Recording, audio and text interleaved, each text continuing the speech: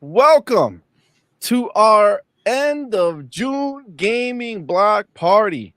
We have a bunch of people here with us, and we have another one who is making his entrance right this moment. Let's go ahead and grab him. It is the fuzzy one. Is he in? He's in. Yes. The fuzzy one is here. Welcome. It's the fuzzy Belvedere. My man. Make an entrance. I love it. That's it, man. That's the way you gotta do it, bro. That's the way you gotta do it. Listen, guys, thank you so much for being here. I am CMoney, and I am joined by the always lovely Doodle. What's up, everybody? Happy Thursday. Thank you so very much for rocking out with us today. We're pumped. We're hyped. Let's go. We are hyped indeed.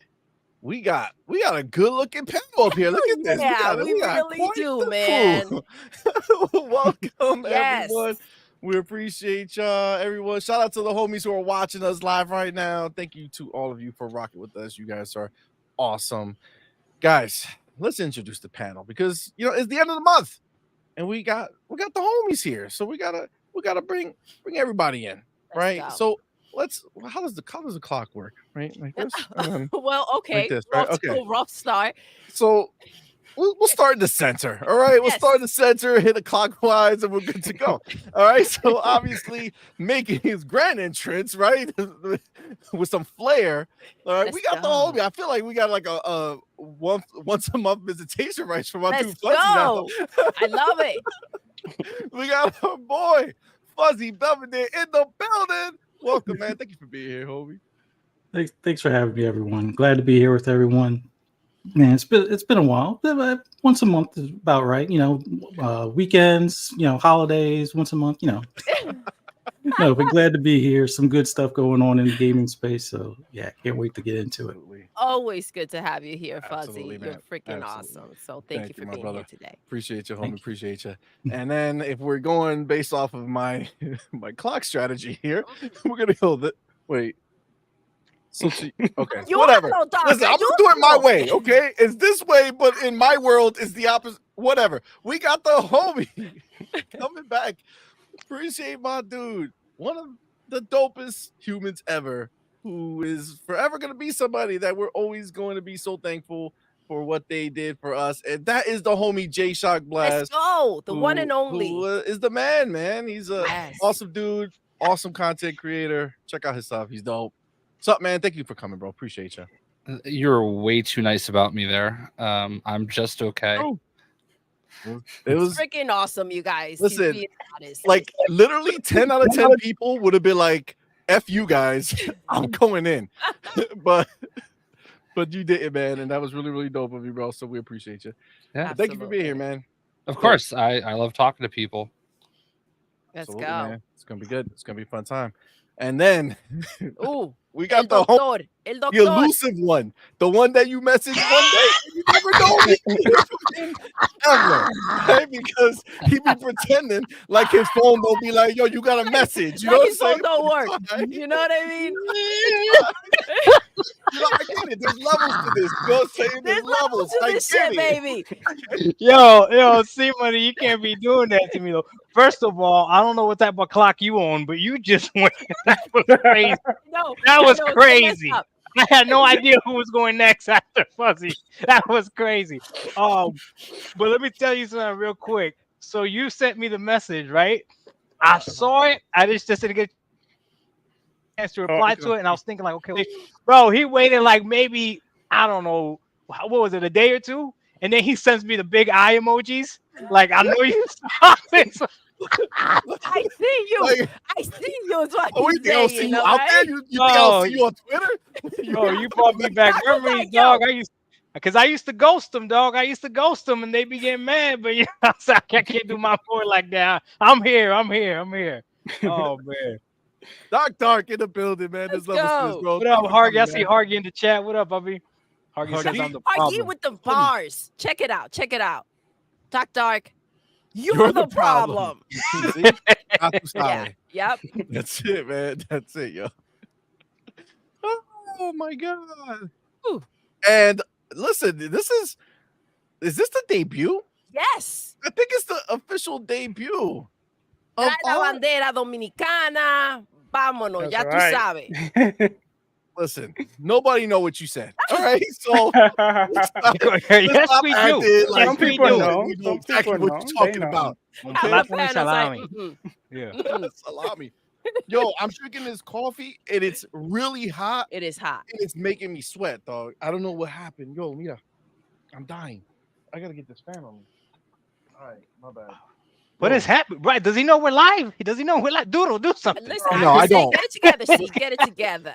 What did this guy do? Look, he take an intermission. He didn't even put a commercial or nothing. No. Mira. Ay. Ja. Get some water. That's it, yo. That's it. We got the homie making his debut. Mob dude, Sour Blow in the building. Welcome, man. Thank you for being here, player. Appreciate you. How's Man. it going, man? Yo. Thank you so much for inviting me. You know, nice being with you guys. Dark, I, been hanging out with him. I'm kind of disappointed though. I don't see the laundry and all that behind him. I was expecting to Missing see the that. freaking washing machine. Where's the Fuzzy. washing machine, Doc? Yeah, where is it? My bad. It's not my studio. It's the family laundry room. I can't just I'll do a whole podcast for an hour in there. And It's then I only put that for on the Fuzzy. videos, you guys. That's it. Just for the videos. But then it's nice to meet, two Awesome new to have person you. that, Thank you that for you know being here. I never met before. I already see a Celtics fan, so There we go. let's go. There we go. But yeah, excited to be here. Oh snap! Already rocking the go. chair. Oh shit! Yes. Oh, here we go. Look at this. Look at this. Get this out of here. Look at this. All right. They don't order that shit from Temu. Look at that. I got the shirt too. I just gotta say though, the Champions hat, it's awful. I wore it for pictures and never again. It's made for like 12-foot tall people with like basketball heads. It's like It's huge. the worst hat. Yeah, They don't have like a normal size human hat. Like they don't have that. Like like what size do you want? Like big bastard or like regular sized person? I don't know. It's just gonna be a trophy for me. It's just gonna sit there and look good.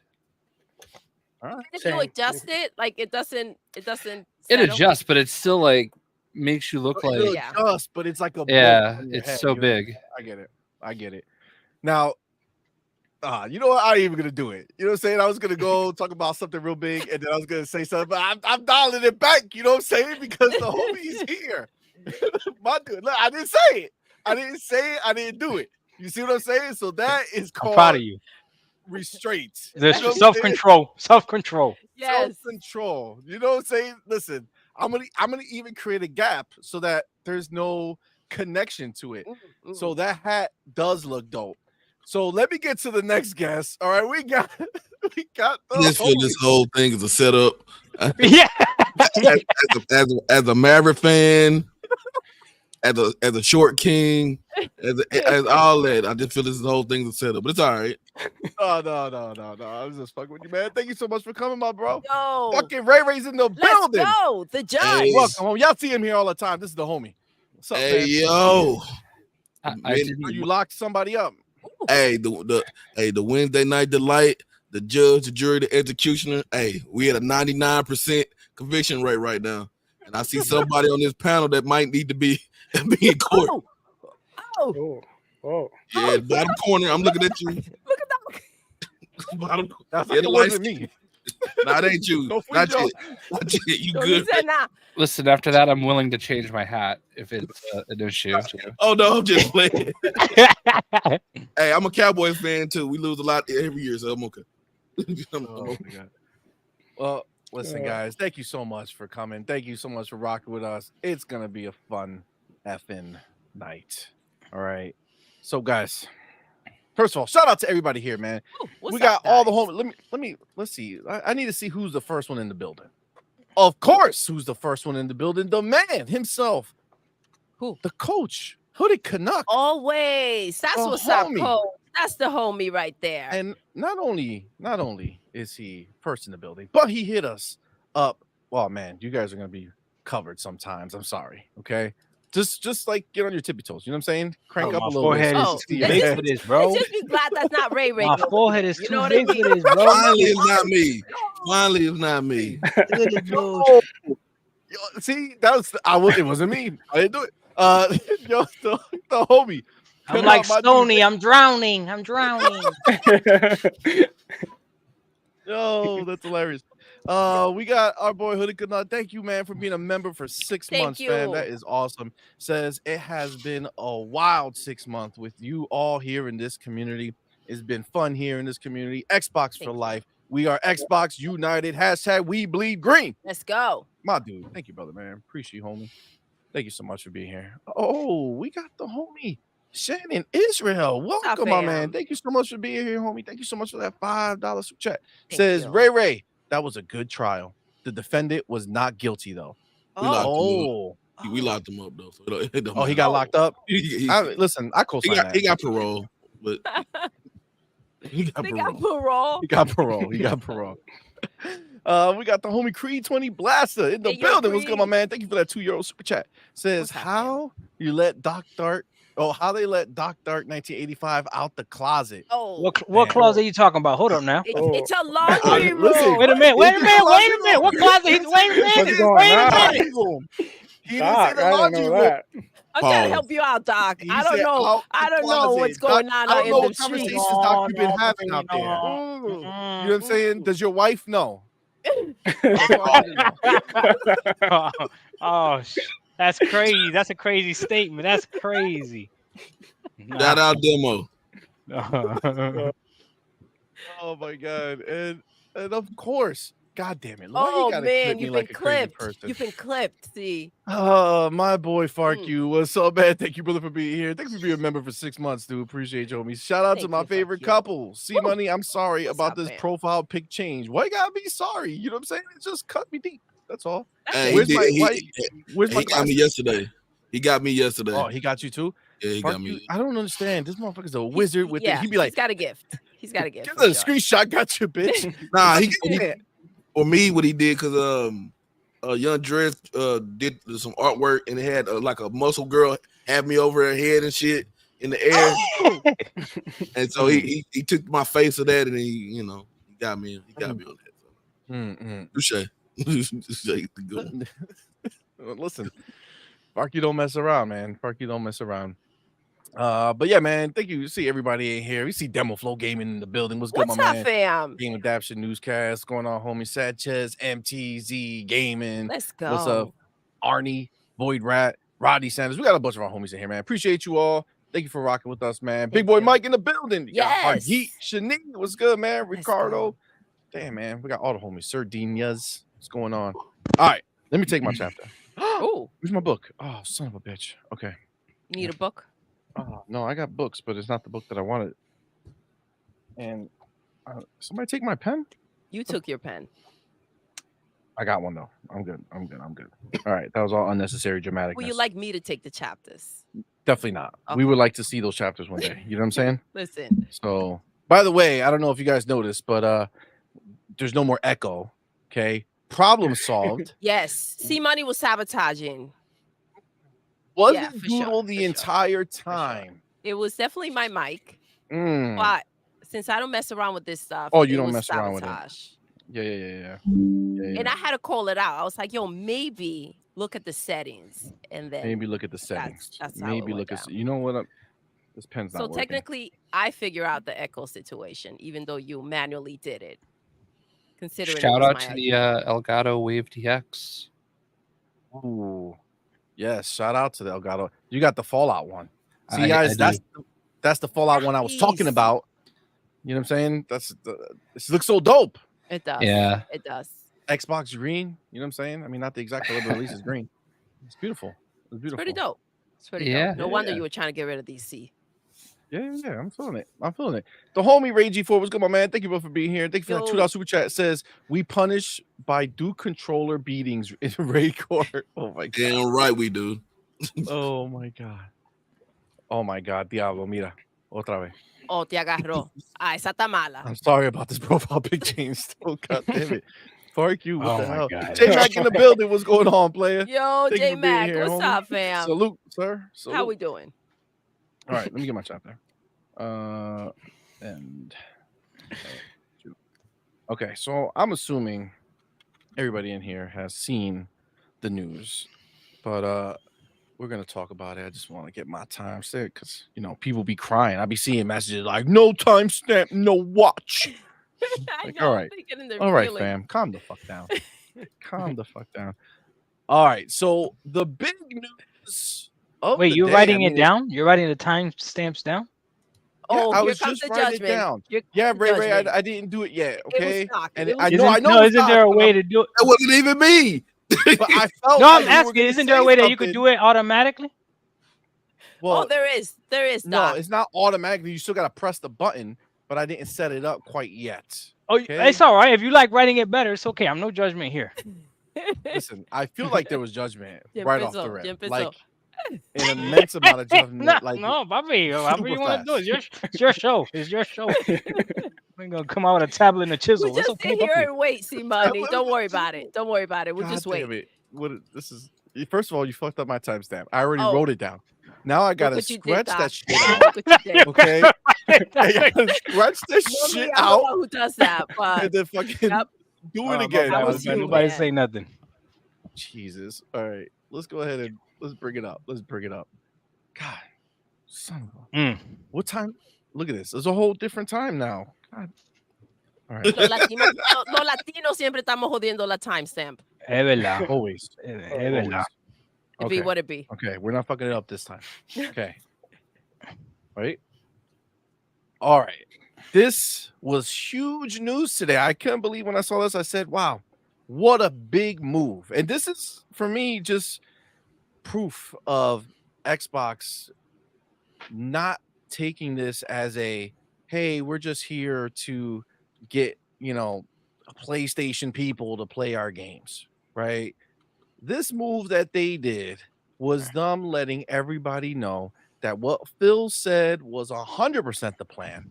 It is not to dig down and fight over the same 250 million console users max in any given generation, right?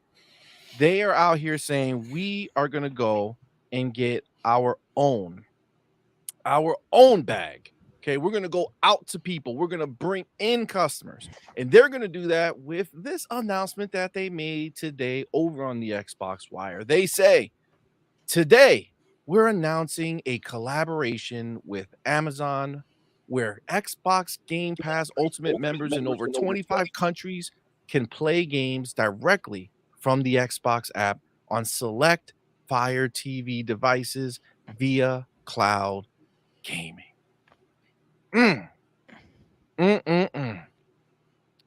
Feels like they're looking to take over, right? I did a quick Google search and there are over 200 million Amazon Fire devices, whether sticks or the TVs, all included. You're talking over 200 million.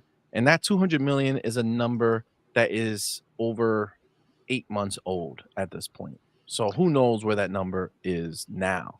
That shit is crazy. Isn't it? That's wild. But let's do this, okay? Because I wanna hear from you guys. You know, we got the crew here. I want you guys to tell me what you feel about this. What when you first saw this, what was your kind of first instinct on it? And we're just gonna go right down the line past Doodle. Okay. Clockwise. We're gonna start. Huh? No clock. Okay, down. That's easy.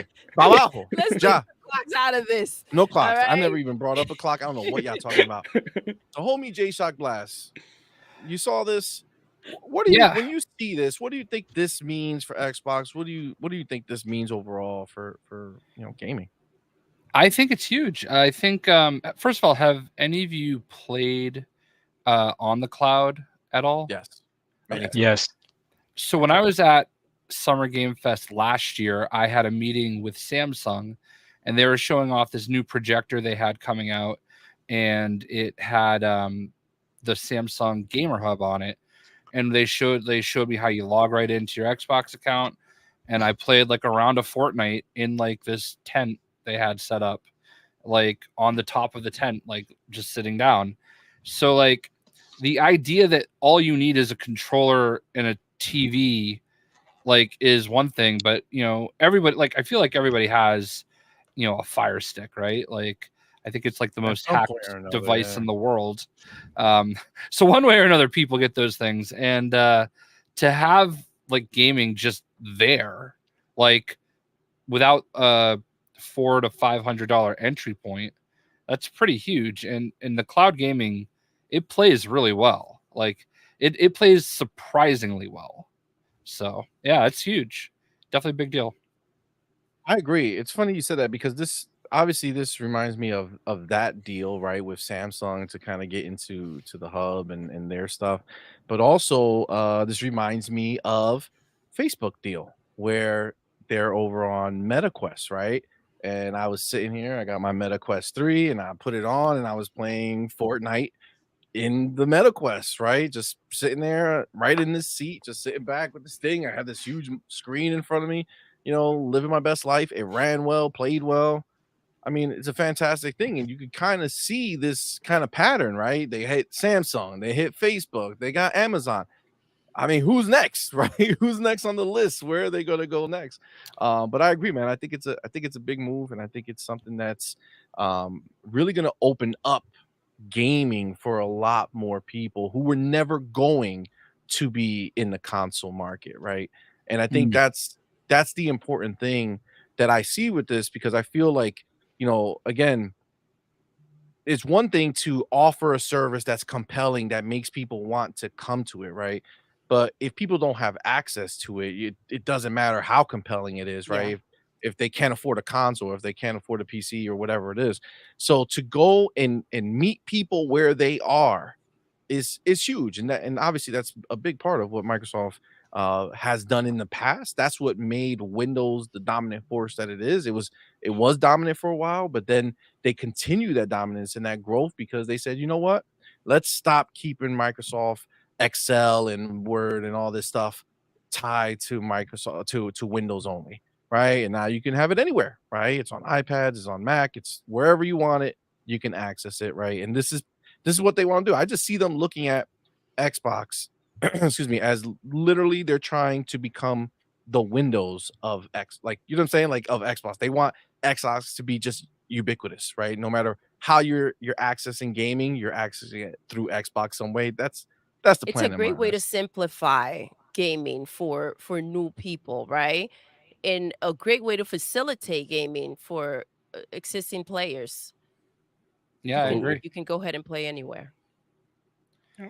Do you currently play on cloud ever, or was it just when you were at the Samsung event? It was just when I did the Samsung thing, but it was just it was nice to know that it was an option. I regret buying a Sony TV. I was about to say I have a Samsung TV upstairs, but I don't. I got a Sony TV and I hate it. It's so bad. We get it. I could go on too long for that, so I'll cut it off there. But I wanted to set up the Gamer Hub when I got back, but I did not. So I do have a Fire Stick though, but it's a really old one, so I doubt it'll work. But I mean, I might consider. They're cheap enough. I might. They are really cheap. Yeah, $39 on Amazon. Exactly. I mean, you have to understand the genius of. All right, well, we're not selling the console, so $40 on Amazon. Somebody is in our ecosystem. Why wouldn't we do that? It's genius, bro. Talk about genius. They throw that word around a lot when they speak about PlayStation, right? This is genius. It's genius to not release a game this year. And who would have ever thought of that? That the Ponies thought that the only way for Xbox to grow was to put our games on their platform, or, you know, to go ahead and have Game Pass on PlayStation. Who would have thunk it that there were other ways? Facts. All right, the homie, Ray. You know what? We all saw the image, right? Let's leave the image there, but we're gonna go do this, kind of bring everybody back so we can talk about it. The homie Ray. Yes, sir. What I mean, you saw this. I mean, what do you feel like it's a big deal? Do you think it matters? Do you think it's, you know, we're all just Xbots who are pumped for something that don't mean anything? I think it's a huge deal, but I also think it's a start because Amazon, one of the top 3 richest companies in the world, also. Yep. So you got Amazon. There. So you start with Amazon. You already have it on Samsung. You have it on phones. Now, what makes them stop to think Apple TV's not next? Those Roku machines, the little Roku, like everybody has. If they don't have a Fire Stick, they usually have a Roku. Mm-hmm. Think Roku's not next. It's a lot of things that this is the jumping off point, and this stuff doesn't happen overnight. This was in the works for a while, so a lot of that other platform talk, it could have been also this. It probably wasn't just PlayStation and who needs 50 million when you have 200 something million. Exactly, dog. Say it again. Say it Bro, again, Ray, for the Ponies. I didn't hear you. Who needs 50 million when you have 250 million? Exactly, yo. Exactly. 250 million people who might actually do something with cloud gaming versus that 50 million. That really isn't even 50 million. You're really talking about maybe about 15 million people who are actually possibly going to spend money on something. And that's another thing with that. I always hated how Sony do numbers because you never know what the truth is. Because I remember the 360, we were spanking them, and out of nowhere, we after the next new generation came, they in front of Xbox. Like, hold on, where did this come from? Who bought a PlayStation 3 around here? Well, what happened is Xbox left, right? They finished. They finished the game. They were like, good game, we won. All right, see you later. And then Sony said, they're gone. Let's keep playing. All right, we're gonna keep scoring, right? Don't worry. We'll just keep playing by ourselves. Like this is the mentality they have. CMoney, we're talking about a company that goes ahead and their portable are considered, you know, actual, you know, system sales. Like, come on, man. Yeah, they fudge all the numbers to make it make sense for them. You never know where they're up to. Even though you can't play with the handheld unless you have the box. Unless you have the box. So how make it make sense? As a separate? I don't know. I mean, listen, you're talking about all this other stuff. We know Netflix is getting involved in gaming, and I just saw in the chat you got the homie 187. What if Netflix and Xbox do business? Bro, can you imagine Xbox striking a deal with Netflix? And as you're scrolling through your Netflix feed, you get to a Game Pass feed, and you're already in there. You click a game, and you're boom. Yo, that's that monthly payment that they want to get you hooked on. It's wild, bro. This is crazy. That'll be insane. All right, we're gonna go back to this just so I can see who's I knew you were gonna who's forget. next. I knew who's it. Next? I knew all it. right. I can't we're good. Holy shit. The homie Duck Dart 1985. There's levels to this shit. You know what I'm saying? There's levels to this. Listen. Okay. Listen, you guys bring me on here, and I appreciate you because you don't know what I'm gonna say, and you know I can't be reckless with it. So I'm gonna be honest. Yeah, I can call me Pony Bot. So you can call me the Pony Bot all you want, but I'm gonna be honest. Okay, so just make sure you click Pony Bot in the poll. Okay, listen, that's all. There's a poll. Click Pony Bot. The first question you asked, Sour Blow, don't look disappointed. The first question you asked, okay? He's like, damn it. Yeah, Sour Blow knows me. He know I'll be saying controversial stuff all the time. Okay, listen. The first thing you asked is what did you think when I saw this? I'll be honest with you. You froze right there. It caught me. It caught me by surprise, bro. It caught me by surprise. I did not see this coming at all, and it lets me know that, like I've been saying this, there's people out there that are way smarter than us, and we need to sometimes humble ourselves when we think that we know better than what these people know, right? I never, ever in a million years saw this coming, for the simple fact that Phil said he was competing with Amazon and Google, right? He said, I'm not competing with PlayStation and Nintendo anymore. We're competing with Amazon and the likes of Google. Google went ahead and created a cloud service. Amazon has a cloud service as well. I know you guys know this. They have Luna, right?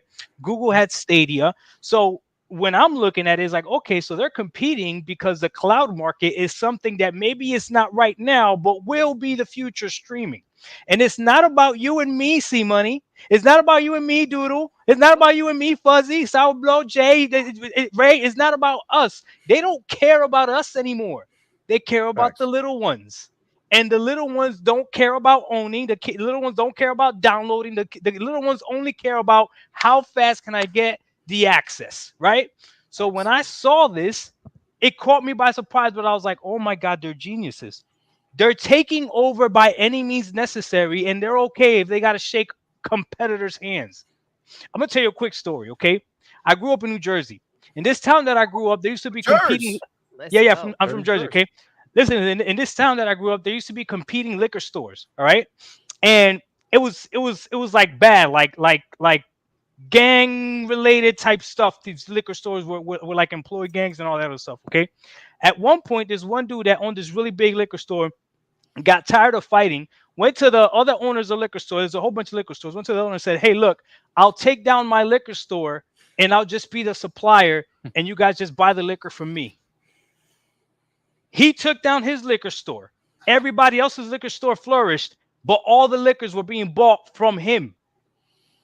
My man, it's a complete. There's levels to this. It's a completely different game now, right? Okay, yeah, and it was beautiful because it stopped the violence. Nobody else was fighting. Like it was great for everybody, right? I don't understand for the life of me why Amazon would agree to this, because why would you have your competing service, right, Luna, with then Xbox? Now, this is the part where I'm going to tell you that you guys are not going to like, but I got to be honest with you. I wished Xbox would have paid more attention to making that cloud streaming service better. I have played xCloud plenty of times. I've played Stadia. I have GeForce Now. I'm telling you right now, compared to all of those, xCloud is trash. I'm telling you right now, I hate to be the bearer of bad news. I would play xCloud only when I don't have access to anything else. I would play Stadia willingly. I would play GeForce Now willingly, right? I'm just being honest. If Xbox actually made it so that you really don't need a console and playing on xCloud is comparable to playing on console, now you got something. But until they do that, all this is just for those casual people that just want a kind of game. But I think they got to put their money into making make xCloud great again. And then, we'll go from there. So that's my controversial take right there. So I wouldn't say it's controversial. I think we've said it. I think we've said it here on our show. Anyway, I also have GeForce Now. And Stadia, I had Stadia. Stadia was the shit. It ran really well. It was very good. Matter of fact, when Cyberpunk came out, that was the best place to play Cyberpunk outside of a high-end PC. So I agree with you 100%. xCloud is not. It's not competing to replace your Xbox experience or the PC experience, and it's understand. As cool as GeForce Now is, GeForce Now is expensive. Yes. Separately. Yes. Right? So, just real quick, because I don't know. Hold on. Echo. But it's a different Echo. It's not the Echo. It's like the normal shit that sometimes just happens. So, they are not, like, GeForce Now charges, it's a lot depending on where you want to come in at, right? Because you What can tier? Yep. yeah, the good tier is expensive, like $20 a month, right? Yeah. That is a big ask on top of you have to own each of those games. You got to right? buy the games, correct? You got to buy the games, right? Unless you have Game Pass, which then you can play some of those games through GeForce Now with their partnership. Because remember, there's levels to this, Doc. As much as you're saying they have to compete, they already have Game Pass on GeForce Now. So if you're a GeForce Now member, you get the premium experience streaming Game Pass games. Not every single one, but a good amount of them are on, right? So that's a big benefit. But I agree with you. But this is, I was talking about it earlier on Boom Show. We talk about the fact that Xbox needs to upgrade this. And the thing is when they do moves like this that are spreading it out so far and they start seeing adoption, all of a sudden there's justification for it, right? Because we do know that xCloud has not been popping, right? It wasn't like a huge thing. It was mostly used by people to try games on an Xbox. And the few people who are using it. But when they do things like this now, where they're putting it out to somewhere that it's going to be strictly streaming, they're opening up to 200 million people. Has to represent. Yeah, I mean, now it's going to be something where they can say, okay, look, people are using this. We can invest better into our infrastructure to make it better, right? Of course, they have the capability of doing this, right? If anybody could do it, they can absolutely do it, right? It's just that they have chosen not to do that type of investment quite yet, because right now, I mean, listen, if you're not into console gaming, if you're not into PC gaming, then xCloud is going to be not only sufficient, it's going to blow their minds. You know what I'm saying? Like, it's going to blow somebody's mind who sits there and says, wow, I'm playing this on my Amazon Fire Stick. Yeah. You know what I'm saying? Like, it's going to be a whole different league of experience for them. And listen, at some point, yeah, if they get more serious with the streaming and they want more people streaming, then that'll be something different. And I could definitely see them investing. One little wrinkle that I forgot to mention with this, because it's in the actual on the article, is they took this to another level. Okay. Remember, you have 200 million people who are going to turn on their sticks or their Fire TV and see that Game Pass is available. What they're also going to see is, without having to spend a dime, all they got to do, sign up for an Xbox account, make their own little name, and they can play Fortnite free of charge for El Gratis through their service. Did you see what else they did with xCloud? They added party chat now. You could do your party chat. Bro, that's crazy. They're revamping the whole UI. Yeah, so that's literally if we go right there. Oh, okay. Yeah. I was gonna talk about it after. Just that's all I got, though. That's all I got. I want to hear Fuzzy and Sour Blow. Yeah. But Ray brought this up too before. Like, he mentioned how they work on these things way before we find out. Who's to say they're not ready for it, right? We don't know what kind of investments they have going on, what kind of lineup they have, or what they've been working on. You can't jump into something like this and not be prepared for that amount of people to jump in and go ahead. I hope so. I hope you're right, Doodle. I hope you're right. I think so. I agree. And if it's not going to be ready right now, again, it will be something that they're going to be looking at over time, right? Absolutely. They're going to be looking at it, and it's all about adoption. How many more people use it is going to be whether or not it makes sense for them to invest more. Before we go further, got to get some of these homies that are out here in these streets with us, man. We appreciate you. The homie Creed 20 Blaster. Thank you, my brother, for being here. Thank you for that €2 super chat. Says, I mean laundry room. I am European. Sorry. Oh, thank you. Had everybody questioning. I don't know why they're questioning. They know what it is. The delay, Creed 20 Blaster, was worth it. Okay, the delay was worth it. For sure. I appreciate it. And then you got the homie Creed 20 Blaster again. My dude, man. Appreciate you, bro. Thank you for that €6 super chat. Says, I think Microsoft, Xbox wants you to go play games, and they want you thinking about them 24/7 in your Seriously. home. That's They true. want to be everywhere, infused in your any outlet that you have. They Absolutely. want to be there. Somebody. Oh, there's something that I missed. Hold on, there's something that I missed. Oh, Hold on. I don't want to forget Tell this. us, I don't Doc. want to Go forget ahead. this. Say it. Please, Say please. it. Okay. You're good. This is Say another it. part of this genius thing that Microsoft did. Okay, you remember how Yes, yes. everybody wants an Xbox handheld and everything, right? Yes. Right, Xbox handheld. Okay, and then it's almost like, you could correct me if I'm wrong, but it's almost like every single handheld out there has like some type of Xbox tied to it, right? Some type of Xbox essence tied to it. It's almost like they're like, why would we make our own when we could just take theirs, right? So you remember there was this little thing that they were talking about, like a little Fire Stick type device that could connect to your TV that Xbox would make and all this stuff. It's like Xbox was like, why would we make it when it's already there? Let's just take over that, bro. That's Project Keystone. genius. There's levels. That's genius. Sorry, I wanted to take that before somebody else said that. But yeah, I was actually just about to say that. I know you were waiting for me to miss that. Nah, I remember that. That's right. You can dive deeper. But let me get. He didn't forget. He was waiting. He knew that's what you were gonna say. He was like, you know what? Thief. Let me set him up. Thief. All right, let's get the homie Quan the Terrible Quan, what's up, in fam? the building. What's good, my man? What's up, Thank Jersey? you both for being here, man. Thank you for that $10 super chat, fam. Thank you. Says Xbox New World Order is upon us. Yes. I got my torch, my pitchfork, and bag full of pony salt. Let the purge begin. Did you say a bag full of pony salt? Hold on.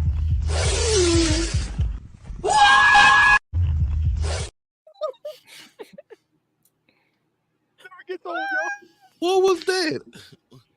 You didn't see it, right? That's the pony. You gotta...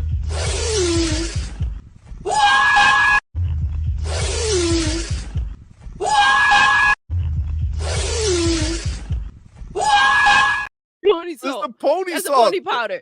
Yeah, that's the pony salt. powder. I Listen, don't know if that powder look like cocaine to me, so I'm just saying. Listen, well, I mean, allegedly. Allegedly. Yo, I mean, this is the reality, right? This is the reality. This is Xbox going ahead and pushing forward, right? Again, they're not playing the same game anymore. They said, we're good, dog. Listen, you could be the winner, okay? You won your 50 million consoles. Great. Enjoy.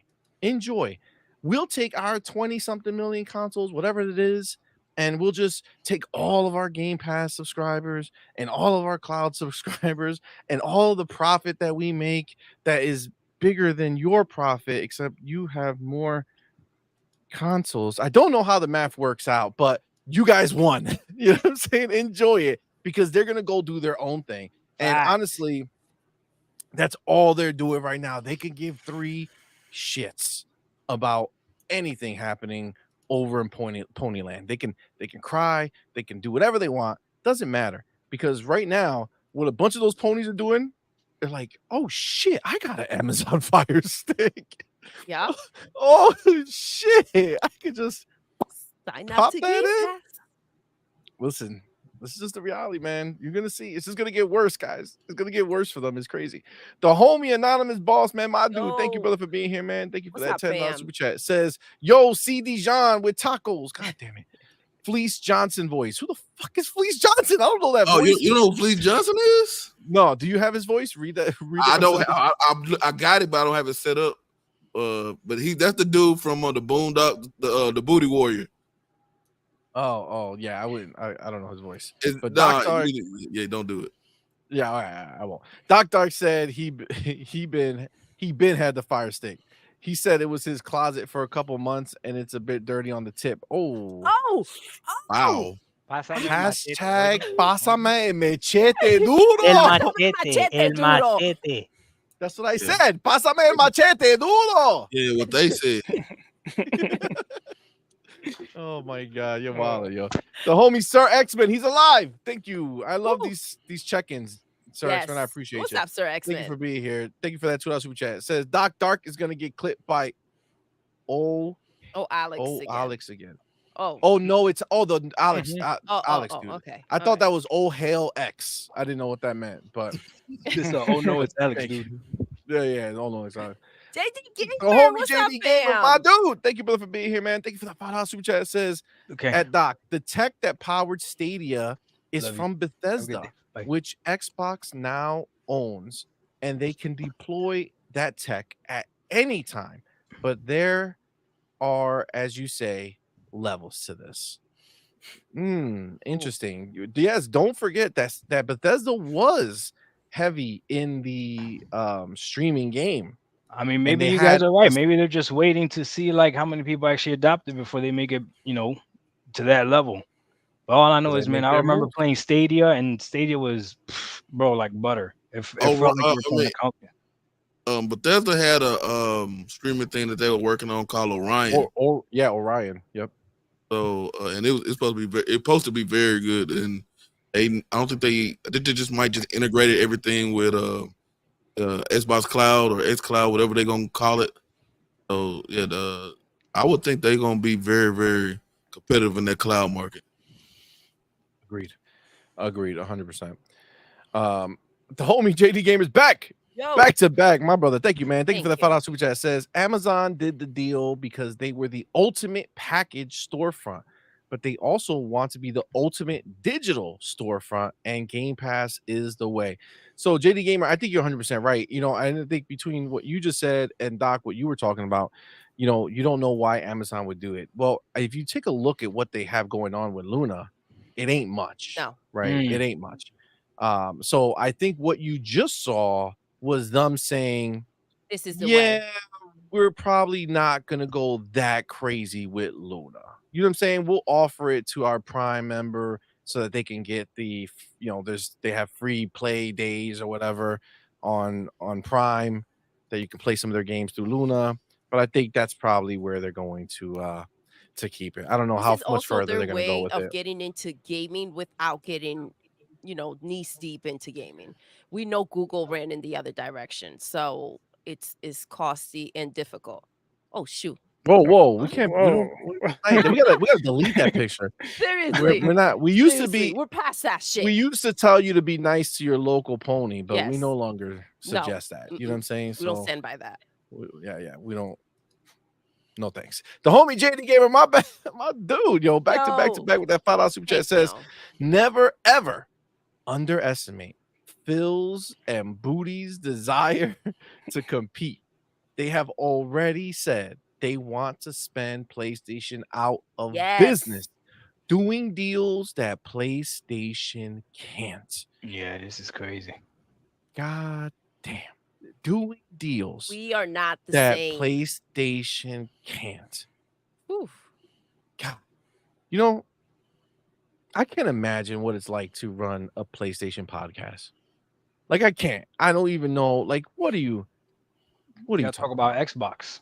Yeah, you got to talk about Xbox. Well, Xbox is kicking our ass again today. You know what I'm saying? They dropped another nuke on us. I was just hanging with Phil like 2 weeks ago, right? Oh, snap. Did you talk to him? Yeah, I got a picture with him and Sarah Bond. Oh, that's cool. Did he give you any tidbits? I'm going to be honest with you. It was impossible to really talk to him long because he showed up and just everybody flocked to him. So I talked to Sarah a little bit longer, but I can save that story because there's 2 people that haven't gone yet, and I feel bad. Oh, sorry. All right. I appreciate it. Well, I just wanted to interject there. You got to tell us. No, I appreciate it. We love the stories, man, for sure. The homie fuck you. Doc. I'm gonna kill your chat. That's it. That's the straw that broke the camel's back. They've been talking about my closet and everything. Now look at this damn picture. Who got this damn much time on their hands? What's your name, buddy? What's your name? Is that the Doc that came out the closet? No, that's Photoshop. I didn't do that. That's crazy. I'm done.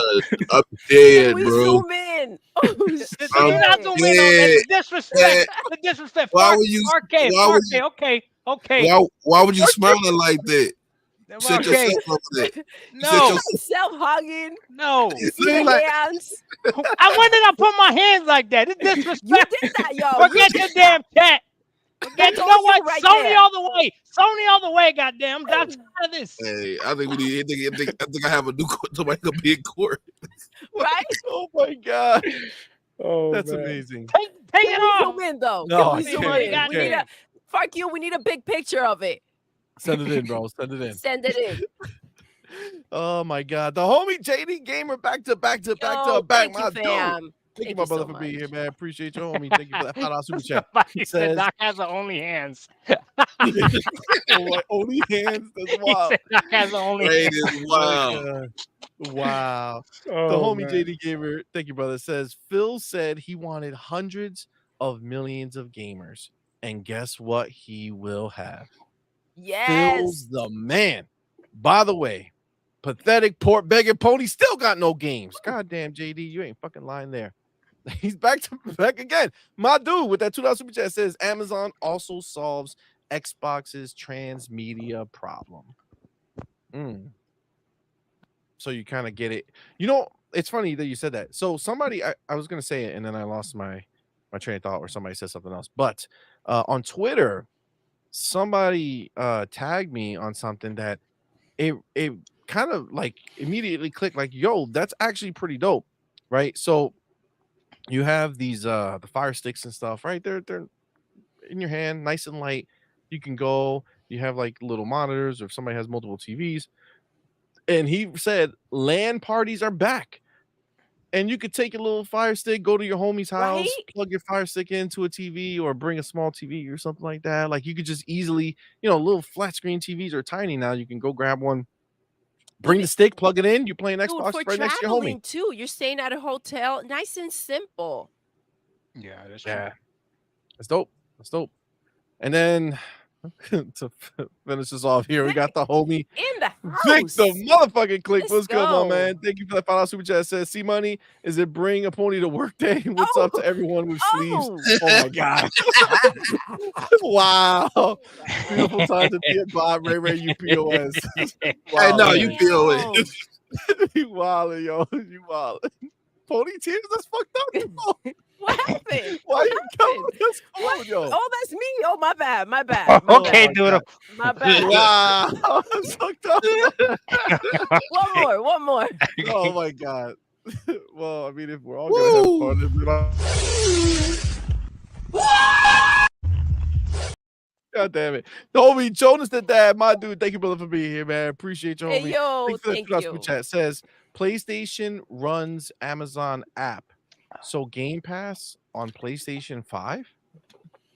Well, I don't think that when you say it runs Amazon's app, that's just like Amazon's like regular app. You can't like play games and shit through the app on PlayStation, right? It's just like for movies and TV shows, right? Yeah, it's just the Amazon Prime Video. Yeah, it's like the Prime Video app. It's not like Yeah. a fucking way to play. But I mean, somebody might hack it. You know what I'm saying? You never know. Sir X-Men with the $2 super chat, man. He's Appreciate you, back. man. Says Alex clipped the pony in you, Doc Dark. It's true. Oh, Shit. damn. I don't know what the hell he's talking about. The only clip that Alex got of me was when I was arguing with freaking the dummy King Thrash when he was saying that Mario and Rabbit is not a Mario game. And I was saying, yes, it is, because Horizon Lego is a Horizon game. I don't care what anybody says. It's a freaking Horizon game. It's a Sony first party Yeah, they're IP. trying Yeah. to deny it. And it's coming day and date to PC. So I don't understand why people talking about like, no. Don't try to pretend like Sony's not doing day and day on PC, because they literally are. It's an experimental game. That's the dumbest thing I've ever heard. But whatever. Let them believe. Let them believe that. Called self-soothing, fam. Right. They self-soothe. Right. Okay, that's all they do. You listen. The beauty is when you see them do that, right? When you see them say those things and you hear them say those things, right? All that does is confirm the opposite to be true, right? So that's all they're doing. They're trying to save face, right? So they say these things, but all you could do is infer that the opposite of what they're saying is the actual reality, right? And that's it's crazy how much they got to move the goalposts, how much they got to change their stance. It's ridiculous. Every time, dude. Every time. And of course, the homie JD Gamer, my dude, thank you for that Twitter super chat. Says Xbox found a way to put Game Pass on PlayStation anyway. LOL. Listen, it's all a matter of time anyway. That's all going to be stuff that's just going to come down the pipe. They're going to give in. They're just going to make it happen because it's the only thing that makes sense for them. We got to read. We got to read from Hargeet. What's up, fam? Hargeet, my dude says, wait, I didn't hear the pony. Oh shit. Oh, I didn't hear the pony, Sir X-Men, call out someone else for being a pony. oh, Exposed. Hey, I got a story real quick. oh. Today, right? I was minding my own That's the business. homie right there. I've been kind of busy today, and I got a message in my DMs that said, "Hey, make Sir X-Men your next court appearance." I said, "What?" I said, "What did he do?" I said, "What did he do?" So obviously he did something that everybody, because I got two of them. Oh, it's on our channel, Ray. You find it. Go You'll find see everything Sir you need. X-Men. Was it today or was it yesterday? It's been multiple days. Listen, it's been months of him telling us that PlayStation's his favorite console. PlayStation 1's his favorite console ever. He dreams about it at night. Receipts. He goes and wishes that he was still playing it right this second. And then we put him in a situation. What if he would drop Xbox to get a PlayStation? If Tomb Raider came to PlayStation only, I'm just saying, he said he might just throw it in the trash. Oh man, yeah. Exposed for X-Men. Thank you, bro, for being here. Thank you for that too. It says I got an argument with King Thrash also on podcast. All right. Let's keep it moving. All right, who's next on the list? Sour Blow. Let's go. Listen, enough time has passed now that everybody forgot what Dark interjected. So you're free to use it however you want now. Get him. So what did you think, man? You saw the news, fucking Xbox, Amazon partnering up. It's almost like a tag team against PlayStation at this point. I feel like the whole world has slowly turned against PlayStation. Have they not? Like Samsung, Amazon, Facebook, like all the powerful companies are all ganging up on the little insignificant Sony. Isn't that crazy? Think about it for a second. All the big dogs are all like, fuck Sony. You know listen, Microsoft is one of them. So who you gonna rock with? Yeah, I don't think they turn on it. It's just that money talks. Well, so at the end of the day, PlayStation ain't got the money, so they go with the money is. That's right. But so when I first saw this, my first thought was, this is why Project Keystone got canceled, because like it makes no sense anymore.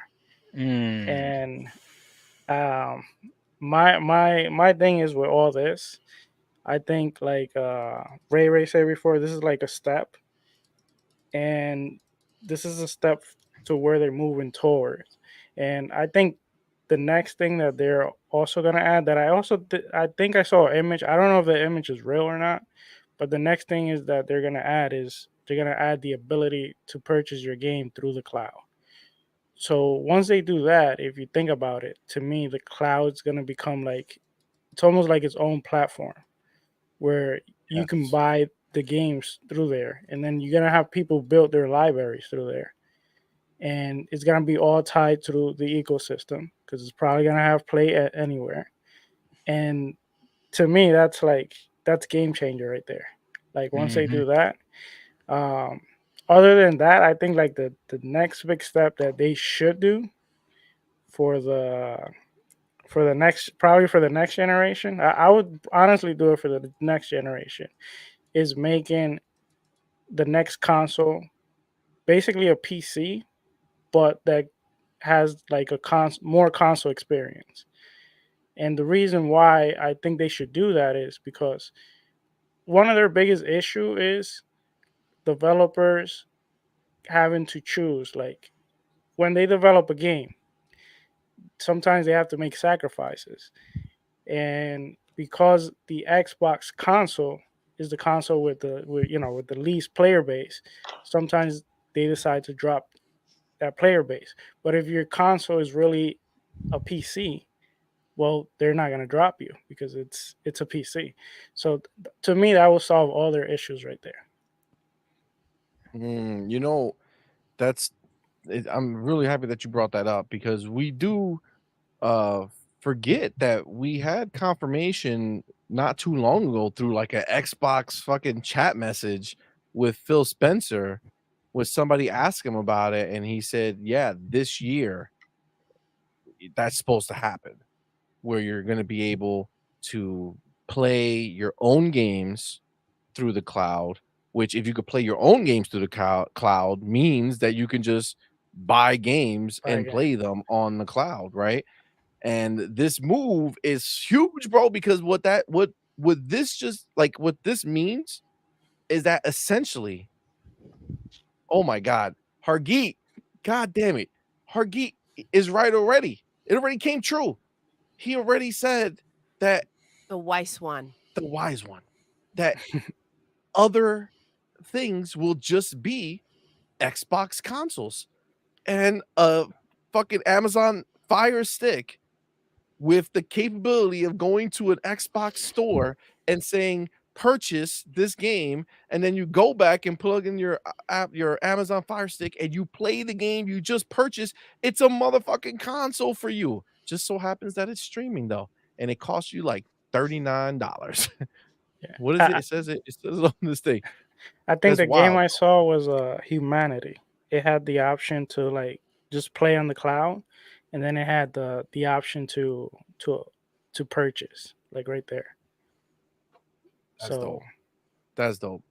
Yeah, I could see that. CMoney, scroll down real quick. Scroll down. Right here or scroll up? Right there. Stay right there. Stay right there. Stay right there. Stay right there. Do you guys see where it talks about the controllers? Yep. Bro, they don't even care. They said connect the PlayStation DualSense. We don't care. DualSense, DualShock 4. Connect the PlayStation DualSense. Go ahead. We don't even care. That's that's a call out. You know that's a call out, right? You know that's dumb. They could have put a Nintendo Pro controller here too, but they didn't. Yeah. Right? They said Xbox wireless, Xbox Adapter, fucking PlayStation DualSense, DualShock 4, whatever you want. Could you imagine a world where PlayStation gamers are actually using their DualSense to play more Xbox games via? That's crazy, dude. It's insane. Also, over here, it hints at how this deal came to be. Look at here, right? Beloved Fallout games are also available with Game Pass, right? And then you go down here, Fallout fans be able to play these games on select Amazon Fire TV devices alongside the acclaimed Fallout TV show on Prime Video. Let's not forget that Amazon and Xbox are already in bed, fam. They're already working together. They got a hit. They got a hit on their hands. Fallout is an Xbox IP, guys. This is the reality of where they are. We could probably see Amazon wanting to do more. Oh my God! Imagine if all you have to do is buy a $40 Fire Stick device to play all the Call of Duties. Yo, well, imagine. What do you mean? It's over, bro. It's over, bro. This is reality. What is Sony gonna do? I'm starting to feel bad for Sony. What are they gonna do? Never feel bad. They'll become an app. No, they're gonna come out with the PS3 library. That's gonna save it. That's gonna save it. PS3 library. You know the remake, director's cut. The remaster. What they were called. Thanks. We should feel bad for is us because there's mad people in here and we got so little likes. Yo, just hit the button, dog. Yes. Oh man, anonymous boss. It's gonna be everywhere. They can put that out on Twitter today. It's gonna be everywhere. Oh my gosh. Everyone's getting a hold of it. Oh. Yo, it's a little weird chat today, bro. Why got grown men talking about my Fire Stick? This is kind of weird, dog. Oh my God. Anonymous Balls, thank you, brother, for that $5 super chat. Says, Doc, remember to clean the tip of the Fire Stick? You said it was a little dirty from the shower. And he winked at me. He winked at me. Yeah, what's going on, bro? Pause, bro. Fire Stick and you gonna wink at me? What? Oh, listen, Doc. Yo, maybe I shouldn't have put on the tank top for this show. Yeah, this crowd is crazy, bro. Is it the lights? Is that what it is over here? Hold on now, now we're not doing this. Is that better? No, that makes it more. Goddamn. There you go. Oh, that's hilarious, fam. That is hilarious. You know what? I just saw the homie J-Mac with some bars saying Xbox is really starting to separate themselves from PlayStation and leave them on an island. Yes. 100%. It's Pony Island. They made a video game of it. I don't know if you saw it, but it's coming out soon. It's on And the Switch. it might be. It might be. But you're right, man. Again, you basically have these dudes talking to themselves. Meanwhile, what they don't know is that PlayStation in the background trying to reach out, sending flares and shit, up SOS signals, trying to get on everything. They out here dropping day one in the Switch. They lining up day one in the PC. Next thing you know, they're gonna want to be on that stick too. You know what I'm saying? So they'll be like, "Yo, Xbox, give me that Connect, dog." Your chairs make me feel uncomfortable, dog. I'm about to get my goddamn hoodie. This has never happened to me. No one has ever sexualized me on a podcast. What the hell is happening? I don't think you ever been on a podcast with Ray then. You're welcome. I think you need to embrace it and either put on like another shirt or just lose that one completely. Take it off. Oh my God! Don't do it! Don't do it! Don't do it! Say that type of show. Just ain't get a hoodie. All right. Just ain't get a hoodie. Look, and then I also saw the homie Fillmore Pockets, my dude. All Xbox needs now is a mobile marketplace. The handheld is coming. The handheld is coming. And let's not forget. Let's not fucking forget that Xbox is launching their mobile marketplace in July. Yes. Next month, fam. They are assaulting from all levels, fam. They got the console kicking ass and doing things that nobody imagined with Hellblade and Fable and all these amazing looking things. They got PC rocking the way they've always rocked. Now you got the Amazon Fire Stick. You're on Facebook. You're on Samsung. And now you about to be with a mobile store. God damn. Yo. Wow. What a fucking onslaught, bro. God damn. Only if Microsoft could find a way to patch it up with Google. That's the one person that seems always they just angry at Microsoft for nothing. They're jealous of Microsoft. That's what they're angry like, because Microsoft beat them. You know what I'm saying? We can't even get them to fix that the YouTube app on Xbox. Yeah. So it's one of those things. That's the one that I wish they could repair. Also, because that means you get Android. That means you get all Android. That's why I said Apple earlier. But it's a work. We live in a world right now that they can get the Android and Apple at the same time, and it just sky's the limit. Well, on Android, that's where they're gonna release their store, right? Like they can't stop them. They can't stop them. It's crazy, man. It's crazy. All right. Well, listen, we saved. You gotta let Fuzzy go. The best. We saved the best for last. What do you think I'm doing?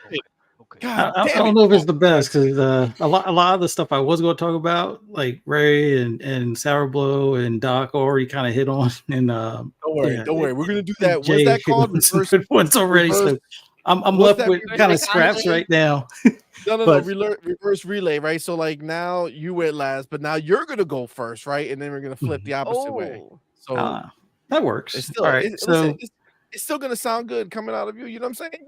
You got voice for it, bro. I got two areas I want to talk about. First area I want to talk about is the free games being playable, which they highlight Fortnite, but pretty much any game that's free to play, like the finals or like Warzone or even Halo's multiplayer are going to now be available to these people without having to even have the subscription, more than likely. Like, I think they highlight Fortnite, but I'm pretty sure the others will be playable as well, or they will eventually be playable without having necessarily have the subscription. And that tells you that they are going to open up the store like you guys had talked about earlier, because what better way to have it where you can play this free-to-play game without having to have any, existing account or anything like that. You just set up your account, go ahead and purchase the skins and all that stuff. So they're going to get all of the big games that are the free to plays that most people play on console or on their phone, and everything, they're going to be able to play on this Fire Stick. And I don't think it's going to stop just with the Fire Stick. Apple TV there's kind of a love-hate relationship with them as well. Although you do have apps that will allow the Apple TV to work on Xbox or some of the app, whatever their streaming thing is on Xbox. So I would have to assume this is probably going to eventually come to like the Apple TV, even though Apple Arcade exists and they don't like having competing things on their platform. But I think in the grand scheme of things, they're eventually going to have to do it because the EU is going to beat them over the head with this, stonewalling, compliance or I forget what they call it, but it's like they're doing the bare minimum to comply and they're getting fined. And eventually those fines are going to add up enough to where Apple's just going to be like, all right, we'll just go ahead and do what they ask and be done with it kind of thing. But you have the free to play games, which is the easy foot in the door for the crowd, like you guys said, that don't care about the hardware, that don't care about owning games, that don't care about where they play exactly. It's like, just, I want the access as soon as possible. That's going to be the perfect, taste or sample drug for, other gamers that are not currently in the console space, let's say. The other thing I want to talk about is the fact that we're not too far from them going next gen. And we talked about, they need to fix, the streaming. It's not as good as like Stadia and so forth. Well, what's one of the big things that's, I guess you could say, holding back to some extent would be the hardware that's in the cloud. Because remember, they're not using Azure per se. They're using like broken down not broken down, but like the bare boards of like Xbox Series X's and S's in the cloud. So when we go to next gen, all of that's going to be upgraded to the next gen. In fact, they might even be upgrading that before we even get the announcement for the next gen. And it'll just magically work better. And people will be like, oh, yeah, it does work better, and not know why. But you have to understand, they're going full board now because, one, the FTC, the lawyers withdrawing. So that case is less of a cloud over their head. Like the last thing you want to do as a business with all this money and stuff tied up is to make all of your moves and then maybe have to scale something back. The fact that that's going away and probably permanently away, and they don't have to worry about the FTC anymore, that shows you that some of those things can move forward. And like someone mentioned earlier, that there's no more of the what do you call it? The Keystone device or whatever. Yeah. Pricing was believed to be the issue, but why even bother with it at this point since you got the Fire Stick that can do it? Yeah, we'll take your device. Yeah, there's other devices that they can tackle. The technology isn't all of that extreme. And basically anything that's able to run a browser or phone-based kind of thing, anything in between there can run these apps. Because the stuff that's doing the heavy lifting is the actual stuff that's in the cloud, which is your Series S board or Series X board that's out there. So this is the start. As we get closer to the next gen, we'll see it open up even wider. And unless they make more announcements, which I think they will make more announcements. Like, I don't know if we get one about Apple TV within the year, possibly. I have a gut feeling that eventually Google is going to have to bend the knee because they're already selling the what do you call it? The browser. The Chrome browser is basically feeding Edge browser. Now, another thing that helps them, which it's kind of a weird workaround, Apple also has to kind of play nice with Microsoft, considering how much they're invested into OpenAI, and now they're kind of relying on OpenAI on some of the stuff as well. So Microsoft has their fingers in all the jars, basically. Everything, So a lot of these other players or competitors, the ones that they said that they were competing with, have to either get on the same program or get better stuff to get ahead of them.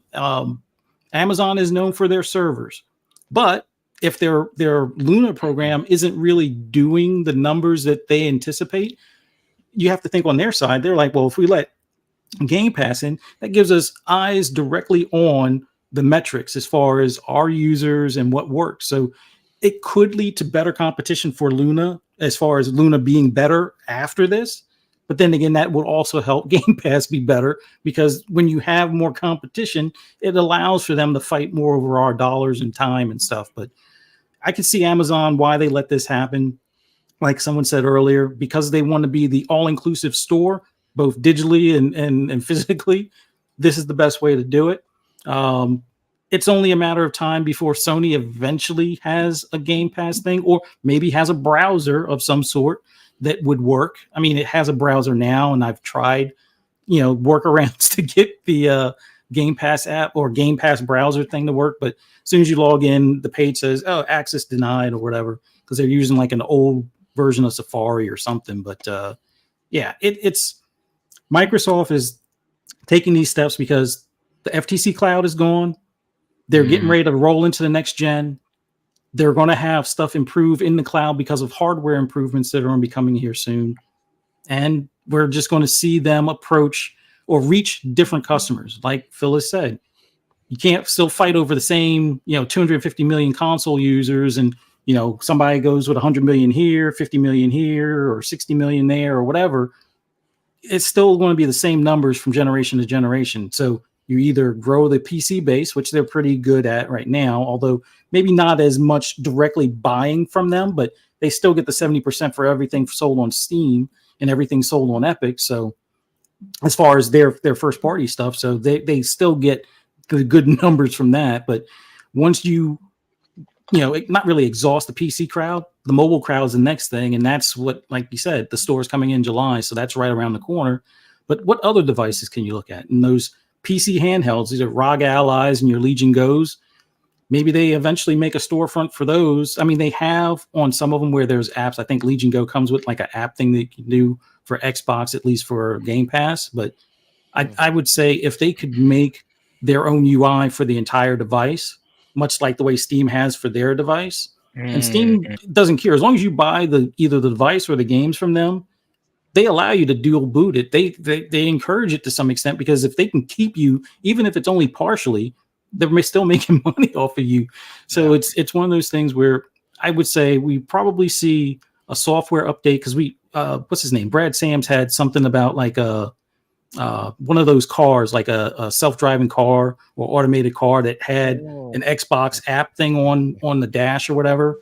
And maybe that's kind of like, maybe that's kind of like what we see for a handheld, or maybe eventually that's what you see for all of their landing pages, whether it's on the console, whether you want to set it up that way for your PC, just have it be basically an Xbox when you decide to game on it, or if you're on the browser or whatnot. So yeah, their best approach is attack on all fronts. And if one of them falls on the wayside, like let's say this mobile store doesn't do as well as they think, but the Fire Stick does, they still win. You can't just sit on your laurels, and they're not. And especially now that the FTC is not that burden, they can move forward with all their plans moving forward to get as many gamers in Game Pass and using their software and whatnot as they can. And that's cool. I agree. Listen, I agree 100%, man. I agree. This guy 100%. thought he was left with scraps, and he just schooled all of us. Yeah, he did really good. Yeah, he did really good. I didn't think about any of that stuff. Listen, there's levels to this guy. All right? Man, level. I got like 5 videos I'm going to make right off of that. Said this. Gaming. Before you change subjects, if you would like, and you don't have to feel obligated to this, because I was at the Xbox event, if you want, I can share a few pictures from it. Yeah, man. That'd be awesome. Since this is a Xbox show. Do you want me to do that now, or? Yeah, go ahead, bud. All right, cool. I can. Thank you, Jay. I know we talked while I was in LA. Yes. All right, hold on. There we go. All right, so I went to. It was at the. I don't know. It was some museum for where they do the. I don't know why it's not changing. Hold on, let me. I swear I've done this before. You're fine, man. I was doing a Windows share, but entire screen. All right, here we go. We'll do that. All right, so this was going in. Oh, they had like a. They had like a green carpet. Green carpet. So they this is like the mixer event the night before. I think you can see like Jeff Rubenstein in this picture. Yep. Yeah. There I am with Phil. My brief Phil. my brief moment. Damn. There were 1 million people waiting. So we're on the top of this building, and you can see the Hollywood sign in the distance. So like it was a pretty cool mixer. Sorry, I didn't sort these. But yeah, they fed us and everything. They had this huge Xbox logo. That's my buddy Caboose.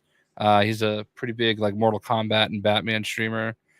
There I am with Sarah Bond. Oh, Sarah She was awesome. I was just kind of lurking, and she's like, "All right, what's your story? You've got some good energy." So basically, I introduced myself by saying, "All right, listen, I have a Halo Xbox wrapped in a Starfield wrap. That's all you need to know." and like everybody gets that. So that's Khalif Adams. I don't know if you know him. Sir. That's Cammy from Bethesda, one of my absolute favorite people in the world. She does influencer stuff for them. I've known her for a very long time, since she was at WB. Obviously, Jeff Keighley was there. Jeff Keighley seems like he was happy to take a picture with you. Yeah, I mean, I've met him a couple times. He's a good guy. This is the jacket that they gave to everybody. Oh, they just gave to you? Yeah, like literally everybody that went to the show, like the actual event, got one of these and got a hat. And they actually gave us I'll show you these in a second, but they gave us extra patches to swap them out. So those patches come off and you can like swap them. This is like the lobby to go in. There's Jeff Rubenstein. Jeff Rubenstein. It was like the Academy Awards place. So yeah, there's the theater right before it started, and there's Matt, Sarah, and Phil. They did like a little speech before the actual thing started. So, and then it's just lots of pictures of the thing that you saw. I don't think there's much after this, but it was a great show. I mean, obviously some of these games are coming to everything, but I obviously had a pretty good spot for it all. And then after that, I played that Fragpunk game, by the way. Sorry, it's just easier. Did you play it? I did play it, yeah. That was actually the game that I got to play that I was alluding to when I came on your show the night before the Xbox event. It's pretty good. I liked it. Sorry, all right, this is what I was trying to get to. This is that new 2 terabyte Xbox Series X. Yes. Where it's got that like additional thing, and you can kind of see the you can see that's one of the patch. These are the extra patches. All right, I guess I don't have to show you. That. But yeah, the Expedition 33, that shit was so fire. Yeah. The fact that they made us a patch out of that game, it's pretty big, man. That's a big deal. And then this hat, everybody got to customize their own hat. They had like 5 or 6 different logos you could put here. And that was the hat that I had made. All right. And then this is Summer Game Fest. So in any event, I figured that might be interesting to you guys. Absolutely. Pretty cool. Thanks for sharing. That's dope. Thank you. Yeah, so cool. hopefully next year, we get CMoney in there, because I know you were interested. But yeah, now that I know that's something that you're interested in, we'll see if we can put some bugs in people's ears as we get closer to the event and see what we can do. That'd be awesome. Thank you, Jay. I was very, very, very hyped about the Shadows one. Yes. Yeah, that game looks dope. You have that pre-order already, don't you? Did you get the collectors? Did you pre-order it? Did you do it? Maybe not. Didn't we talk about that? We did. The last time I was here? Talk to me, CMoney. Maybe did I do it? I'm supposed to have done it. Maybe not. Shit, it's for the holidays. Oh, shit, it's a surprise, CMoney. It's a surprise. All right. Anyway, I forgot about it. So I figured it was an Xbox show, and I know it's 2 weeks late. Thank you. But still awesome. We're still feeling that show, bro. But yeah, that Seriously. game is the one. So like, I happened to I was bored in my hotel room. I saw you guys were live. I dropped something in chat, and you're like, "Oh, jump on!" And I said that I had played a game that was going to be announced the next day, and I thought it was really cool. And that was the Fragpunk game. Nice. So was that card shit as dope as it looked like in the trailer? Yeah, I mean, it's cool, but like you're just burning the card at the start of the match. You don't really do anything once the match starts. Then you can like upgrade the cards pre-match and stuff with points that you earn in game. It's definitely interesting, but it was tough to gauge exactly how it worked because it was basically myself and a dev against like 6 bots. But it felt a little bit like Valorant and Overwatch had a baby. Yeah, it would sound more cooler if you had like several cards, and within the match you will be able to like if you were changing shit mid-match, like the way it made it seem was like you'll be playing and you're like, oh, I got this card, big head mode, and all of a sudden all your enemies It's possible that you can do that. I just didn't see it. But you drew 3 cards at the start of the match, and then it might go from there. So yeah, but it was cool. I actually liked it. It was I mean, the hero shooter is going to be a big deal moving forward, obviously with Marvel Rivals, and then whatever that PlayStation one is, Concord. That's exactly the energy, Jay. That's exactly the energy. We're actually going to talk about Concord in a little bit because there is some new gameplay that came out. And if you thought it was whack when you saw it on the show, I got to tell you, shit ain't changed, dog. Shit ain't changed. Watching people live. But we'll definitely watch that. Shout out to Becca for sending it my way. Appreciate you. So we'll definitely take a look in a little bit. But yeah, no, absolutely. This is listen, that show is 100% still relevant. Everything that happened at that show was so fucking fire that it literally is like gonna fuel us to the next show. Like I don't like, it's nothing about that show. Like sometimes when a show happens and then you're like, man, that was a pretty good show, and then like throughout the time, like things come out that kind of take away the luster of the show, and it's like, all right. But this one, nah, man, it's just everything is fire and shit. A bunch of the games that are coming out that are day one of the Game Pass, like Flintlock, Dungeons of Hindenburg, like all these games that we were seeing that were like, oh, what are these? Well, like we just put up a preview of Flintlock's the Siege of Dawn. Game is fire, dude.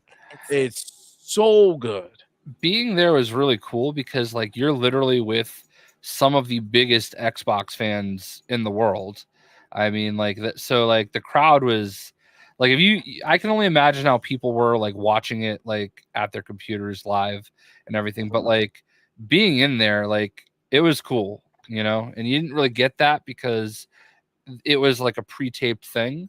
But like we all just sat there in that theater and like people were going pretty crazy. Yeah. When I saw Perfect Dark, that energy must have been insane. Oh yeah, Perfect Dark looks so freaking good, bro. Oh my god, man. I'm just like,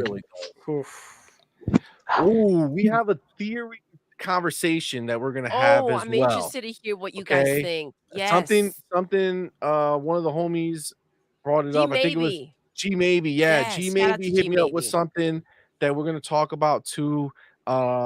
Maybe since we're in this mojo, maybe we'll switch to that conversation before we do some other things.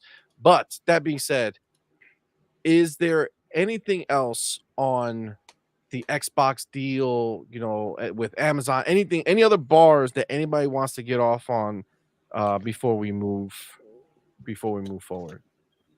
Nah, I don't got nothing else, but I do gotta start heading out though, fellas and Doodle. I'm sorry. Wait, 2 minutes already. Listen. Just do this one. Go ahead. You don't Go ahead. you just do this conversation because I want you Okay. to hear it, and I'm interested to hear what everybody thinks. This is something else. Yeah, this Okay. is something a little different that I didn't pay attention to it, and I don't know if you guys did. I'm actually gonna bring it up, but let me so I'm gonna call this one the Xbox theory. Okay. The Xbox theory. Okay. Xbox theory. So G maybe sent me a video, and it's this dude, and he came up with the theory. He seems to me like kind of a pony with some of the stuff he says later. So like I don't really want to put his video out there, but I'm gonna take his theory and we're gonna talk about it here. I will give credit though. Where is it? It was in Discord, right? Yes. The G was it in the gaming place? Was it Let's Talk Gaming that he sent it, or did he just hit me up like in general? No, I think it was under gaming. I think I know what you guys are talking about. I think I've seen this video. It's a theory about 3 different games. Yes. Yes. They have a specific logo. Yes. Okay. So, but I want to bring up the fucking real quick. We're gonna bring up the showcase. Okay. Because I gotta verify because I didn't fucking notice this, and I don't know if you guys did, but let's. This is the full showcase right here, right? It was perfect. Yeah. Gears Okay. and Volume. Take off the volume. We're gonna share this tab. So I don't remember the other was. through here. So it's Call of Duty, Doom. Okay, so State of Decay, right? Oh, what's State of Decay? Yeah. Let's see how it ends. Okay, we got to see how this ends. I'm not gonna. You guys can see it, right? Nope. Oh, you can't see shit. God damn. Nope. Boom. There we go. Okay, there we go. All right. So, okay. Look at what this says. Okay, let's see. Okay, guys. All right, let me pause that shit right there, guys. What? All right, let's go back to Doom: The Dark Ages real quick. Right. Let's get to the end of Doom: The Dark Ages. Right, which was right before State of Decay 3. Okay, you ready? I don't know if you guys noticed this. I did not notice this 100%. I didn't notice it either until he called it out. Coming 2025. Dark Ages coming Xbox, Game Pass, PC. Okay. But you go back to motherfucking State of Decay. Go back to State of Decay. Let's see. What are we seeing? Nothing. Day one with Game Pass, yeah. But where the fuck are we gonna play it on Game Pass? Because they didn't tell us where. They didn't fucking tell us where. I did not realize that, right? So now let's go to. Yeah, I didn't pick on that. I didn't pick that up either. I did not, dog. When he said this, that shit fucking blew my mind, and I feel bad. G, maybe if you're listening, I don't know if you're in here right now, but yes, I feel bad. I forgot to write to you because I did look at it and it did blow my fucking mind. Okay, what's this right here? Perfect motherfucking dark. Mm-hmm. Dope name. Perfect Dark. Cool as shit. Oh shit. No logo of where it's going to be. Only we just know it's Game Pass. That's it. We just know Game Pass. And then the same thing with Gears. Yep. Same thing with Gears. Again, everything else. Let's just throw another one in there just to make sure that we're not crazy. Right? We get to the end of this. Right? Diablo, Vessel of Hatred, coming to Xbox and PC. Guys, there's something here. Let's check. Let's just make sure we're not crazy. It's not all consistent. Xbox 2025. Mira. 2025. They're telling us Xbox, PC. They're telling us. Why did they not tell us? I got an answer for you. I got an answer too. Okay, well, good. But this is what I want. I want to discuss this shit because it blew my fucking mind. But hold on, I just want to just to make it all 100%, right? I want to just verify every part, which is Gears of War, E-Day, nada. Okay. Now, before you give the answer that you have, let me just tell everybody what this dude's theory was, okay, and then we can kind of go off of that. So his theory was that this was not for this was not basically that we know that Xbox is planning to jump early, right? They're planning to jump 2026, and what he's saying is that this when Sarah said that this was going to be the biggest leap in in technical capability that's ever been done in a console, leap. okay, the biggest technological leap in history of console gaming. His theory is that they are doing a full cut from Series X and S. There is no overlap between previous gen and next gen, that they are completely going ahead and saying, no, these are not. That's what this is why there has to be a team that Sarah's building to make shit work on the next console, because the next console is going to be completely different and do its own thing and could be completely separate. There'll be no cross pollination with Series X and S, that they're leaving it behind. They're going to do one SKU and that's it. Okay. That's the theory that he has. Now, I would argue against that theory. In my mind, when I saw it, I said to myself, when I heard him say it, I was like, bro, that makes no fucking sense, right? Why would they do that? They're gonna the Series X is still powerful enough to, we can assume, run those games, right? The only reason that and again, you guys said you have some answers for that, and that's good.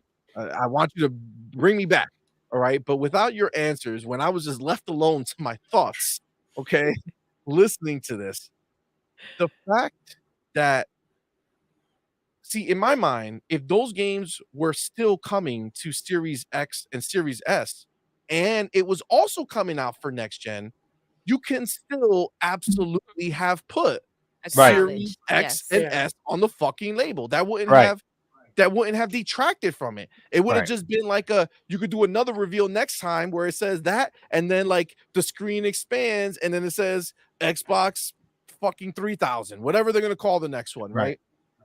Like they still could have left it there. But the fact that they just said, nope, State of Decay 3, Perfect Dark, and Gears, we're not even talking about what console those are coming to.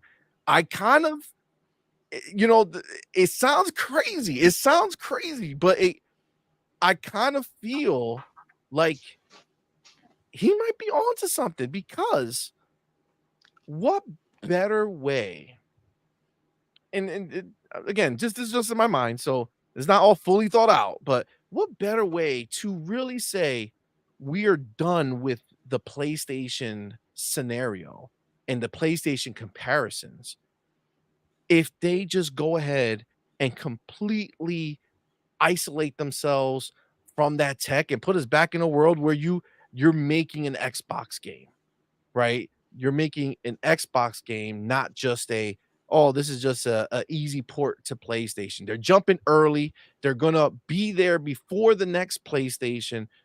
You define next gen. You leave it up to PlayStation to figure out how to make their shit compatible with your console that you put out to make sure that games can still come over to them. I mean, again, am I going far with this? Maybe. Okay. But still, there's something there. In my mind, there's something there. But that being said, Fuzzy, you said you got some bars for that. Sourblue, I know you do too, but Fuzzy's the first one because we're going loop-de-loop backwards. Well, so I was going to let like Doc Dark go first. Like if you wanted to go first, because I know what everybody has to think about this. Oh, okay. He wants to hear it. All right. I'll try to keep this quick. All right. So they're going to be cross-gen, but they don't want to list labels just yet because it's going to come across stronger to kind of pull a Sony in some regards when those are announced for next gen. And then in the small print, it also comes to Series X and S. It doesn't piss off the ones that already have or that are going to stay on this current gen, but it will build a bigger momentum as far as these are the launch titles. So they don't necessarily know if these are going to land at the tail end or if these are going to be kind of right at the launch. So I think it's more of a positioning that they're probably 90% sure that these will probably make it before next gen. But if we just hold these ones back for next gen and keep them cross gen, they'll be fine. And I don't think it's going to be that big of a jump. Like the jump that they're going to do, I was hoping that we would see inklings of this with a handheld. There's been rumors that they're going ARM, which is not AMD and it's not NVIDIA. And that being said, they're the kings of software. And I think they've had a couple of recent breakthroughs where you can get ARM to work, or you can have Windows and other game-related things work on ARM by emulation. I'm thinking the next gen, both the handheld and the tabletop or in front of your TV type console, will have it where all of your previous console games will be downloadable to this device and be playable as an emulation, almost like a ROM per se. They won't be like your previous back compat with Xbox, as far as it's almost like the same type of coding. It'll be emulated, but it won't feel like it's emulated. And then the PC stuff, and this is where the Steam store comes into play and things like that. More developers as far as PC are looking at ARM because the software out there has gotten a lot better to make games run on ARM-based chips. So PC games or the next Xbox will basically, my guesstimate is it will be a PC. It won't be any different than the PC code. So that way they're not skipped no matter what. If it goes to PC, it's going to Xbox. And the only way you'll be able to tell a difference is that when it's on an Xbox device, you're playing it on there and you see the logos and the UI working like it's a console. But otherwise, it's playing all of the PC stuff the way normal developers would write PC code. But this device that we would hopefully buy, whether it's the handheld or the other one, can play everything. But they're not going to show the titles on or the platforms that those are going to be on until they nail everything down. And I think there is still stuff working in the background where either some of these things can work on the current handhelds that are out there, the PC handhelds and stuff, and they're probably going to have software that can turn those into basically portable Xboxes, but they may not be as powerful as the Xbox handheld that's coming until like the Steam Deck 2 comes out or the actual ROG Ally 2. The X, it's a definite nice bump, but it's not a full-on next gen jump from the original launch one. So I think they're holding back to figure out if all of their other chips that they've got their hands on are going to fall at the time when this game comes out. Because what better way where if now Xbox is writing or has software available for all PC handhelds, what is that going to be called? Would that be like Xbox Anywhere Portable, or do they come up with some slick name that they can put at the end of a trailer or something like that? You're probably still going to have it work on the S and the X, because I think they're going to still do the support for the first couple of years into the next gen. And then everything after that will probably have to be streamed from those devices. So if you decide to keep your Series X 2 years in to the next gen, you're going to be playing it via xCloud only, because it won't be able to play natively. But all of your previous software will be able to play on the new stuff, pretty much almost like emulation, but you'll install it natively, so you're not having to do streaming on the next hardware. So the next hardware, yes, it'll be a technological leap, but it's going to be a whole new chipset. Microsoft already has the emulation software running or working properly, so you can have ARM chipset-based PCs run software that it used to not be able to or have a lot of difficulty with. But those games, I won't bet on it, but I knew from some mumblings in the background that State of Decay 3 is a 2026 game. There's no way it comes any sooner. Same thing with, E-Day is kind of like, that was that surprise game. I was expecting like a Gears of War 6 being in 26, but if that's in the target, like if that was the game that they were making in place of a Gears 6, that makes sense that would be your launch title for the next console. Oh, by the way, it still plays on your Series X and S type of thing. But I think that's, they didn't want to commit to something if something should change. It was almost like they did something similar with Forza Motorsport when people were asking, will it play on my Xbox One? And a lot of people were saying, well, they already have it where there's tests on the Xbox One. I knew from get-go it was never going to run on the Xbox One. It was that they tested stuff on the Xbox One, but you would have to stream it via cloud to be able to get it to work on your Xbox One. So they don't know what to put today as opposed to what's going to be, in front of them in 2026 or as things get, certified and stuff like that. So I think that's why they held off on putting anything. I mean, it's still coming to Game Pass, so you don't have anything to worry about either way you look at it. So we're on your straight fire there stick. for sure. Yeah. So Twittery Snake sent this to our Discord, and I guess back on the 14th, Xbox Game Pass UK went ahead and said, "Good luck, Agent. Perfect Dark is coming to Xbox Series X and S and PC." So now that being said, it's Game Pass UK, right? And I don't necessarily think that UK has necessarily the best track record, okay, out here in these streets with us.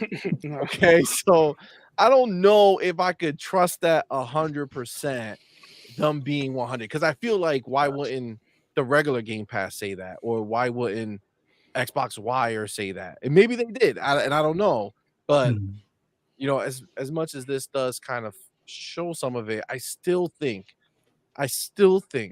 that had that been solidified the way that UK is trying to make it seem, that it would have been somewhere else. But I get what you're saying, and I definitely get that idea, and it makes sense. I feel like they would I really feel like they would tell us if this was supposed, like if they were showing us next gen. You know what I'm saying? Like the Blade, what was Meet the Cheater? He also brings up in the video, I forgot. But Bubby, I do gotta head out, man. I got about to have dinner with the family, CMoney. I don't want to be. I want to be So, rude. Doc, do you have any bars you want to say real quick, and then you can go? I'll tell you the truth. When I thought the same thing that you did when you saw that video, I was like, wait a minute, is this dude actually got something here? And then I went back and I watched a few of the trailers, especially Perfect Dark. I was like, it doesn't say it, and I can't figure out a way, because even with everything that Fuzzy said, it makes sense, but it still wouldn't hurt for them to say Xbox unless it really can't run on the Xbox. So I didn't understand it. Right? Yeah, because you're so early still. Like, to show it to us, like we're assuming that it's for Xbox, right? The only other thing I could assume is maybe they made a mistake, but I mean that's I mean, I've seen IGN leave Xbox out of a logo by mistake, right? But I've never, but for Xbox to do it themselves is crazy. So that's the only thing. But thank you guys for having me on chat. I appreciate you guys. Thank you so much, man. All right, thanks, man. Later, Doc. Take care, Doc. Thanks, brother. All right, so all right, so again with this, right? Like Gears E-Day, right? I think over time, over like the way they've been talking about it, I think it's pretty clear that this is the next Gears, right? Like it might have been, in theory, we might have thought that maybe this was like a stopgap game, and then they were going to give us 6, pretty quick after that. But it looks like this is your next big Gears experience, right? So that makes sense, right? It could have come out next year. That's what we thought. And supposedly, wasn't it like either Tom Warren or Jez who were saying that they were aiming for next year, right? So, but again, if that's going to come out 2026, is that going to be a launch game? It makes sense that they didn't put the label on that. That's a brand new game, right? That's a brand new game that we didn't know about. No label. But State of Decay, Perfect Dark, yeah, we have not seen gameplay of them, right, until now, where we got to see this deeper dive. But we saw this at the beginning of this generation, right? So like it would be, what are we like, missing dumbfounding. here? Like, I would be dumbfounded if they're just gonna skip the Xbox Series generation and put this on the next gen. It just does not make sense to me that they just did not put like on these select games, right? Does it mean it's the same? Like, obviously Gears seems like it's still, like, they've been working on it for a while, but like, I don't know. It don't make sense to me. Sour, I know you had some theories on it too. I don't know if it was the same theory. What do you think when you see that? Like, what do you think about it? All right, I'm gonna give my theories, and then I also gotta hop off after this. Oh, I gotta. yeah. The kids are still awake, but Oh, no worries, man. yeah, much like Fuzzy, I do agree. Um, almost everything he said. I will add to it that I think, and I hope also that Xbox has learned from this generation. You know, when they first launched, they sure they had some launch titles in mind, but they weren't ready at the time of launch. I think now they're better structured. They have a big lineup, and I think showing sure like they could have shown these three games that they are going to run in the previous gen, well on this gen, but I think it takes a little bit of the impact when you show them, okay, these are our launch title for the new generation. So maybe that's part of my theory why they didn't show that. I also agree with Fuzzy. I do think they're going to change the chips. I don't think they're going to go with AMD again. Um, and the reason is because of ARM.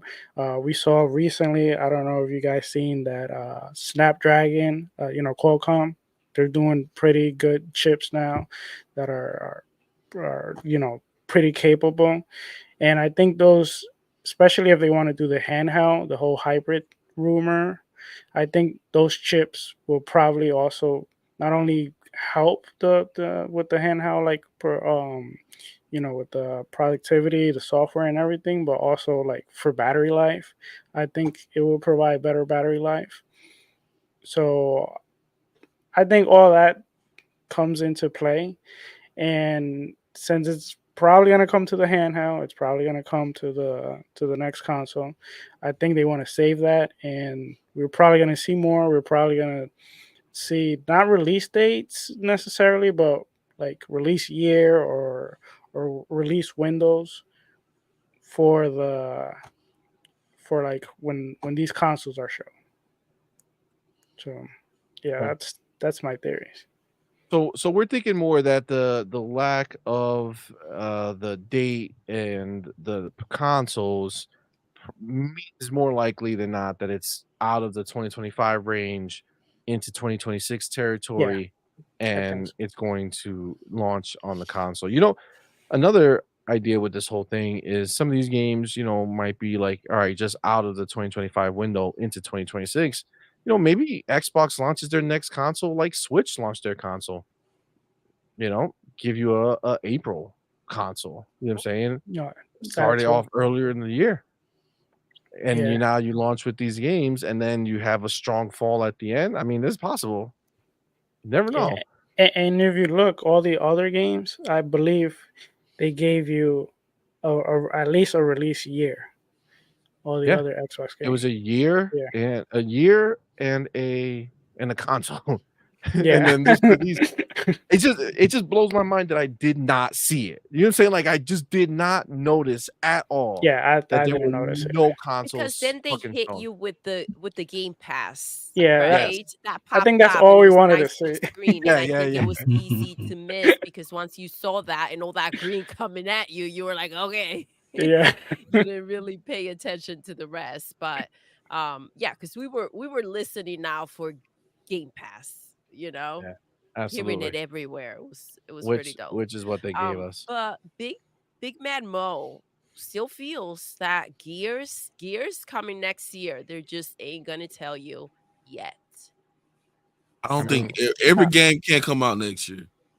Next year's kind of stacked, so every game can't come out next year.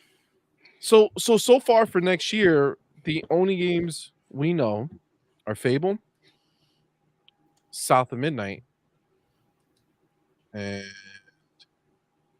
that's it. I don't think you put Clockwork Revolution was supposed to come out this year. I think that comes next year. Yeah, I I don't mean, think you put. maybe. I think Fable and Gears are closers. So I think those are end of year games. You don't put those too close to each other. So I think Fable's in next year and Gears might be like the following year. 2026. yeah. We With the also console. don't know what Activision got cooking. and That's Blizzard. what they got that new studio, so you know what Yeah. they got going on. That's true, Yes, and they put supposedly, together the 100-star studio yeah, as it's that new well. studio. We'll see what And they're working Well, on. yeah, they and got deal Yeah, with so them. Hargi, that's what I was going to. Hargi says here, Doom is 2025. So Oh I yeah. was Oh yeah, looking Doom is over. 2025 as well. Doom is 2025. Expedition 33 2025. Is it South of 2025? Midnight 2025. Let me see. What else do we have? All right, so we Clockwork. got Fable. Well, Clockwork. This is the thing. I would say, as much as Winter unless Borrow is gonna Game Winterboro, Pass in 2025, and we know Ray Ray's hype for that one. listen, he is. So the thing about Clockwork is, I would say, if we just look at what they've done, right? Like, Fable got a big reveal, right? It got teased, then it got a reveal, and then we got another year of it, and then it's coming out next year, right? Clockwork, we just got the one. We just got the one. You know Yeah. what I'm saying? We Mhm. just got the one. You know, I I, wouldn't say I will tease. I I feel like will there was some say that stuff. one had a lot of stuff though. Yeah, That there little was some bit. substance to it, Yeah. but when you go back, they say they're early on with the Oh, But in Wasteland, Exile. when did Wasteland come out? With 21, 22, 21, 20? They've been working on a game for a while, so I mean, I think that yeah. one was actually in development early on into Wasteland. Like Yeah. that game that they showed was what made Phil purchase them. So they've been Yeah. diddling around with it since 2017-ish, 2018-ish. yeah. But now they have like the full budget and everything that they want to do it. So I'm thinking Clockwork is it either gets shown at Gamescom or it winds up being the next year thing. I think it winds up being a next year game because they don't really need to release it this year, considering we're getting Avowed, we're getting Call of Duty, and we're probably getting Indiana Jones. Powerborn and Indiana Jones. So it's like Stalker You're stacked. 2. yeah, Stalker. Yeah. So And you they also could got save it one. to think COD is gonna be every end of the year. So Yeah. you gotta maneuver your Maybe. game around it. Maybe. No Are they gonna? You don't think they're gonna go every other year? There's no maybe on that one. He said weren't there rumblings that they were thinking about going every other year? $78 billion tell me that's gonna be every. Wow. Well, listen. We'll see. Like they could probably get away with doing an expansion that's centered around the previous year, kind of like what Modern Warfare 3 was kind of led to believe to be type of thing, and then still have their teams get a little bit more time in between each major release. So it might be like major release, like for this one, next year's is a minor release, and then major release, and kind of wean them off of that every year thing, and make Warzone that every year thing. I can rock with that. But it's going to be something Call of Duty every year. Oh yeah, it's not going to be a year that you not see Call of Duty. When we haven't even talked about what Halo's going to do. So Halo, we just forget about that. That's the biggest one. That's the big dog in the house. So, and they got Certain Infinity working on something for him too. Hey, and I know you a Forza guy like I am. We ain't talking about Horizon yet. Horizon's literally on the horizon. So 2026, I think, on that one. Horizon 6, year, right? 2026. The numbers kind of they match. So Horizon 6, Horizon 2026. I get that. I guess for me, I just felt like all of these games that we already knew about, I just imagined that they would have been this gen, right? Like I just thought that they were going to be this gen game. No, I mean, listen, 2026 doesn't mean that, like, if they launched a console in the fall, doesn't mean that these games can't launch before the console comes out. You know what I'm saying? Like that's also a possibility as well. So, it could still just be this console generation, and they just didn't want to put anything that said 2026 on it. Maybe they're just not sure if these games are going to hit 2025, and they don't want to put a 2025 label on it, and it ends up having to roll over to 2026, right? Because we have a lot of games this year. We have a lot of games that are already scheduled for next year, and if these games all hit at that time, that'll be dope. But at the same time, it can slip if we need to. Be where to put these games, right? And we still don't know about those 2 games that Matt Booty was talking about for this year. So I'm excited to find out. I wonder what he was talking about. I would say if Clockwork has a chance of coming out next year, it has to be at Gamescom. Yeah, I see it. Or something this year. Or it could be, you know, they do another developer direct. Or Yeah, but they don't VGAs. typically do a VGAs. developer direct as like your first. I mean, I guess it depends on how you look at that reveal, right? Yeah. Like the reveal showed you stuff, but it was very much a like, look at us, this is the game we're making, as opposed to like, here's gameplay to go watch and look at me play, right? Like Fable showed us gameplay, everything showed us some gameplay now. And not to say that wasn't in game, that wasn't the graphics. I'm sure it's going to look better. I'm just saying that they seem to take that extra step, like, hey, here's the game, right? They I don't think that you like it's a big enough game that you want to give it its moment to have some impact, right? So I don't know, maybe I think it has to be shown this year if it's coming next year. I just think so. I don't know, unless they're gonna pull one of those Fallout 4 situations where it's like, hey, check out our game at E3. It's coming out this year. That would be wild. That would be wild. Now, see, because I gotta go.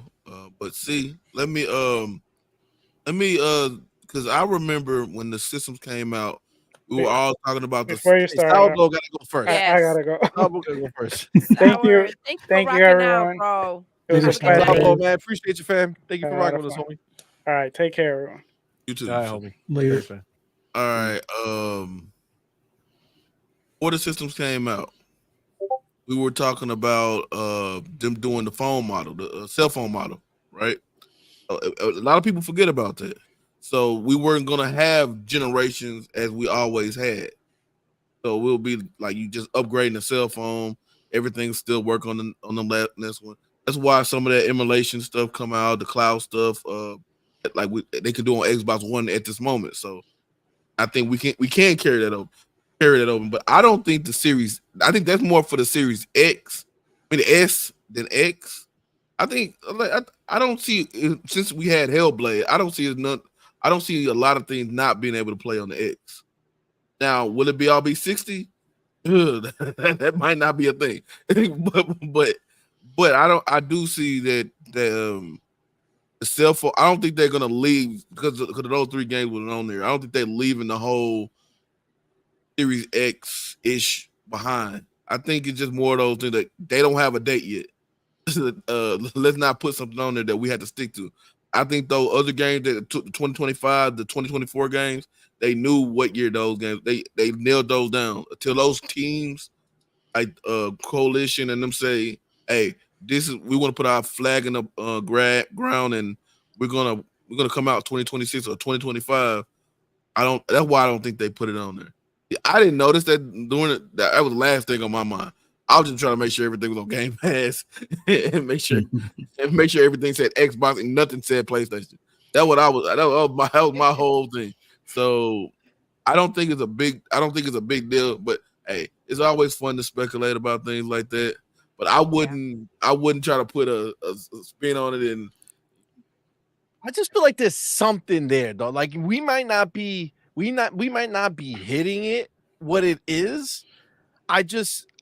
There's something there, because even if it's a 2026 game and you don't want to fucking put the date, sure, you can still put Xbox. Like, we know it's coming to Game Pass, right? You went through the trouble to remind us, hey, it's still coming to Game Pass, right?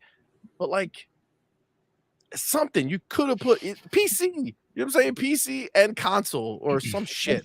I don't know. Maybe the video editor got sloppy. I don't know, man. It's very selective, was so important. Yeah, it was very selective, man. It was very, very selective. I don't know. Just felt like, I don't know. Felt like it was something. You know what I'm saying? But all right, man. Well, Ray, you out? Ray, thank you for rocking out. Yes, sir. Thank y'all. I always appreciate it. Shout out to Fuzzy, Jay, and y'all too. Hey, have a good show. I'll talk to y'all a little bit later. Yeah, man. Absolutely. Later. Man. Appreciate you, homie. Appreciate you. I don't know that it's really that deep. I think one thing a lot of people don't realize when games get announced really early. First of all, we live in an era where everybody is chronically online, and when you put a date out there, if you're not going to hit that, people are just going to lose their crap over it. You know what I mean? But one thing that a lot of devs do, and I don't know if this is necessary with, Gears or State of Decay or whatever it may be, is they say, hey, this is what we're working on. And they're trying to attract talent, because a lot of these games are under NDA.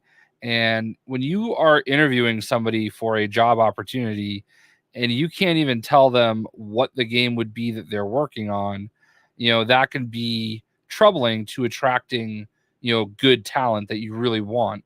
And that is actually one of the reasons, like Wonder Woman, for example, like that got announced like 3 or 4 years ago, right? And we still haven't seen much since it got announced. But the whole purpose of them putting that out there was to let people know that they were making this game and to attract talent, So is it possible that there's gonna be a new console that's on? Absolutely. But I don't think it's I don't think it's that deep, and I don't think that they're just gonna like cold turkey new platform, get it or don't play. You know what I mean? I don't think as much as I would love to pretend that Xbox is in a position to do that, I don't think they are. And I think it's just that they don't have a date yet. I mean, we could be 2027 for Gears, like that could just be throwing up something to say, here's what it is and here's where we're going, I mean, I'm with you. I don't know that it's that deep. I don't know that I do think that for them to go ahead and box themselves in, potentially not hit 2025 if that's their goal, but you don't want to put anything out there that can potentially change. It's too risky. You have Twitter all over you. You have everyone coming for you. So I'm not sure. I do see the pattern, just the 3 of them. I don't know, State of Decay, and thinking Blade that and and Blade Blade, and 4. thinking that that could be like on the next box. I don't know. I thought that was coming sooner. I'm not sure. The This Perfect Dark is messy. The Perfect Dark one doesn't make sense to me because they've been working on that game for a long time. Super long time. I mean, I remember like I was a big creator for Marvel's Avengers, and I interacted with a lot of their devs and stuff like that, and I know people got pulled from Marvel's Avengers to work on Perfect Dark at certain points. And I mean, it's that game has to be that game can't be coming out in 26. Like so what's the name? Digital Foundry, right? They did they talked about Perfect Dark, right? They did a video, John Lennon or whatever did a video. And not that I take their words as shit because we know they live in Ponyland. But that being said, he just said something that with this again, just kind of combining shit is kind of like he brought up the idea that Perfect Dark, he doesn't know if this is just like the full game and this is just a part of the full game, or if this is like a vertical slice that they showed us, like something that they that has all the things that they're putting in the game, but like that it's just they put this together to show us the game as like, hey, here's the game, because we went from a CGI to this is the first the first time we saw the game, right? Well, it's So crazy. Sorry, I'm going to cut you off. No, I was going to say it's crazy because I feel like just a month earlier, there were articles everywhere about Perfect Dark is in danger, Perfect Dark's in trouble, they're way behind, and it's possible both things could be true. But exactly. I mean, they've been working on that game a long time. I know for a fact that like people got pulled from Avengers like 2 years ago to go help out with Perfect Dark. And I mean, for them to be like to suggest 2026 that's nuts. Yeah, but that's wild. And you know, G Maybe over here, he feels the way you do, right? And I agree with this. Xbox has a reputation for consumer-friendly practices. They are not Sony or Nintendo. They will not be leaving the series consoles behind anytime soon. I agree with that. Yeah. I agree too. Fuzzy, what were you gonna say? No, I was gonna say, like, to my understanding of what was going on, to some extent in the background with Perfect Dark, there have been playable demos, like closer to, like, I wouldn't say a finished version. Like it's above what they are for Blade, where Blade is like non-textured stuff right now. So it's still early on. Perfect Dark is a lot further along than that. I don't think it's a matter of that it's so far behind that it has to come out 2026. I think it's one of those that they know the level of that IP. And if you were going to hold one of them hostage to hold as your launch title, would you withhold Fable or Perfect Dark? I think more people would get upset about Fable being held as your launch title for the next gen as opposed to Perfect Dark. And I think it now becomes a matter of timing, because there's a list of other games that we haven't even touched on that we know that they're working on, that are going to be coming between now and possibly 2026 or 2027 range. Like Elder Scrolls somewhere falls along those lines. Fallout 5 is quietly being pushed, even though it's not in full development. It's probably in storyboard at least by now. There might even be another Fallout smaller something that they haven't, that Todd Howard kind of denied, but denied, so there's not a question every time somebody talks to him about Fallout type of thing. And they're also working, like, was it Bethesda Online is also working on an IP that didn't get shown at the showcase. So they have a ton of stuff. And I think, like what Matt Booty said, and I know people gave him a hard time in 2022 when he was like, we have so many things, we got to figure out where to put them. And 2022 was light for the first party. Yes, we still got first party stuff, but arguably that was probably their slowest year since launch. But with that being said, they now literally have that problem in front of them. Like, they have what they probably consider 4 big titles that they could probably put out like in every quarter, just about. Like, that's where the queue is starting to stack up. And that's not counting Call of Duty. That's not counting anything Blizzard does. That's not counting anything other Activision studios do. That's just Xbox Studios and Bethesda right now. So I think Perfect Dark gets bumped to the 2026 because let it get more time to polish. Fable's already had that polishing phase, or it's in the polishing phase, let's say. That team, they ramped up all that they needed to get those that title going, and I think that they rather release that. So now the additional people that are working on Fable can now help out the smaller team that's now already started working on Forza Horizon 6. So I think if it was Matt's call, or maybe it was Phil and Sarah's call, or they were all involved in the decision, I think they decided Perfect Dark is probably the less important. It'll still be able to play on this current gen, but I think it's one of those that give it more time to cook. Fable is already like ready or pretty close to ready. Avowed took a little bit more time to cook. It's ready right. Well, it's not ready right now, but it's pretty close to it right now. We see what the extra time what Hellblade did. So I think it's just a matter of they want to, even though, yes, there was rumors of a whole bunch of up and down stuff going over at the Initiative and with not Idols Montreal, was it Crystal Dynamics and stuff. But I think for the most part, now a lot of that currently has been resolved. It's just a matter of, do we hurry up and push this out the door in 2025, or do we, save it a little, let it come out in 2026, let it possibly be either an early launch in 2026, maybe it's a launch with the new console, the holiday of 2026, or somewhere in between. But I think that's where they are kind of feeling like, well, if we've learned anything over these past couple of years, give the devs a little more time to polish things, tighten up the animations, maybe work on some additional content, get started on like DLC stuff. So that way it doesn't have to wait a full year. It can be ready in 6 months or something along those lines. So I think that's why Perfect Dark, of all the titles that we heard about and saw, a couple of times, or at least saw once before, I think that's the one why they didn't really have a date. It was the chosen one to kind of get bumped right now. Yeah, I could see that.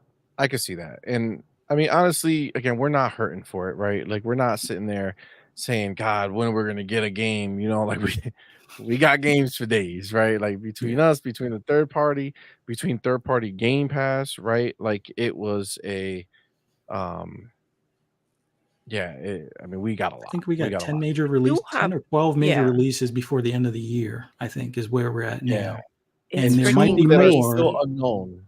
because like we still don't know what Bethesda Online is doing. We haven't heard an update on Contraband. Towerborn is believed to be one of those in there. Replace is believed to be one of those in there as well. We're going to have Flintlock here not too long from now. Stalker 2 in September. So it's like they have a beautiful problem right now. Is just basically, all right, whose month is it this month? All right, we're going to give it to Perfect Dark, or we're going to give it to Fable, or whatever the case may be, kind of thing. And that's, I think, where they're kind of at right now. Plus, they're still doing support stuff, which you got Shattered Space coming. You know that they're still going to continue to work on stuff for Starfield. And like I kind of believe Bethesda Online is making a Starfield MMO, which everybody will quickly forget about Star Citizen at that point, I think. But we'll see how that works out. I do get that. It's they have so many games. It's difficult to figure out where to place them, and some things may have to get pushed. But when I think of like 2026, right, and this is where I go back to Jay's point a little bit, because it's kind of like Sarah did say this is going to be the biggest technological leap, and then I think of these games, right, and I don't know if bringing these games along is going to be that freaking leap that we're looking to see, right?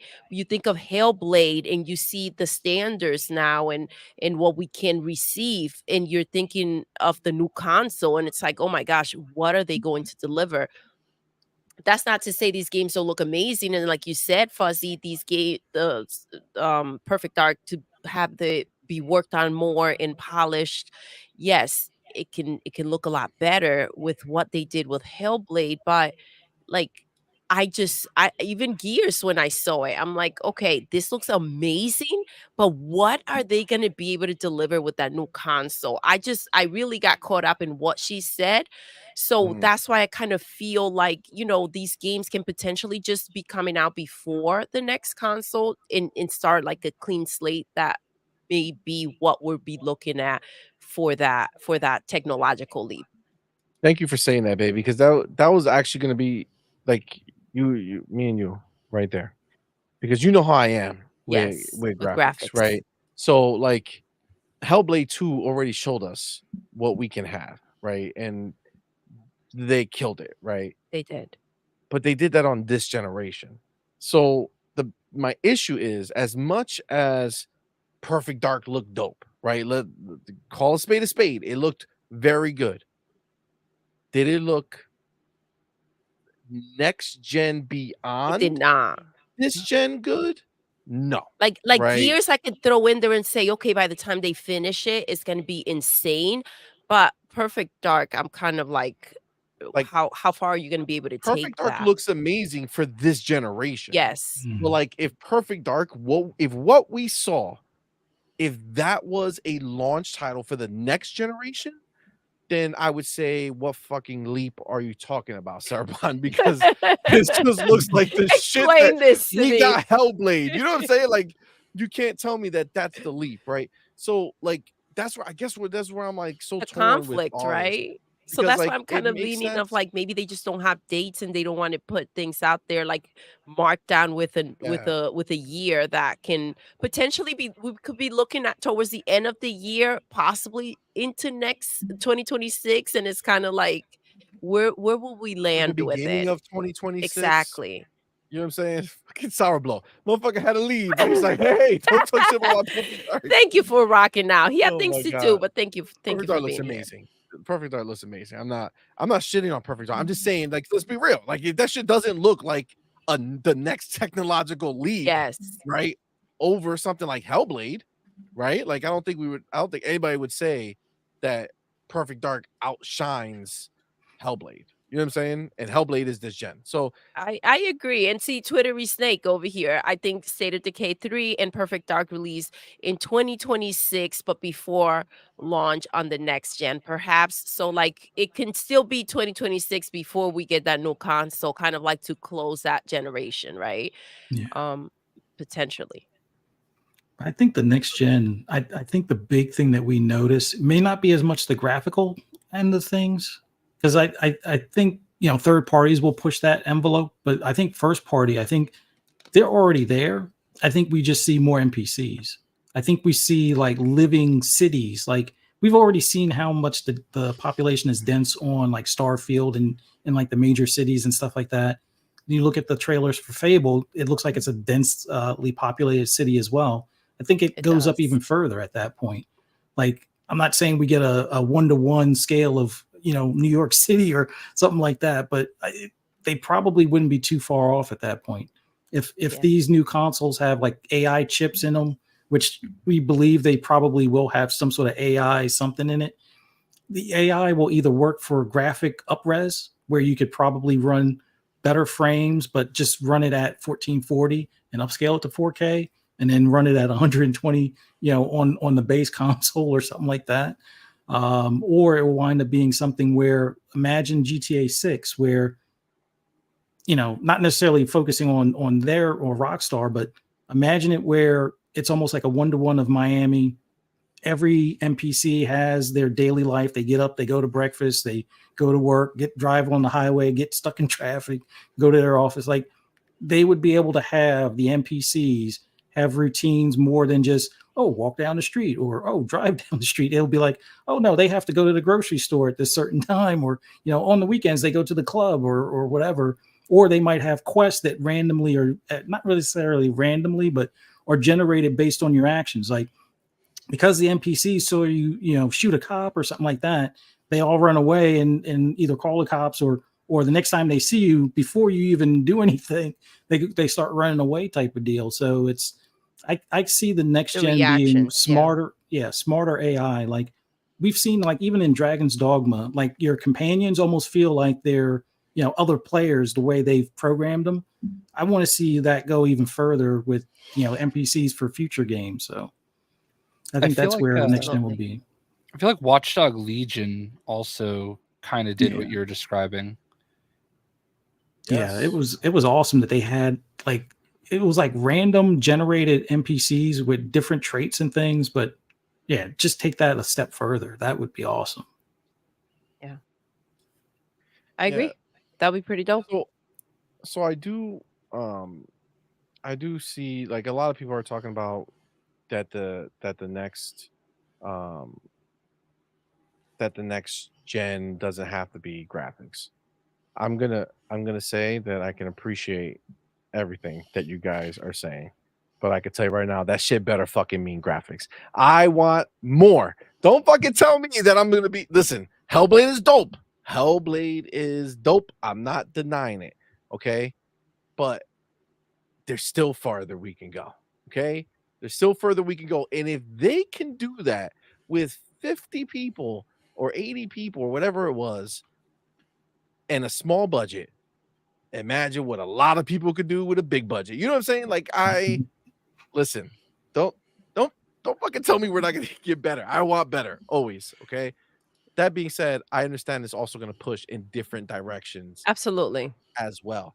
But I have to get to these super chats because I completely just did not notice. It's like I'm when I'm in this other screens, I don't like, if I'm in the main screen looking at stuff, I don't get to see these things. So that was my bad. Thank you guys so much. Dude, I have it all the way, if I'm not mistaken.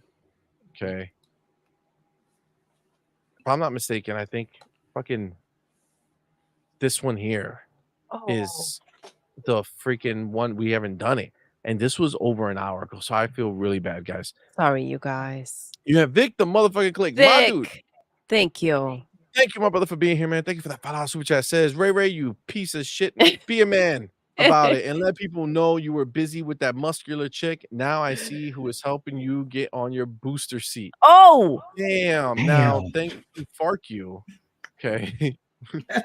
oh, Thanks to Fark that's you. why he was on time today, though. Oh shit. That's why he was on time. Damn, but let me get the thanks to Fark you. Okay. We have Oh, we have a little surprise. yeah, so thanks to Fark you, we have the image that they're talking about. Do you see it? Oh my god. Ready? Oh my god. There it is. Ray. Oh, Ray. Yeah, I see. That's why he was on time today. He got picked up, put in place. Listen, he's on business. He's taking care of business. Yeah. Or getting taken care of. Yes. Whatever. Whichever version of it. Whichever one. Version of it. Oh my god, that's hilarious. Then you got the homie anonymous boss. Hey, yo. Goddamn.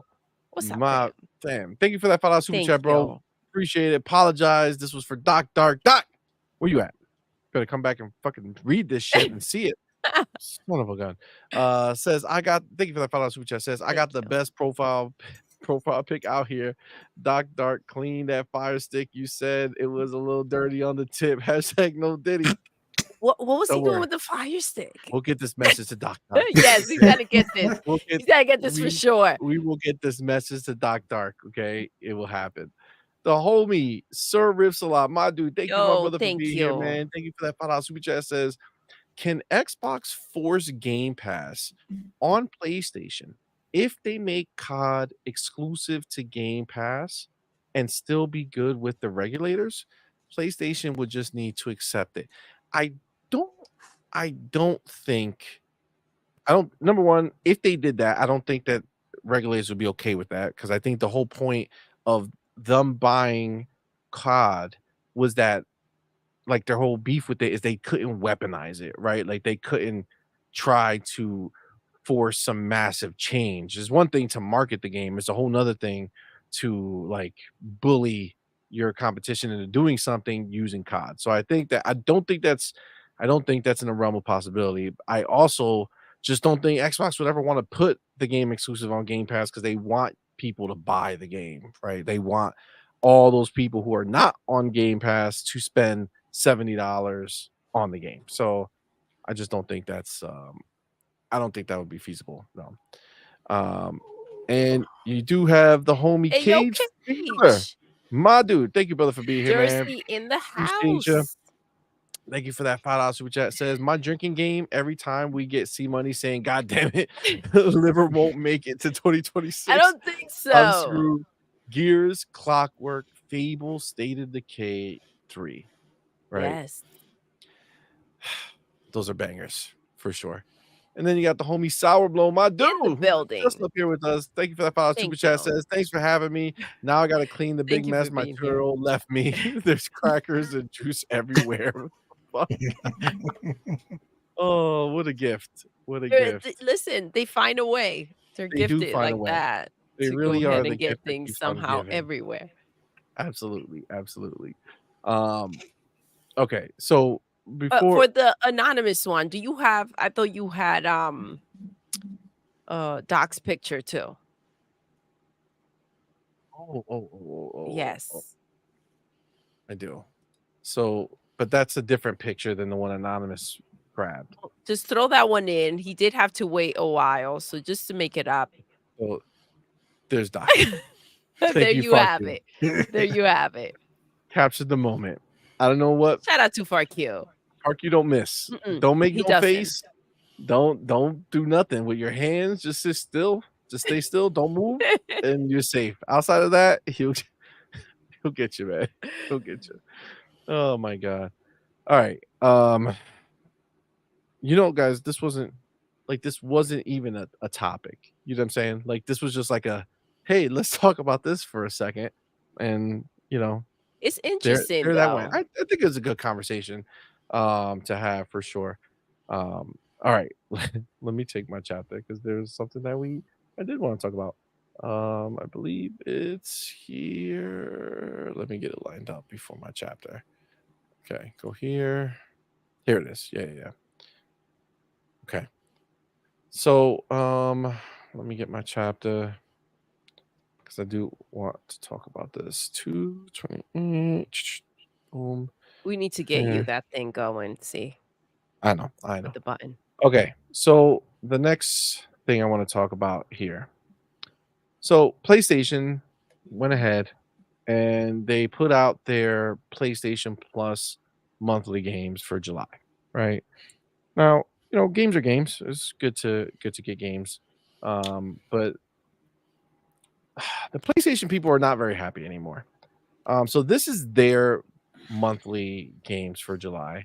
They got Borderlands, Hockey, and Among Us. Okay. Let's just say when you look through the posts, right? 2K's on board. Hey, woo! You know what I'm saying? 2K's down, right? And this is a Xbox dude, so he's Borderlands 3 is pretty good. The other two not so much. But then you start going through, and people are not happy, right? Like I thought Among Us was free. It's like you don't put any effort at all. Y'all not serious. To be honest, this is low-key a W compared to other months. Trash month. Homies finally joined me on Borderlands 3. Trash month for me. I mean, listen, this is just like as you go through, I mean, just people are not like Trash, not the trash. like we want to know the names of those who though. chose these monthly games in the company. It is very necessary because they must be expelled from the company immediately, right? And that's really just as you go through. I mean, that's the general consensus, right? Like, just people are not happy, right? Now, Chat is really confused about Among Us. I get it. It's $5 on console. It's free to play on mobile and PC, but I think it was like $5 on console. But Xbox got it for free on Game Pass. Was it 2 years ago? I think it was like as soon as it came to console, we got it for free. So this is wild, Fuzzy. So this is the thing. Don't get treated right. Obviously, the month is not the strongest, right? Maybe these three games hit for you perfectly, right? Which is fine. But I think the bigger topic around this, and well, J Shock, I think if you have a face like you have something to say about this exact situation before I go off in the bigger version of my topic. So yeah, I listen, Borderlands is like a top 5 favorite franchise in all of gaming for me. Okay.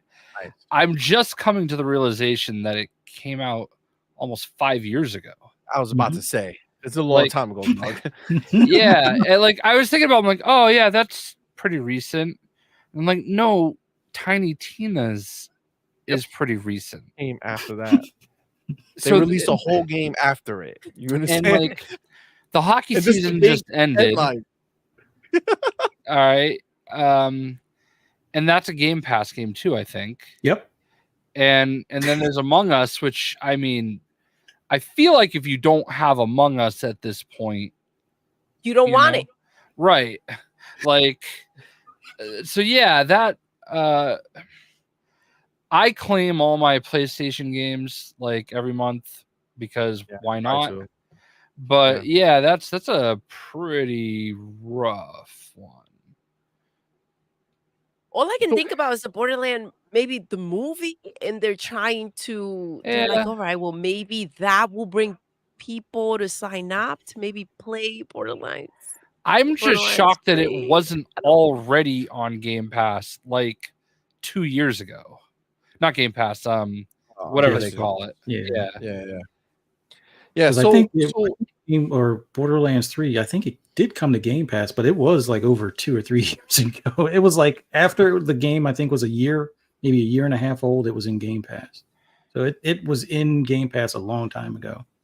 But I day one, and I just remember, oh, now it's in Game Pass. It's like, oh, great. But, no, for sure, right, for sure. And again, like I agree that I think this is a I agree. I think this is a shit month for PlayStation owners for sure. But I think there's a bigger conversation that that exists here. And that conversation is the fact that, over on Game Pass, right? We get games, right? Not 5-year-old games and make them big on the screen and say, surprise, these are your games, right? We have been getting every month, every single month, bi-weekly pretty much, a whole new set of games that are coming out. And more often than not, you got brand new day and date games from, mid to big exciting AAA to mostly AA and smaller stuff, but you get a whole bunch of new stuff, day and date, brand new into Game Pass, right? And there was a whole conversation about, what this deal with ABK was going to do with the pricing. Oh, they're going to go up in price and they're going to gouge them or whatever the hell it is. Now, we do know that Xbox did have a small increase, right? They had a small increase in price before the deal closed so that nobody can say that they raised the price after the deal closed, right? So they had a small increase, right? Nothing major, but it was there. But people seem to have forgotten that PlayStation had a massive, They did. We didn't massive forget. price increase. Massive. The subscription tier that I have went up $44. Went up $44 for the year. Okay. They had a huge increase. And as one of the people have said, that this month is actually a W compared to some of the other months that they have had on PlayStation. They ain't lying. So at the end of the day, PlayStation is the only one who did a massive, price increase. And what is there to show for it? Right? We haven't gotten much of anything of substance in this subscription, right? They still don't put day and date their own first party games, unless they literally look like they're gonna come out to die, right? So they put Destruction All Stars in there in the beginning of the generation when it was clear that nobody was gonna pay any money for it. And then Foam Stars was a deal they had with the other people, and they said, you know what?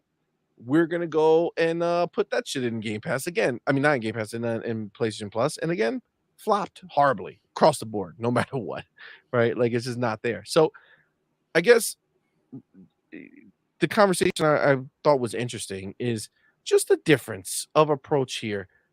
PlayStation went charge you more money. There's no words on the streets about it. Like nobody's up in arms about it. The media didn't come for their heads, right? About raising the price substantially. The media is not coming every month saying, guys, this is what we pay extra for.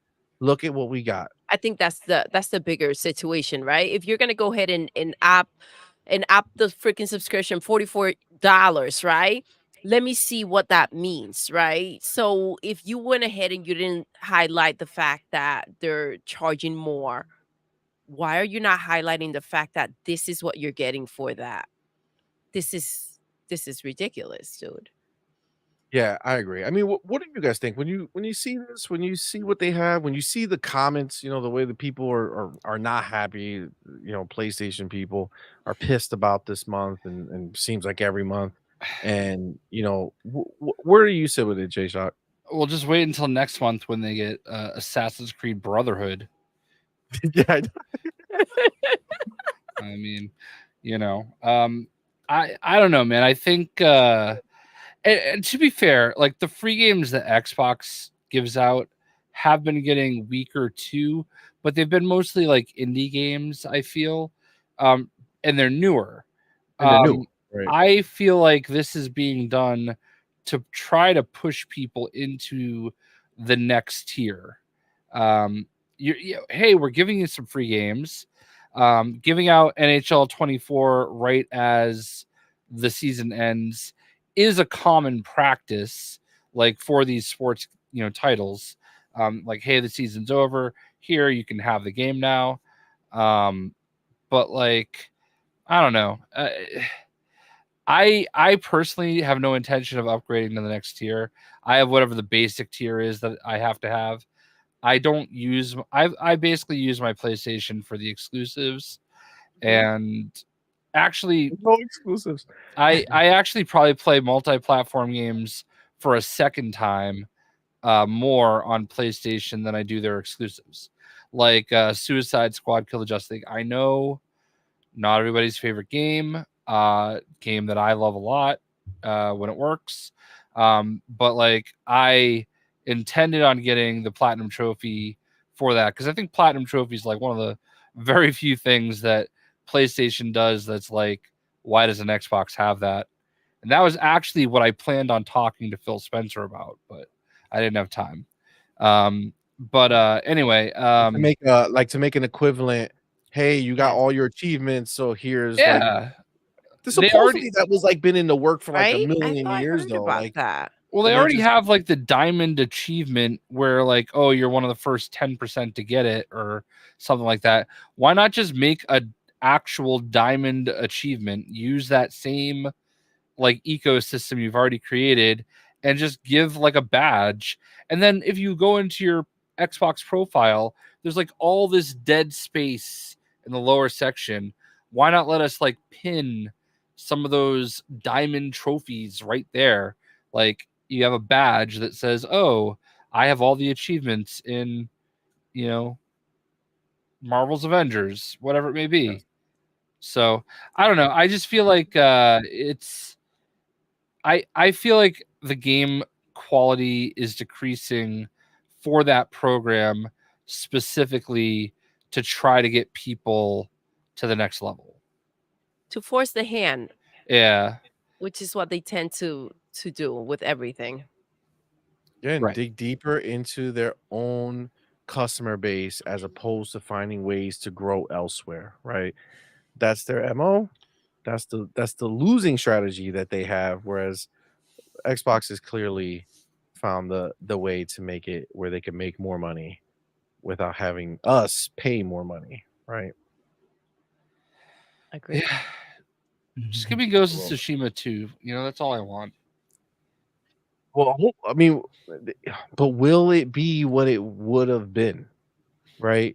Like, as much as you want Ghost of Tsushima 2, like Ghost of Tsushima 1 might be the biggest and best version of a Ghost that you get, because at this point they were making everything with a multiplayer, twist on it, because that was the mandate.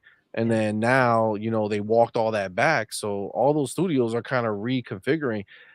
People talk shit about Redfall, and Redfall was what it was because of that very mandate that Bethesda had put on them before Xbox bought them. When Xbox bought them, they started ripping all that stuff out, similar to what Ghost and what all these teams that were making games are going to be doing now, if they're shifting back into single player. Sorry, who knows? No, I was just gonna say, and hopefully they don't turn out the same way, right? I really thought Redfall was going to be a cool game. I got to go to an event in New York City, and I played it like a month or two before it came out, and like those devs that were there, like they seemed really excited about it. I mean, and what we played was obviously, here's the challenge in going to events like this. You're playing like a curated like piece of content, right? So you can't really tell like beyond something that they built specifically for this event, a demo, what it's really going to be all about. And, I'm sitting there playing with devs watching over my shoulder and, kind of giving me hints and stuff like that. I'm like, oh, this is dope. This is going to be great. And then it came out and oh my God, I felt so bad. It was so bad. Yeah. You're like, where's the dev?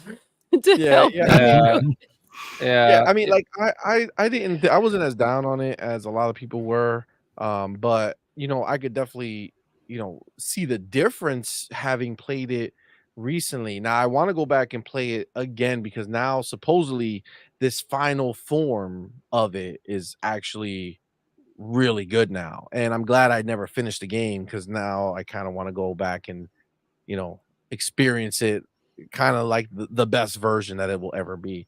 But yeah, it's that but the problem is again, they took something, they were forced to make a type of game that they don't normally make, right? That's just the reality what it is. And those devs were pumped, but because those weren't the devs that were part of the winning team before, and this is their first go around with it with this new team that they're trying to pump out this game for. And the reality was that they had to, and I mean it's a good thing, they had to rip out some stuff, but they couldn't change it all Yeah. 100%. I did And sorry.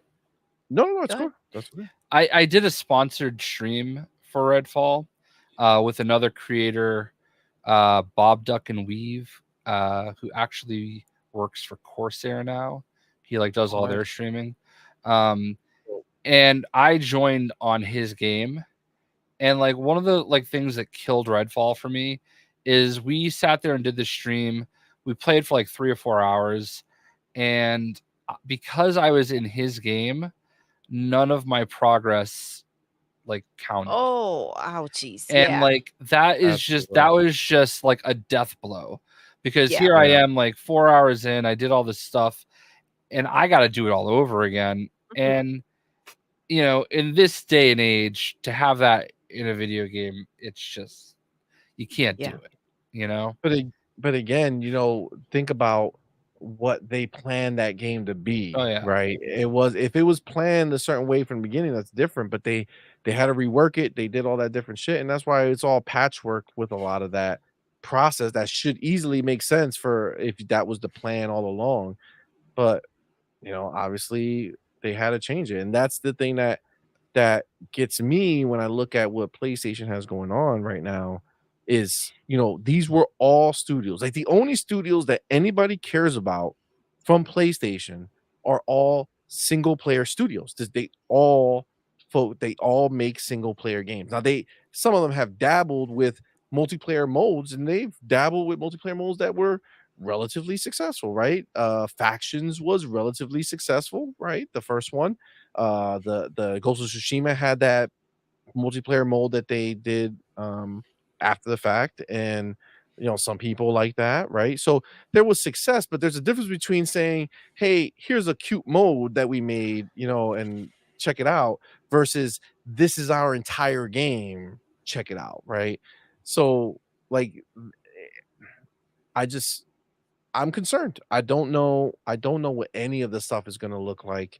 And with the words that they were saying, talking about scaling things back, again, this is not they didn't say, don't worry guys, forget everything we've been talking about, we're going back to the same way. No, it's been from Hiroki to Toki, Herman Hulse, they're all repeating that. Even the CEO guy of Sony, I forget his name, but they all have reiterated that the money's not right. Yeah, they're not going to They're throw not. money at the situation to Yeah. fix it. So what kind of mess are we going to actually So it's get? scale things back, do smaller experiences. We don't know what they're gonna do. If I'm they release not these really games. I'm That's not another very question. hopeful. That's another thing. I mean, something will come out, but what that form is gonna take, or how long we're gonna have to wait for that, right? And that's gonna be the bigger question. So I don't know, but I do have a super chat here from the homie Will Broke Boy Lewis. Yo, Broke Boy in the My dude. building. Thank you, my brother, for being here, What's man. I up, Will? appreciate you, homie. Thank you for Thank that $10 you. super chat. It says, Thank you for I'm going to rocking be a out. little fair to PlayStation on these 3 games. These are not the additions to the sub service. These are the PlayStation version of the former games with gold that Xbox, and they weren't very good. All that Xbox had, and they weren't very good. I mean, I can appreciate that, Broke Boy. I feel what you're saying. I think that, things happen at different times, right? So if they were pumping these out and Xbox was still pumping out games with gold and given like crap games that were just like really bad or whatever, that's one thing. But I think now, you gotta match with what's You have your higher competition, expectations, right? And yes. the competition doesn't have this type of scenario anymore. We're not getting 5-year-old games for the most part, right? We're getting, typically day one games or newish games that are, and not just a few, right? You typically get a good amount Yeah. every month, right? So um I feel like I have the premium tier because I paid for it for the year or whatever. And God, like why? Like I don't even have any purpose for it. I don't like games like this. Like, what are we talking about here? Such a waste. Such a waste. Fuzzy, Mhm. Where you what at are- with this? what are you at with this, man? What do Well, you I, think? Are I you had a little bit of downloading these as we speak? well, I had a little bit of a weird gripe earlier today, and it's funny how you'll hear complaints about when there's an advertisement on like your Xbox dashboard. Oh, it started off asking me to buy Call of Duty, and some people make a big to do about it. I haven't been subscribed to PS Plus since I would say before their price increase because I didn't really use it. Like I used to call out PlayStation guys for like, hey, why is nobody playing Ghost of Tsushima, the online stuff? Like there were very few in the PlayStation community that are the vocal few that were playing it. So I like if I can't find people to matchmake with or people that I matchmake with that stand in fire and then wind up I have to res them.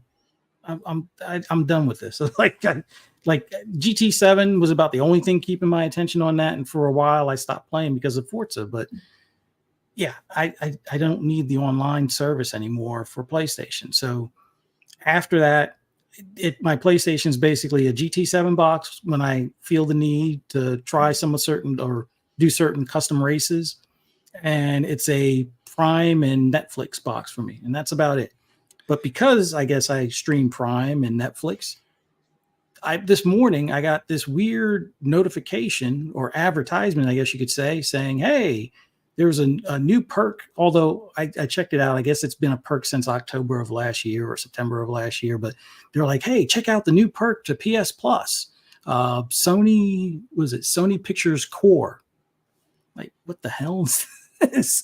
So apparently, I guess to convince me that PS Plus Premium is a worthwhile thing, since they see I stream, Netflix and Prime Video, they're like, hey, you can get Sony Pictures Core with PS Plus Premium. I'm like, I don't want this, but nobody's going to complain about seeing that on their dashboard for a PlayStation. No, you won't find that on Twitter anywhere. But I understand they're free games. We should be thankful we get free games with any of these services, but a lot of these games are already either purchased. Like with me, I bought Borderlands 3 the day it came out. Bought the $100 bundle or whatever it was. And I got the loot box. Yeah. And after that, it was like, I think I played it for about maybe a year off and on mostly. After all the DLCs and stuff like that, we'll come back for like the DLCs a couple of times. And then I've put it down. I didn't buy the Tiny Tina game, but it wasn't anything against Borderlands because I actually really enjoyed that game. It's just that there have been other games that have kind of grabbed my attention in between that time frame. But Among Us, it's like a $5 game. And I think like Jay said earlier, it's like, who is this for kind of thing with like, if you don't have Among Us by now, you probably don't want it. So it's one of those things where, yeah, it's free to play on mobile. I think it's free to play on PC and it's $5 on console. And I remember seeing it on sale for like $250 because I think that's when I actually paid for it. But yeah. And then what NHL, yeah, we're already getting that with the EA Play. So it's like, I can't really knock free games. I mean, I guess if somebody subscribed to that, that's a bonus. But I was expecting, like, since we just got Callisto Protocol in Game Pass, you would think that they would get something like that. Good game.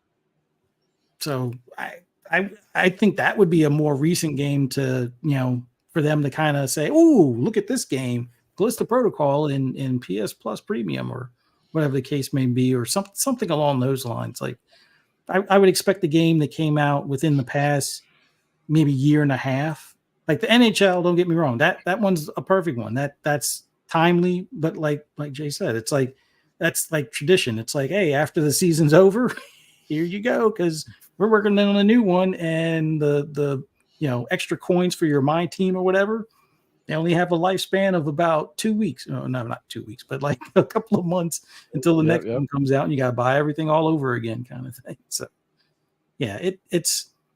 I'm glad to see, at least on the Twitter post, that more PlayStation fans are like, "Oh, this is trash." Well, not saying that the games are trash, but it's like, at least, complaint. We're making or voicing their thoughts of how they feel about how lackluster it's been over there for them in some regard. And I'm pretty sure there's some that'll be like, "Oh, well, we got Stellar Blade," and that's fine. 1 million of you bought Stellar Blade. Happy for you. Maybe that should be one of the Premium Plus. And then they could tote that, oh yeah, we've had 5 million PlayStation players play it or something type of thing. But yeah, I don't know. The free games aren't going to be enough of a lure for me to ever sign up for PS Plus. Like, until PS Plus does a better job of, I don't know, putting more recent stuff or giving me more initiative or incentive, I should say, to sign back up. Like, it's great that there's the Sony Pictures thing. That's awesome. That's something in their wheelhouse. Maybe if they included Funimation or whatever as well, and well, I guess they do. I can't remember if that's part of it or if it winds up being free. I think Funimation, didn't they like have a whole big deal when they absorb or got rid of the they merged them, but they got rid of a lot of the content from they merged it with Crunchyroll, right? Yeah, something like that. So it's like it just feels like there's not enough voices against like some of the bad practices that PlayStation does. Like, I'm still amazed to this day that they don't have a good refund policy. Like, you download it, it's yours forever. And the thing that cracks me up about that whole deal is with Concord. Hey, that beta is in July, but to get access to the beta, you got to pay for it.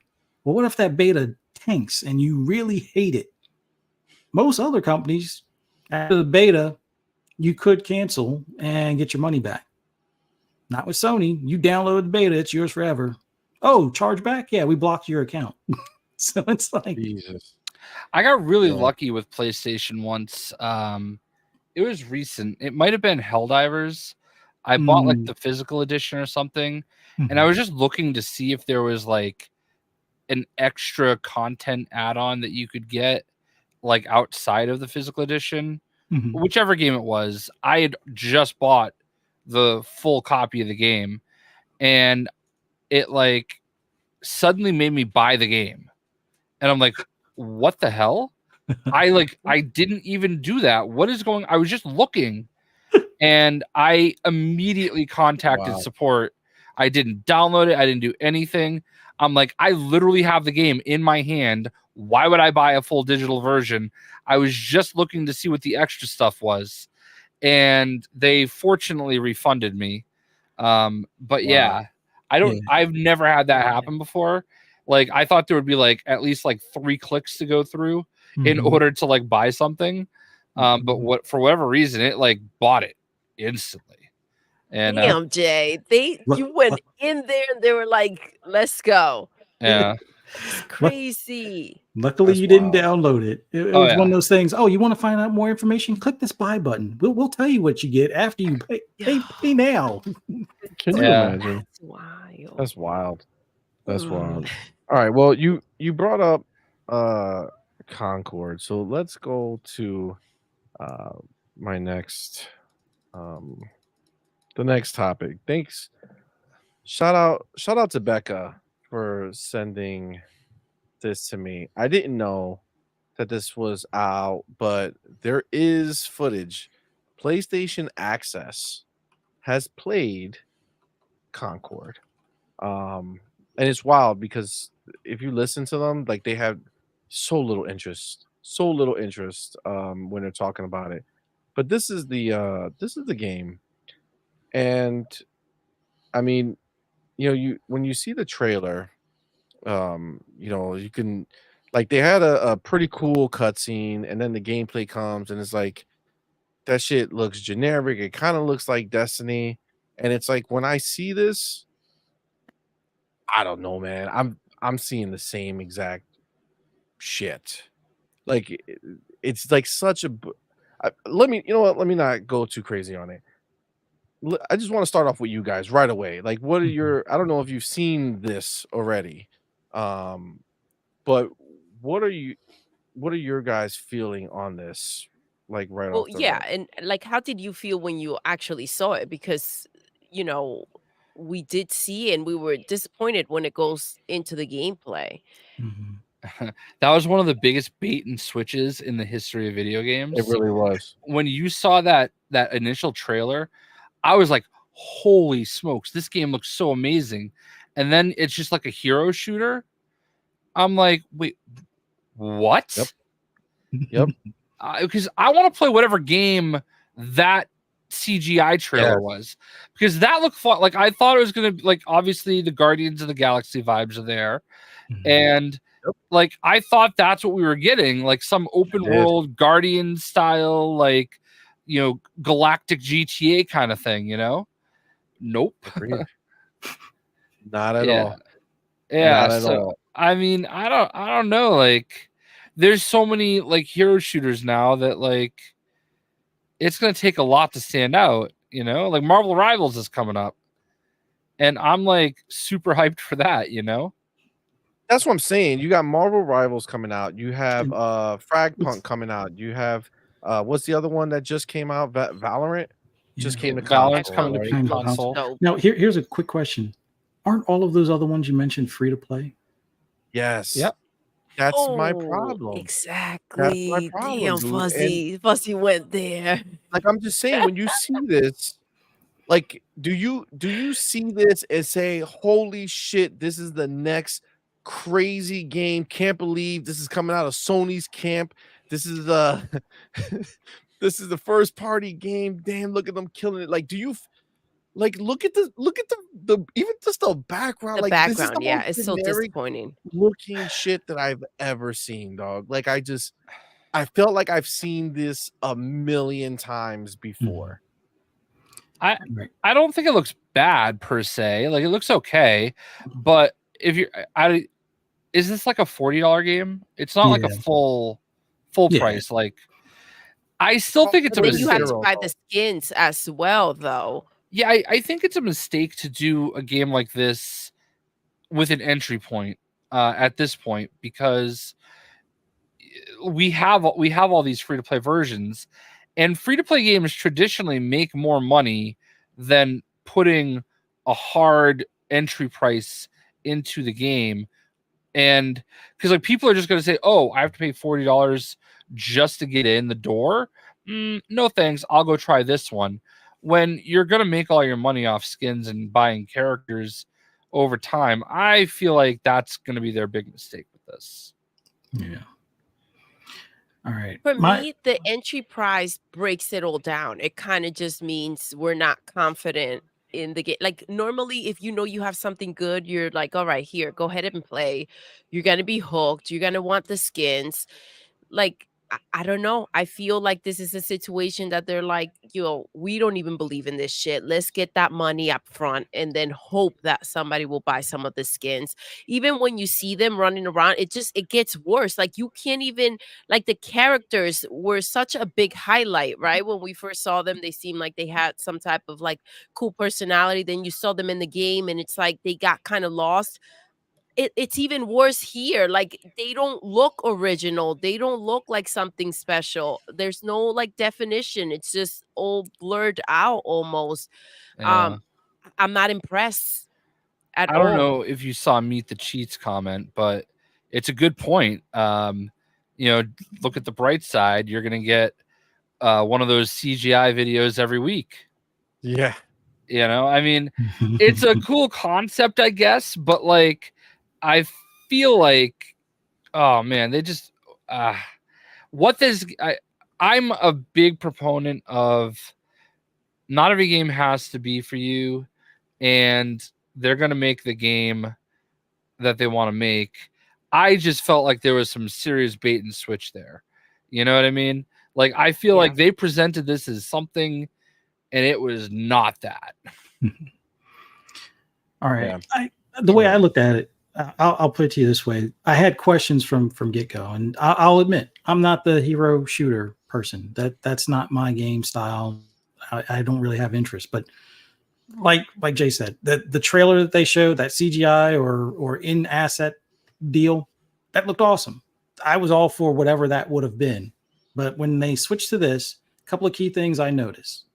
Well, one thing I noticed at the tail end, they talk about pre-order, and that's what made me question, are they going to try to charge for this when Marvel Rivals had a better showing in the same state of play, and we know that's free to play? I was like, you're really going to ask for money after Marvel Rivals just blew this game away? Okay. Secondly, they focused on these characters, and they said there's like 16 of them. Tell me why the other team doesn't have a healer to match like that vacuum guy, or a tank to match like the made out of diamond skin guy. Like, normally you have a 1-for-1 healer versus healer that's going to be like along the same size and range, and a tank versus tank. You mean to tell me the lady with the blue jacket, the blue trench coat, is the tank? Like, why does the other team look like they're generic? And I was like, oh, is this supposed to be 5-player co-op against bots? Or is this 5 people versus 5 other people? Now, do I see like these generic characters every time, no matter what team you're on? Yeah, you may be the diamond guy on your team, but the other team sees you as the girl with the blue trench coat. Like, what are we doing here? Why does it not look like a matched team? It just looks like generic. Like, other than the 2 bigger characters, most of them look generic. Like I said, I'm not the hero shooter guy, but from what I've seen of Overwatch and a few other hero shooters, usually you have some sort of symmetry. It's like they won't be the same color, but it'll be like they're like similar sizes, similar weaponry, or something to like counter one another. It just doesn't feel like this was thought out, or it's ready, as in, why not show all of the 16 characters or however many that they're supposed to have? But that it did not land as something that would be of interest in a post Valorant or Frostpunk or Marvel Rivals landscape. Like, this does not seem like, I'm not going to call it dead on arrival, because hey, maybe the PC crowd saves it. But I think it's dead on fucking arrival, bro. I can't see anybody justify. How can you justify the cost? I mean, again, listen, is the game fun to play? I could tell you that listening to these people, they didn't seem like they thought it was very good. Okay, they're a PlayStation Access team, so they didn't outright say that this was bad, but you could just hear the way they're talking about it. She's like, yeah, I was just playing and I kept just dying, and I'm like, where? And somebody can just, like, one of the characters can fly, and you're fighting everybody on the ground, so you don't look up because everybody's in front of you. And it's like, why is there's random person just up above shooting you? And it's like, I guess you got to get used to it, is what she said. It's like, doesn't seem here's like a question. Oh, I'm sorry. No, I was going to say that the question I have is, how many people were jumping up and down for Lawbreakers? I think there were more Xbox people that were like, hey, bring it over here, than anybody on the PlayStation side. And I understand why Cliffy B put it over there. He explained it, and he he voiced his regrets. But if Lawbreakers didn't move a needle over there, how do we think this is going to? You want to hear something funny? I actually got like the limited run games version of Lawbreakers. Literally never played it once. What's a collector's item now? I was gonna say it's probably worth more in there. Absolutely.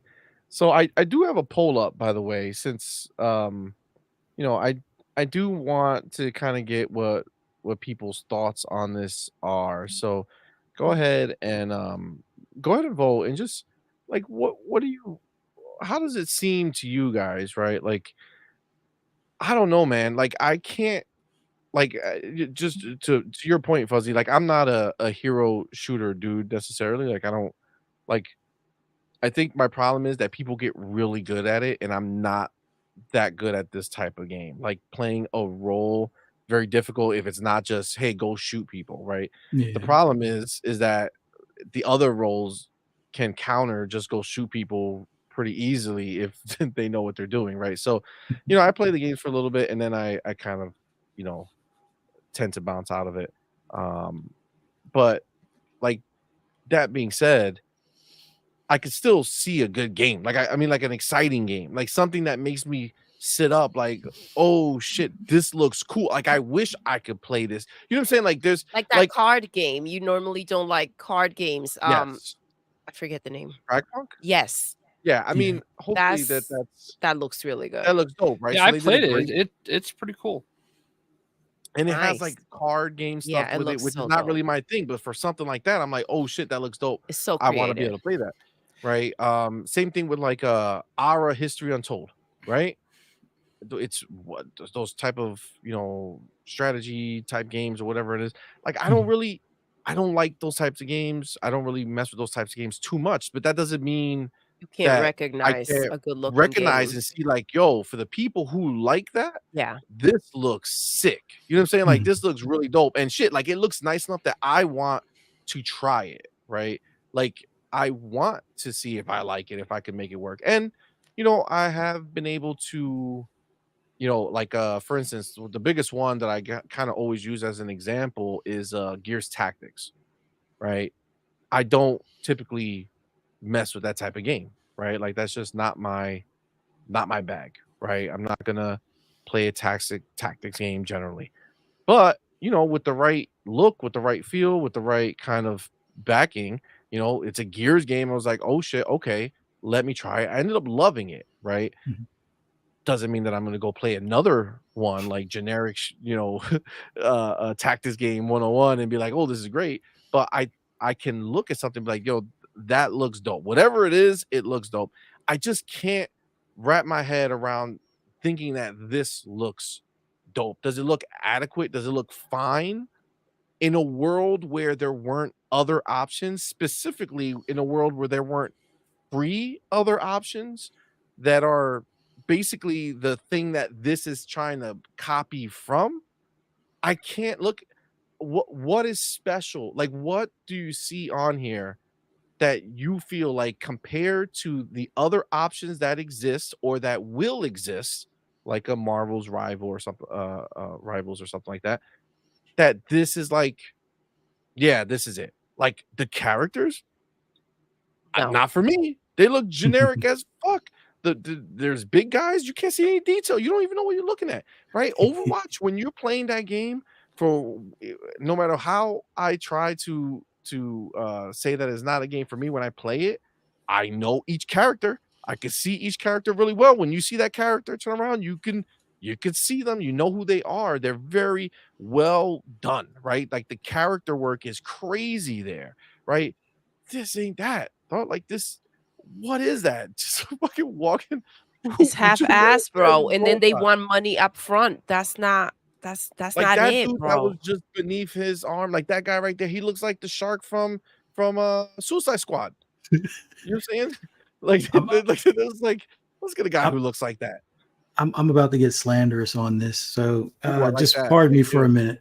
It's okay. Okay, so remember why Sony bought Bungie, right? They were going to help them with this whole games as a service type of thing, and you could see some Destiny like PvP like movement stuff in here, right?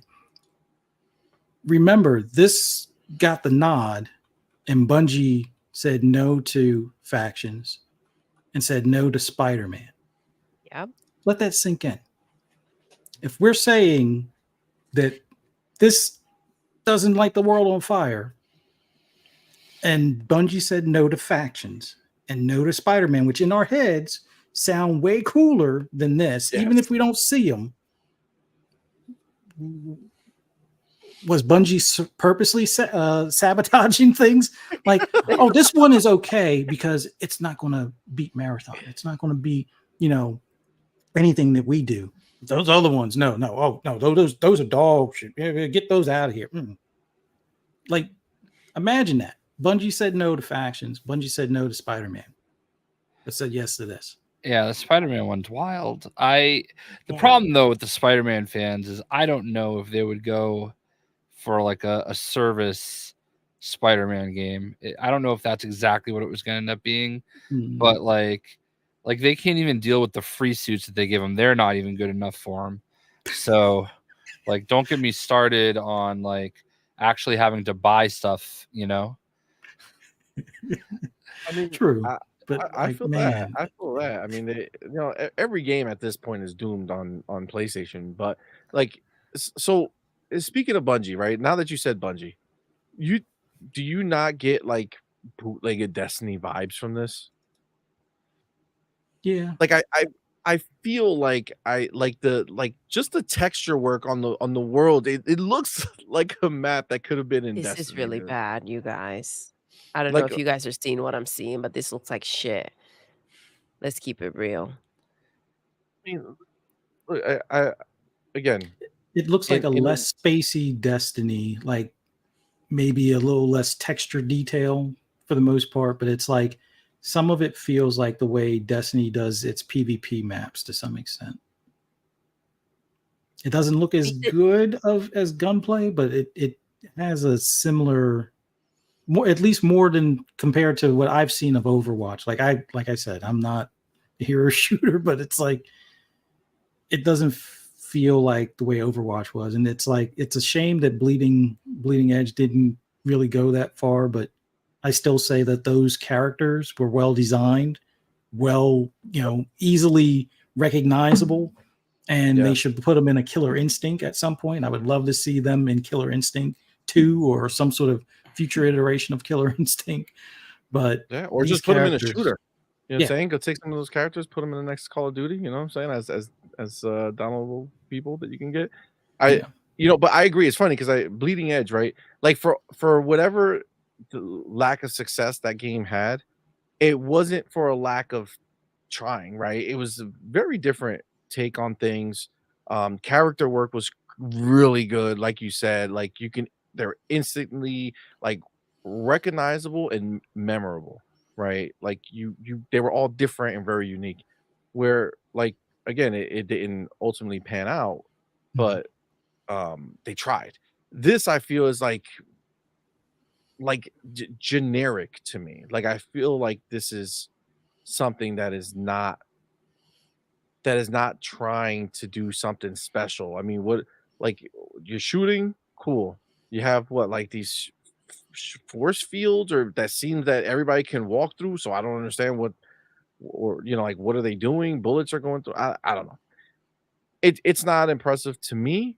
I can, again, if this was free to play, I would be like, well, I don't think it's gonna take off, but I could see somebody being like, oh, this is kind of like Destiny, and it's my vibe, right? I don't know.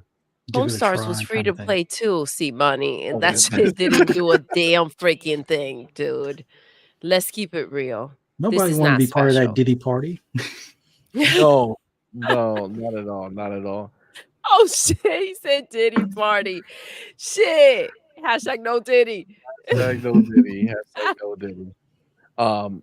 Just as a update, right? So I gave you 4 options for the game. I said amazing, great, okay, and generic trash. So generic trash is winning at 67% right now. Just okay is at 29%. Great is at 1%, and 3% is amazing. Somebody's trolling. So, well, I mean, we have 3 people here. Are trolling. Somebody, I think it was Froggy.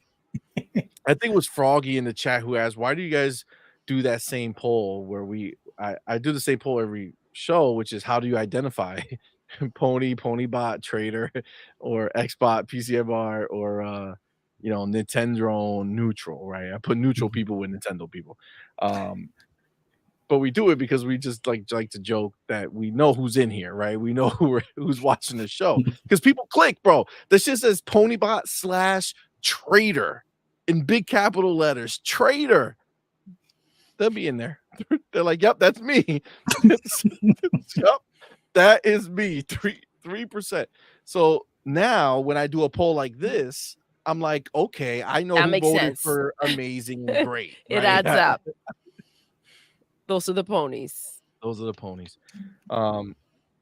Yeah, Becca sent this to me. I didn't know it was out, and we had such a fun time talking about it when we saw the showcase that I figured let's bring it back when it comes to now that we see some people playing the game in a more long form version. Okay, so gun to the head, just to kind of get your pulse on it. Game's $40. Okay. Fuzzy, are you buying Concord? No, absolutely not. They could pay me $40 to play it, and I think I might still turn them down. Are they paying me to play it? Is that how we're getting that $40? Okay. So and J-Shot, what do you think? I mean, do you feel like this is like something that you would pay for? I mean, I'll play the free beta, but there is no shot I'm spending $40 for this. I'm not even like a big hero shooter guy either. But Marvel is Marvel, so if I'm gonna hero shoot, we're gonna do it with the Marvel characters. Yes, and that's why that Spider-Man game that Fuzzy brought up, that's why at least it was someone like they had characters that we knew, right?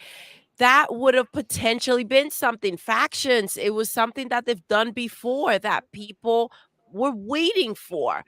But to put this out and cancel those games, that's just freaking crazy. Yeah. I don't know, man. But we do have a members chat and a super chat, CMoney, if you want to get okay, those. let me get them, and then we're gonna we'll move on. So we'll get our homie J-Shock out of here. Because I know he has to get going. Appreciate you rocking with us. All right, so we got the homie Will Broke Boy Lewis, my dude. Thank you for being here, man. What's good? Thank you for being a member for 1 month, man. Appreciate you, homie. Thank you. You know, he was on Boom Show. Yo, Will has been 37 months. Oh, wow. 37 months on Boom Show. That is awesome, dude. That's awesome. Crazy. That's really cool. That's super sick. He says PlayStation actually helped with the development of Callisto Protocol. Reportedly 150 devs, and now it's on Game Pass. Yeah. No, you're right. It's funny how that worked out. The homie Game Shark, thank you, my brother, for being here, man. Thank you for that $2 super chat. Says Concord looks like dog shit. That's been tampered with, for sure. I feel that. And Vic, the motherfucking click, thank you, brother, for being here, man. Thank you for that $2 super chat. Says game's trash, won't even invite to a Diddy party. Oh shit. Damn. That's wild. Oh, damn. Well, I guess we got the true feelings of and not even to a Diddy party. Not even to a Diddy party, bro. Yeah, okay. Well, listen, appreciate that. We're gonna move on, but before we move on, Jay Shock, man, my dude. Thank you for rocking out, Jay. You're awesome. For rocking with us, man. We appreciate Anytime. you, homie. No, I appreciate coming on. I love talking to people, obviously. Fuzzy, nice to meet you. Nice meeting you, very Jay. You're very well spoken. So Thank you. I definitely appreciate, and obviously you guys are great too. So but I appreciate being here, and I hope everybody has a great night. You too. Check it, guys. Check him out on his channel, J Shock Blast. He does a lot of dope content. Go check him out, you guys. Super Appreciate dope, you. dude. All right, y'all have a good night. All right, brother. Have a good night. Later. Peace out. All right, and then there was one. The Fuzzy. Yo, what are they trying to get us to buy? What is going on with PlayStation, bro? This is ridiculous, man. Like for the most part, I think at this point, PlayStation is starting to realize that Microsoft is no longer on restraint. This is what it comes down to. So they're going to have to figure out something quick. I don't know how many more remasters they got in them, or if they still got, what do you call it? Insomniac still on track for Wolverine that's already out on PC, or if they're going to, push forward with Venom or something like that. But the one thing I'm looking forward to on that side is a Ghost of Tsushima 2. But who knows when that's going to be coming out? Like, it doesn't seem like they're close enough to even talk about it. Like, you would think if it's going to come out in the next 2 to 3 years, they would have had a showcase by now. Rumor has it they're supposed to be a PS5 Pro, but the only game we've seen that will probably debut on the PS5 Pro as a pack-in is Astrobot, which I know there's a handful of PlayStation cats that are looking forward to that, and more power to them.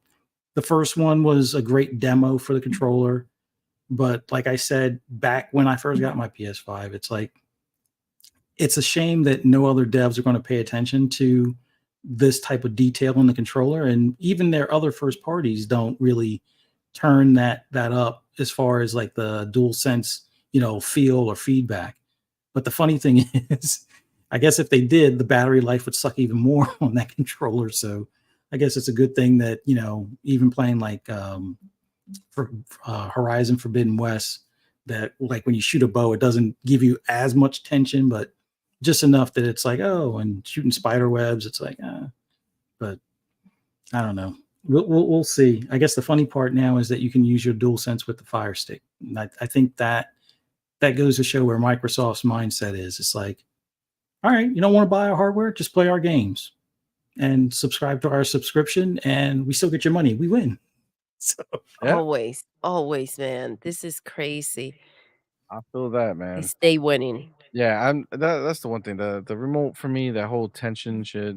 It's like there's one thing where it's like if the like the vibration when they're like when it's more detailed vibration, that I feel is worthwhile on the remote, right? Like that works. That tension shit, it's like cool when you first do it, and then it just becomes like, oh goddamn.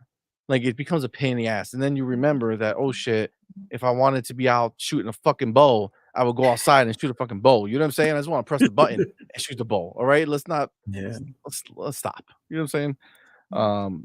That being said, let me get this came out and I was very, very Let's get Will real quick, if you don't mind.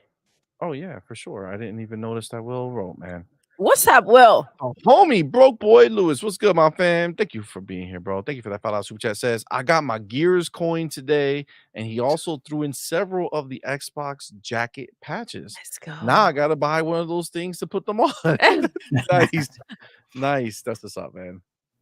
Yeah, Will won Boom's like his giveaway. So That's dope. awesome. That's very dope. Congrats, Will. Yeah, man. That's awesome, bro. All right, so this here, I don't know if you saw this, but I saw it and I'm pumped for this. I think this is really dope. So Ubisoft has confirmed that they're making Assassin's Creed remakes, okay, that they're on their way. And a quote from it is saying that, wait, did I didn't take my stamp. Look at me. Look at me doing some crazy shit right there. Okay, so the Ubisoft CEO Yves Guillemot has confirmed that Assassin's Creed remakes are on the way. One of the quotes is that, firstly, players can be excited about some remakes, which will allow us to revisit some of the games we've created in the past and modernize them. There are worlds in some of our older Assassin's Creed games that are still extremely rich. Facts. I agree with that. So they say last year it was reported that a Black Flag remake was in early development. Now, if we go, oh, they say it there, but if we go to this one, Insider Gaming, he says that he can confirm that one of those games and the engine it's using. So it's clear that Black Flag seems to be the game that everyone believes it to be. So there's actually more to that. So firstly was the part we just read. All right. And I guess if you go here, secondly, to answer your question, there will be plenty of experience variety. The goal is to have Assassin's Creed games come out more regularly, but not for it to be the same experience every year. There are a lot of good things to come, including Assassin's Creed Hex, which we've announced, which is going to be a very different game from Assassin's Creed Shadows. We're going to surprise people, I think. He didn't confirm what remakes are coming, but Insider Gaming has reported on the Assassin's Creed Black Flag remake in development. That game is under the code name Obsidian. On top of that, Insider Gaming has seen a brief footage of Edward Kenway in the remake under the condition that it not be shared. As far as the engine being used for the Assassin's Creed remake, it will be using Anvil Pipeline engine that Insider Gaming first reported on back in March. This isn't a completely new engine, but is a major evolution in what Ubisoft studios are able to do when developing the game and requires substantial changes to the in-game animations, parkour, and more. So for me, like, again, I completely understand the idea of, people being tired of remakes and remasters and all that shit in general. For sure. Like, I get that, right? But I think once you get to a certain age of a game, if the game was good, I don't see anything wrong with you bringing it back, put a coat of paint on it, and bringing it up to times, right? I look at Black Flag. I think that's a great game to bring up because honestly, it was probably the best Assassin's Creed game of its time. It was a phenomenal game. Loved it. So I definitely feel like that coming up to now times would be beautiful, stunning, amazing world.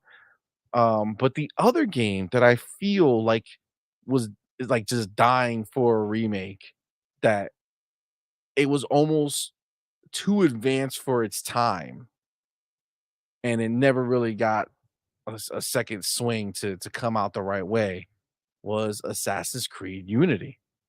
I feel like Unity came out, it went full next gen, like beyond next gen. Like it's almost like they didn't realize how next gen they were going when they were making the game. Almost like somebody at Xbox and PlayStation were like, "Yo, this is the power you're gonna have. Like your power is gonna be up here." And they're like, "Okay, dope. We're gonna make this crazy game that's gonna fit that." And then like the console came out, and it's like, well, it's actually like down here, right? Like We lied.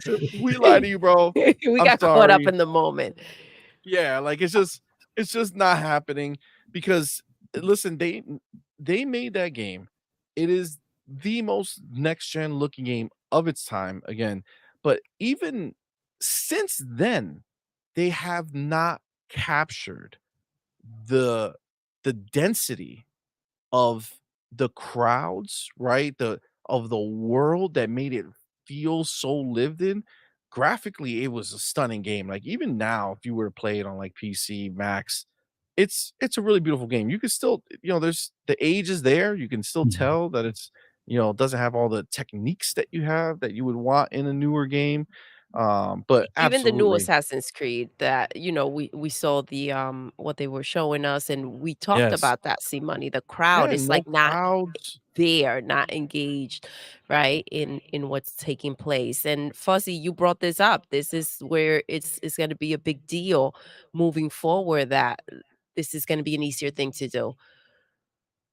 Yeah, having the NPCs be more engaged and more dynamic as far as like how they react to things that you do, or being able to kind of blend in with them will be huge on next gen. But like I like the fact that they're doing remakes, and I say this jokingly to some extent. I'm glad they're remaking games that are older than 5 years. So Yes, we've seen a fact. platform out there remake games that are almost like maybe 2-3 years old. So it's good that they're going back to some of the older titles, but Unity would be a nice one. I almost feel like Unity could almost get a little bit of a rework, where if you could incorporate the co-op during the main story, like I think it had co-op or multiplayer or a segment to it at some point, but I think if you could incorporate that throughout the main story kind of thing, maybe they work some of their not wouldn't say multiplayer magic now, but like how you have co-op available in like a game like Division. And yes, I know totally different genre than what Assassin's Creed is, but to have that type of capability possibly would be nice to see in Unity. And I think this hardware is absolutely more than capable to handle something like that. And the next gen will be even better for it. But yeah, Black Flag, glad to see that they're going back to that. I mean, maybe if they do a little bit of a remake and then a new title and then a remake and a new title, I think that would be a good, strategy for them. Kind of like Capcom with Resident Evil. Exactly. I think that'll be I think they very well might be thinking that too.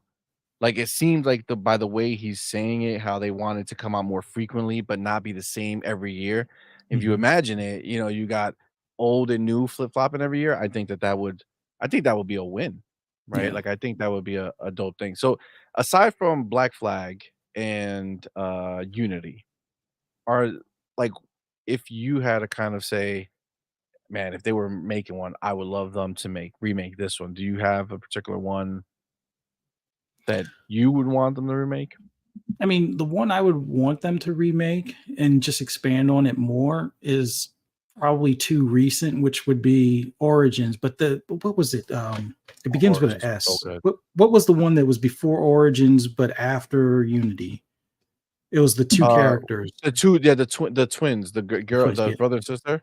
The one that was in like the UK or something like that. Yeah, it was like in the UK or something. Assassin's Creed. I bought it twice and I can't remember. Syndicate. Yes, Syndicate. I was about to bring in our geek. Yep. Syndicate. Absolutely. Nah, I think that one, because of the combat, like the fighting combat or hand-to-hand combat, might be a good one as well. And then that dual character role, but then it's almost like they're using that dual character role, much like I guess we're going to see a modern version of that with Shadows, because I liked aspects of that where you could choose between the two, and then we're getting that now with Shadows coming out here soon. So yeah, I definitely think Syndicate's up for maybe a little bit bigger, well not bigger, but a refresh after like Unity. So do Black Flag, then you have Shadows is coming out. You do Black Flag, then you have Hex, then you could probably have Unity, and then whatever new one is after that. Which at this point, I wonder if they go completely left field and try something like in the future where you're in whatever the current time for Assassin's Creed is, and then the whole game is centered around that, and you can bounce back. And because they had talked about this before, where they wanted Assassin's Creed to be a game where you have like a central hub, and it's almost like you're at the office where you can hop in one of those machines and do your history tour and have something like that. So it would make sense to have a future one that could be the hub, and then link the other ones that come after it, or even some of the ones before it to it, type of thing. But that might be a bridge too far for Ubisoft at that point, because they already got their hands full with Beyond Good and Evil. I still want a Division 3. We know that there's a Far Cry 7 possibly in the works, although no idea on who the people are going to be for that one. I know there was a rumor for one guy to be the villain, I guess, but I think that was debunked or something like that. But yeah, Ubisoft's got a lot of IPs that they need to get on top of, especially Splinter Cell. And that's another one. We know it's in development for the third time. Where is it? So I don't get it. I don't get why that game is not out. Frankly, I don't understand why Xbox doesn't say, hey, make this for us. Like, just make it a Splinter Cell game for Xbox again. You know what I'm saying? Bring it back to when it was just, exclusive, right? Yeah. That's what it was his best, right? Far It was Cry exclusive. has some good ass villains, by the way. Far Cry be having crazy villains. Oh, I yeah. do have to say, I don't know what happened with this last one with 6. The villain was great. Yeah. But like I feel like the game didn't grab me to play as through. you thought it would. Yeah. Yeah, like so Far Cry 4 was the last one that I beat. Mhm. And then Far Cry 5 with the like the redneck, church crazy people type shit. That was wild. I played a lot of that Yeah. game. I did not beat it, but I played a lot of it and I enjoyed it. But 6, It was good, but it gets a little crazy. it gets a lot of crazy. Yeah. But the this last one, I don't know what it was. There's just something about it that did not like hit for me. And I tried playing it, I played it for a little bit, Mhm. and then I tried doing it again, and I don't know, man. I don't know. It just couldn't grab me. But I saw Hargeet, I and knew you were gonna like that. he said so my if I'm being like if I get my wish, I would just want them to restart. Just Just from the remake beginning. right from the beginning. I feel like they can do that though. Mhm. Like it's freaking Assassin's Creed. And like you mentioned, Fuzzy, this is not like, how PlayStation's over here remaking games are like 3 years old and shit. It's like this has substance, this matters, this is a big deal. This is how you do it, right? Yeah. Yeah, it would be a perfect time to revisit that trilogy. I mean, for the most part, you're looking at some of the most beloved Assassin's Creed characters. I mean, arguably, some people say I forget the guy's name for Black Flag might be one of the favorites, but Edward the Ezio collection I think would be the way to go. Have them remake it. They could split it up in a way where it's like we said, where it's like alternating between new and old. Or do it as one lump sum for all three, and then go off in a different direction for like a more recent one and so forth. But yeah, they have the talent, the people, and the know-how to be able to do it. It's just the one thing I always fault Ubisoft is what's his name, Eves or whatever, Gamo or whatever.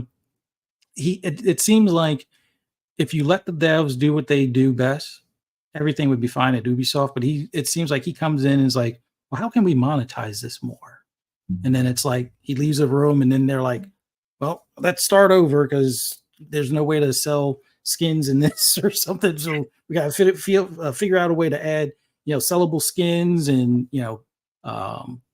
was it like those quick time packs where it's like materials and things like that. So I don't know. I think a lot of times it just feels like he's the roadblock for things like Splinter Cell or even Division.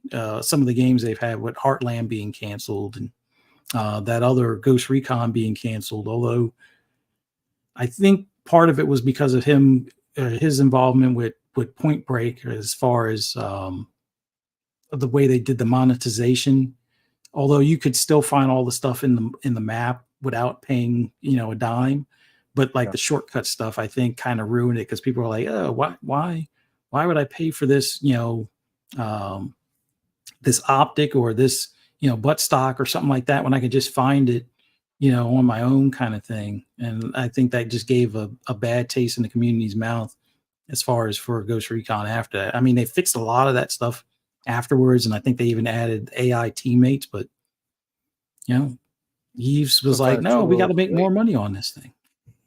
Ghost Recon used to be the shit. It used to be really good. It's funny because Wildlands is the one that everybody likes from the bunch, and like I played it, but I didn't get too far in it. Whereas Breakpoint I ended up playing it and ended up beating it, which is wild. Now, did you play it at launch or did you play it like after, like played it at like launch. a year later? I think I played it at launch, if I'm not mistaken. I think I played it on launch, but I played it on PC. So yeah, because I have you play the Pro, whatever they're the one that you get all the games, and it The obviously DLC and now it's on everything. Xbox, but before it wasn't on Xbox. So Mhm. I played all Ubisoft games on PC at the time, so I didn't have any issues. I was enjoying it. It was good for me. But Ubisoft. Plus. That's what Hargeet was saying. Yeah. But yeah, no, it's when it comes to these games, them remaking things and the new stuff that they're doing, I think something that we all, and I don't know if there's been further discussion. I haven't really seen much of it, but I think one of the things is we all forget that Ubisoft underwent a massive, massive change when that whole hashtag Me Too movement was around. When it was big and it was popping off, that the main guy who was basically the puppet master over there, who basically like made all the moves for all the games, like every single game went through him. He's gone. Mhm. And now, whether they have a new version of him that does that, or whether it's just Eves, or whether it's each place does their own thing, that's a very different situation. And I gotta tell you, I honestly, post that situation, post him being gone, I really don't think there's many like Ubisoft games that I've really like mess with. Like he did all of what games have come out after him? I feel like I don't remember. Far Cry 6 for sure. I think Division 2 was after him. Division 1 was in development when that stuff blew up. I want to say Ghost Recon Wildlands was probably in early development when that stuff blew up, but by the time it was released, I think he was already gone. I want to say at least Assassin's Creed Odyssey was after. Origins may have been during the time he was like where he was getting the boot at that point. But then also they had other crazy projects in development like Beyond Good and Evil, which we'll probably never see. And I think around that time, I think that's when Skull and Bones was originally being worked on. And that was another thing that I think kind of screwed that whole development time.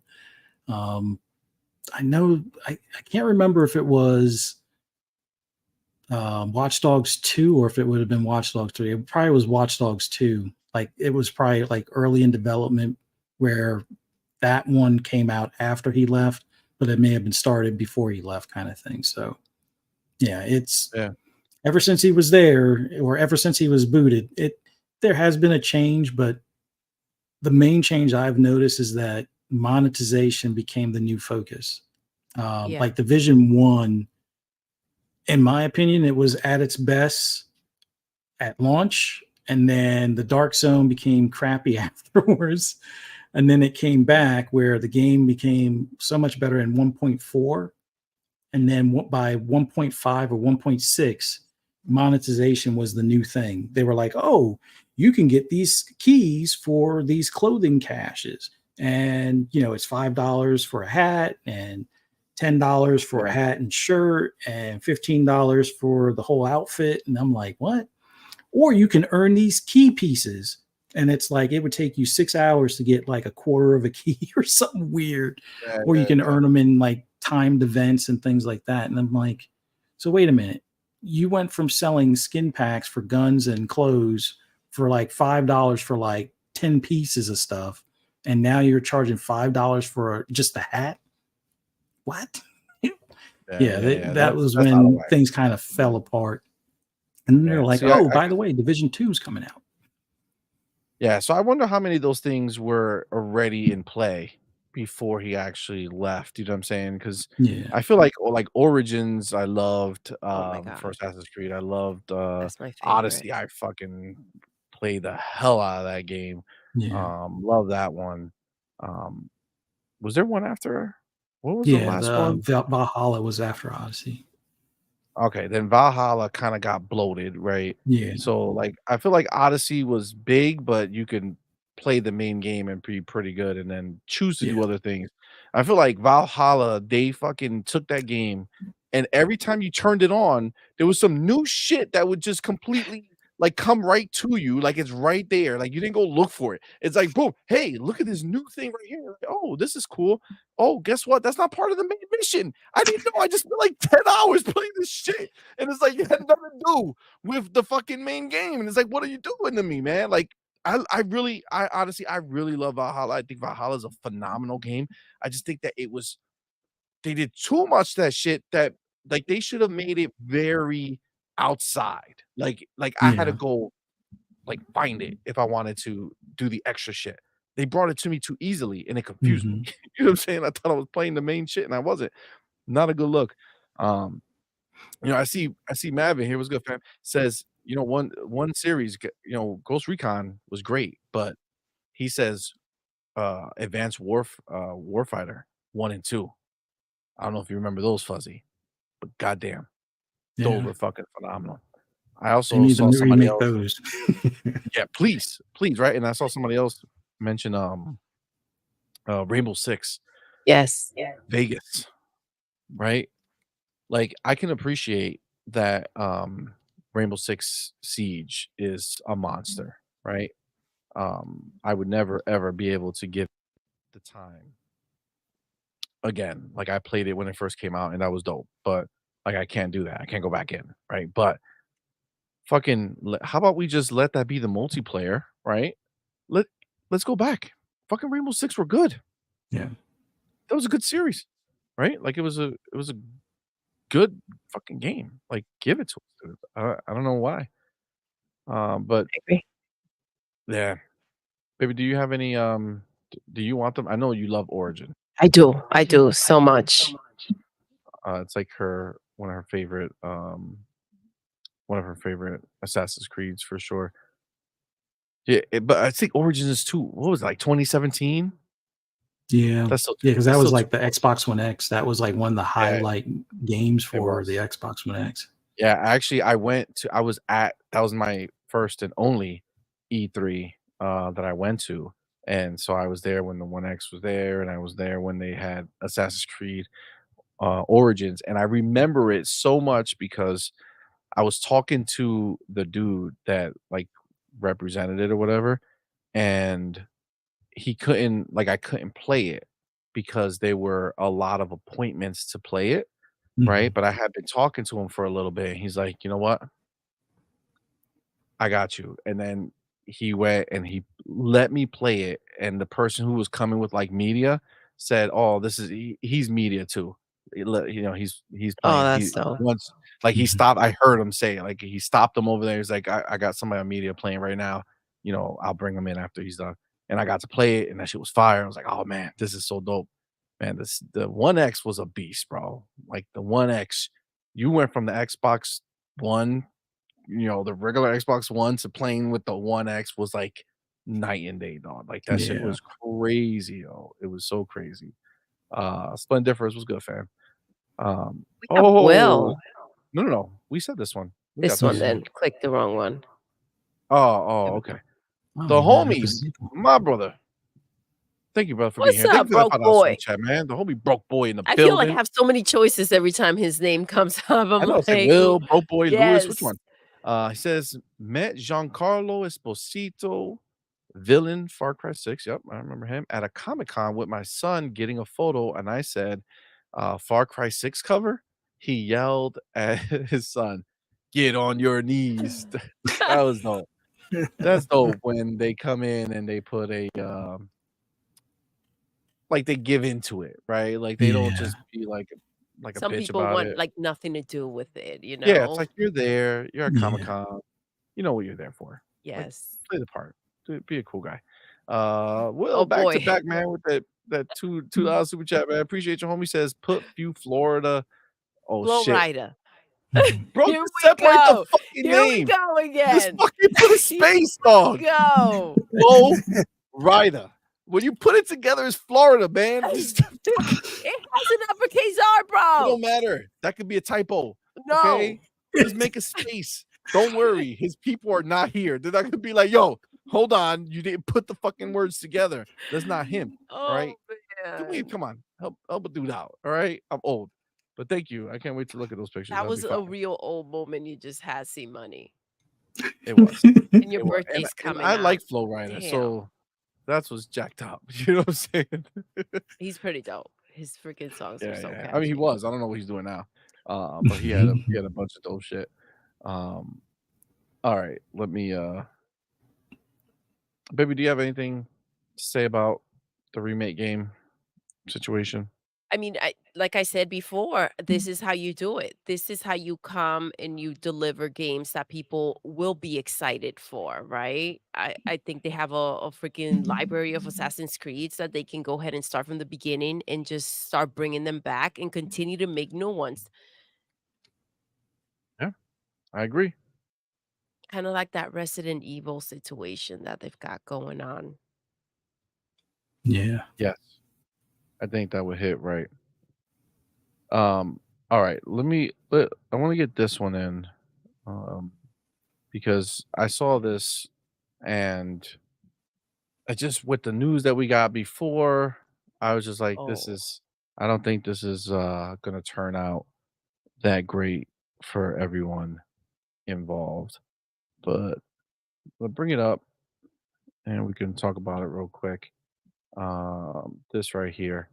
So I don't know, a few days ago, we had a conversation about PlayStation 3 select PlayStation 3 games possibly coming over to the PlayStation 5.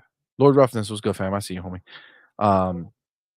So we had a conversation. We were talking about how they're not going to invest a lot into it. It's probably going to be the most basic version of it coming over. So, Digital Foundry just did some testing on some PlayStation 2 games that they got their hands on to go ahead and play on PlayStation 5 and check out the emulation aspect of it. And supposedly it is doo-doo. Like super blurry, flawed visual modes. Like it's like the art is almost changed a little bit. I saw some screenshots they put next to each other, and it's almost like the game can't handle. I don't know, like the new console can't handle the old art, so it like changes it a little bit. It's weird as all hell. And at the end of the day, now, you know, we're supposed to be looking at a PlayStation 3 situation coming to PlayStation 5, and this doesn't bode well for it, right? Like it doesn't seem like this is a good sign, right? For what's to come.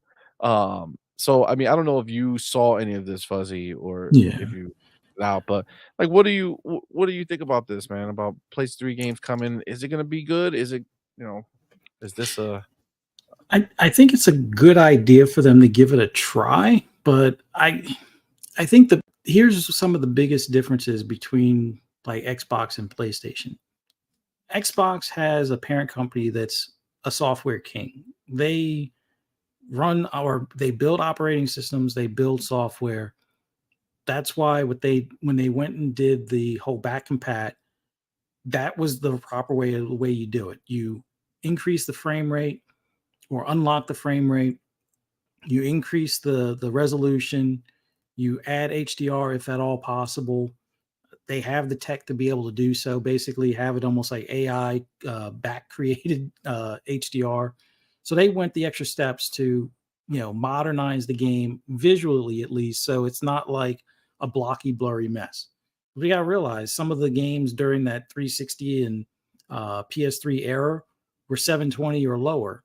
So with that being the case, you put that on your 4K TV, it's going to look like you got Vaseline smeared on the screen. Microsoft took the extra steps to do the work to get the games to look presentable, or better than presentable in some cases, to the point where they almost look good enough as remakes or like what a remaster level would be. PlayStation, on the other hand, they have to kind of figure out how to get that same effort done without putting in the effort or having the ability to put in the extra effort. Not knocking their prowess as far as making games, but if you're going after the fact and you don't have the code to convert or transfer over or the ability to convert the code, then you're kind of stuck in this lower resolution, lower detailed, mess on like a 4K TV. Now, if you want to watch it on like a old picture tube TV or an old 720 monitor, it'd probably be fine. But yeah, they'll do it. The fans will claim it's a W, and most of them won't play it.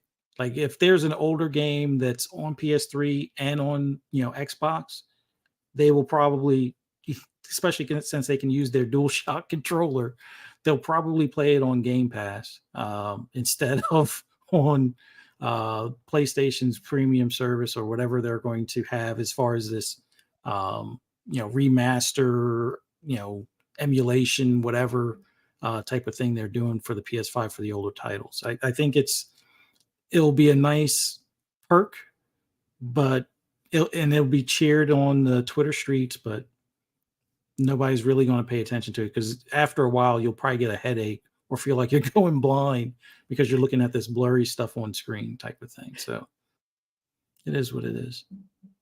Yeah,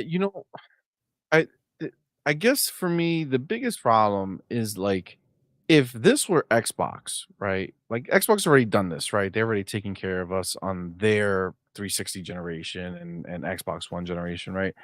But like if they were like Xbox and they were going to not only have the games play on PlayStation 5, so have PlayStation 3 games run, but that they would be enhanced by the box, naturally without anything happening, having that upres, having the higher frame rates, having the, auto HDR shit that would make it look good.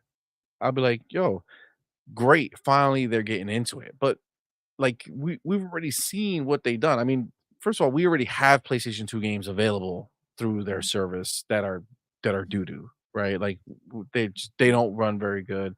And there's no real benefit, right? So it doesn't look good for them to do a PlayStation 3, and I don't think it's gonna be any different. I think you're gonna end up in the same exact situation. All right. But I'm gonna get this super chat real quick because it made me chuckle. First of all, let me get my boy Will Boy Lewis, my dude. Thank you, brother, for being here. Thank you for that $5 super chat. It says, repeat after me, CMoney. Oh my gosh. Alaska, Alabama, Arkansas. Hey, keep going. If not, you have to eat 10 mustard seeds. No, never. And I couldn't. Mustard seeds? There's no way I could have kept going. First of all, Alaska, Alabama, and Arkansas, like, are we talking states here? What is happening here? Alaska, I know is a state. Yes. Alabama, that's a state. Arkansas, is that a state or is that like a city? I feel like that's a city. That's a state. I think maybe it's both. Listen, you know that Fuzzy, help us out over here. I can't remember if it's Arkansas. I think it's Arkansas as a state, or is it Arkansas, Kansas, or something? It's something weird like that. See, geography is not the strong suit of the On Point gang. Okay, so RD for the state right here. Yeah. He says it is the state. But listen, the fact that Will felt confident enough that you were going to take it from there and give him the freaking the other 47 states. Come on, bro. Well, that's a lot of faith. That's a lot. Is it a state or a state of mind? You know what I'm saying? Like, I like that. I like that. I don't know. Have you ever been to Arkansas? I don't know. I don't believe that it exists. Arkansas. Well, there's an S at the end, though. So it's Arkansas. Oh my god. And we have the homie Splendid for his. Thank you for that $2 super chat. Y'all so toxic. We should embrace our hooved brothers. Listen, ain't nobody. I don't know. I don't know about this. No. I don't think so. No thanks. Sir X-Men. Sir X-Men going homie. Strong. Thank you for being here, bro. Thank you for that $2 super chat. Says, once again, Sony's copying Xbox 8 years later. Like, that's the shit that's like so weird to me. Like, what are we talking about, dog? Like, this is old ass shit. We're 4 generations in, 4 years into the latest generation. And now you're saying, let's do this.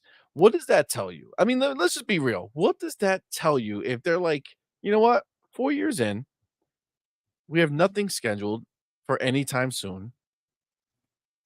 Let's go ahead and bring in the old games. You know what I'm saying? Like this is their move. like we're running for out of games to them. This has remake. nothing to do with the consumer. They're not like, oh, yo, let's see if we can bring this back for them. I heard something and I thought immediately of PlayStation. I was watching a show and I applied it to PlayStation. I don't even trust PlayStation to pass me the salt and pepper. Like that is how bad it is. I That's don't bad. think that they're gonna do right by any of this shit. They don't care. I would That's true. listen. Am I excited at the idea that they're gonna pull from? I would be right from a time where they were more innovative, where they were, making things where they were creative. Yes, that's great if they were gonna do it right. But you know damn well that they're not. They're gonna half-ass the situation. They're just trying to get that money and move the fuck on. I'm not even sure how invested in gaming they actually are. These motherfuckers are on a break. They're on a break. They're trying to see what else they can take from us. The fucking clowns and fucking people that they took advantage of that went ahead and bought the system believing that their exclusives were gonna be something. They ain't shit. And I don't see them investing in gaming. They were trying to buy Paramount 2 seconds ago. Or the movie That's theater fucking company. They're investing in fucking music, everything but gaming. True. What does that mean? They're making True. a fucking book, for God's sakes. A book. Yo, if Xbox came out here and said, guys, we're gonna go ahead and make you graphic novels, fire Phil. Drive the fuck away. Immediately. They're making a What the hell are Microsoft we car. talking Oh, about get rid here? of Satya. Facts. They're doing that instead of investing in their studios and their games. That's why they got no games. Bro, All their moves are genius. They're genius, bro. This is where it's crazy. at. PlayStation literally has no first party output of any relevance, and they still talk about Xbox. They still talk about that shit as if it's something for them that they have some type of grounds to stand on. You know what I'm saying? Like this is wild. Like they think they're shy. I'm telling you, Fuzzy, if you want to laugh, just go look at any video that we put up, right? Mhm. Just go in the comments and just look at the ponies and the shit that they say. Makes no sense whatsoever. Keep dreaming, Xbox people. Oh my God. Yo, shitbox. That's what they call it. Shitbox. Yet they always talk So, about that if you guys second keep secret crying. showcase that's going to somehow appear Oh, in yes. September or something with a bunch of Yeah. S's behind. It's like, But every time the showcase happens or the state of play happens, that's never the one. That's not the one that they're talking well, they're about. holding It's Because back. they never the still one. have hope. They still have fucking hope that somehow these motherfuckers are at work making them freaking games. They are not. They don't give a damn about you, ponies. They don't care. They're trying to just take their money and run. Horizons is on fucking Switch. It's on Switch. No, This is their new exclusives crazy. is Sonic animations. Yeah, you know what? Somebody Yo. brought that up. I did not see that, right? So I don't know where that is. I don't understand. So can you fill me in on what's happening with Sonic?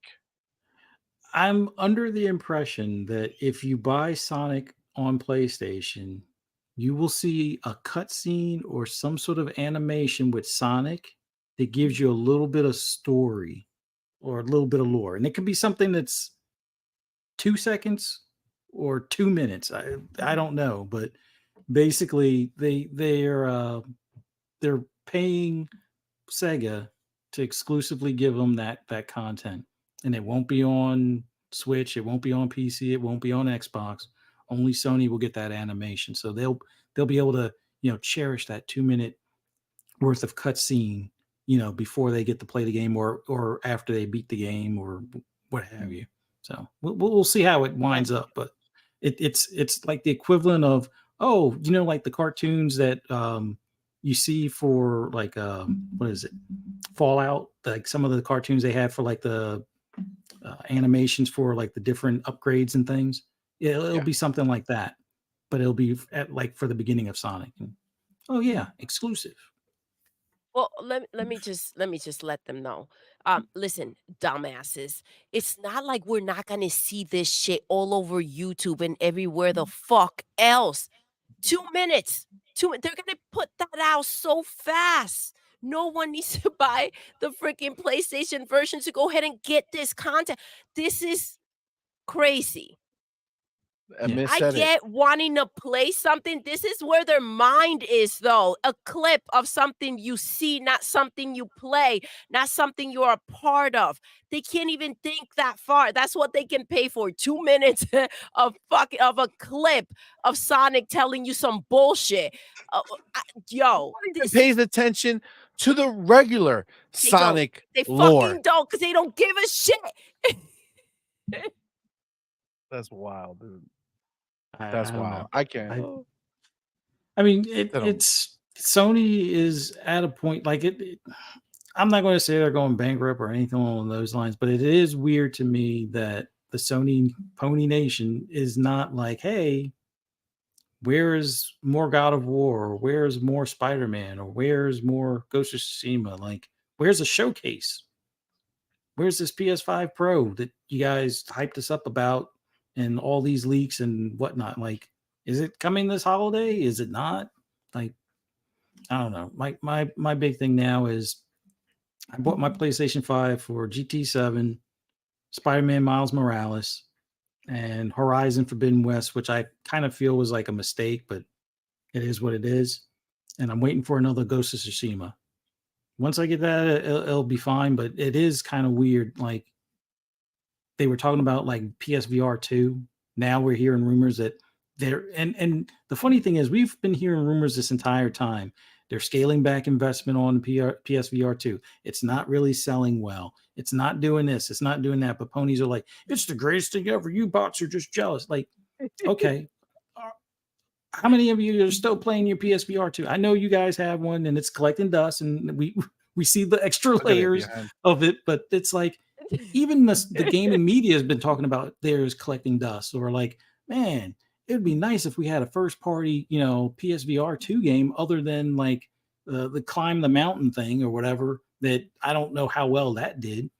Like, can you imagine having a VR Spider-Man? Or, I mean, it would make sense to me to have a VR Spider-Man or some sort of VR experience of one of their other first party titles by now. But agreed.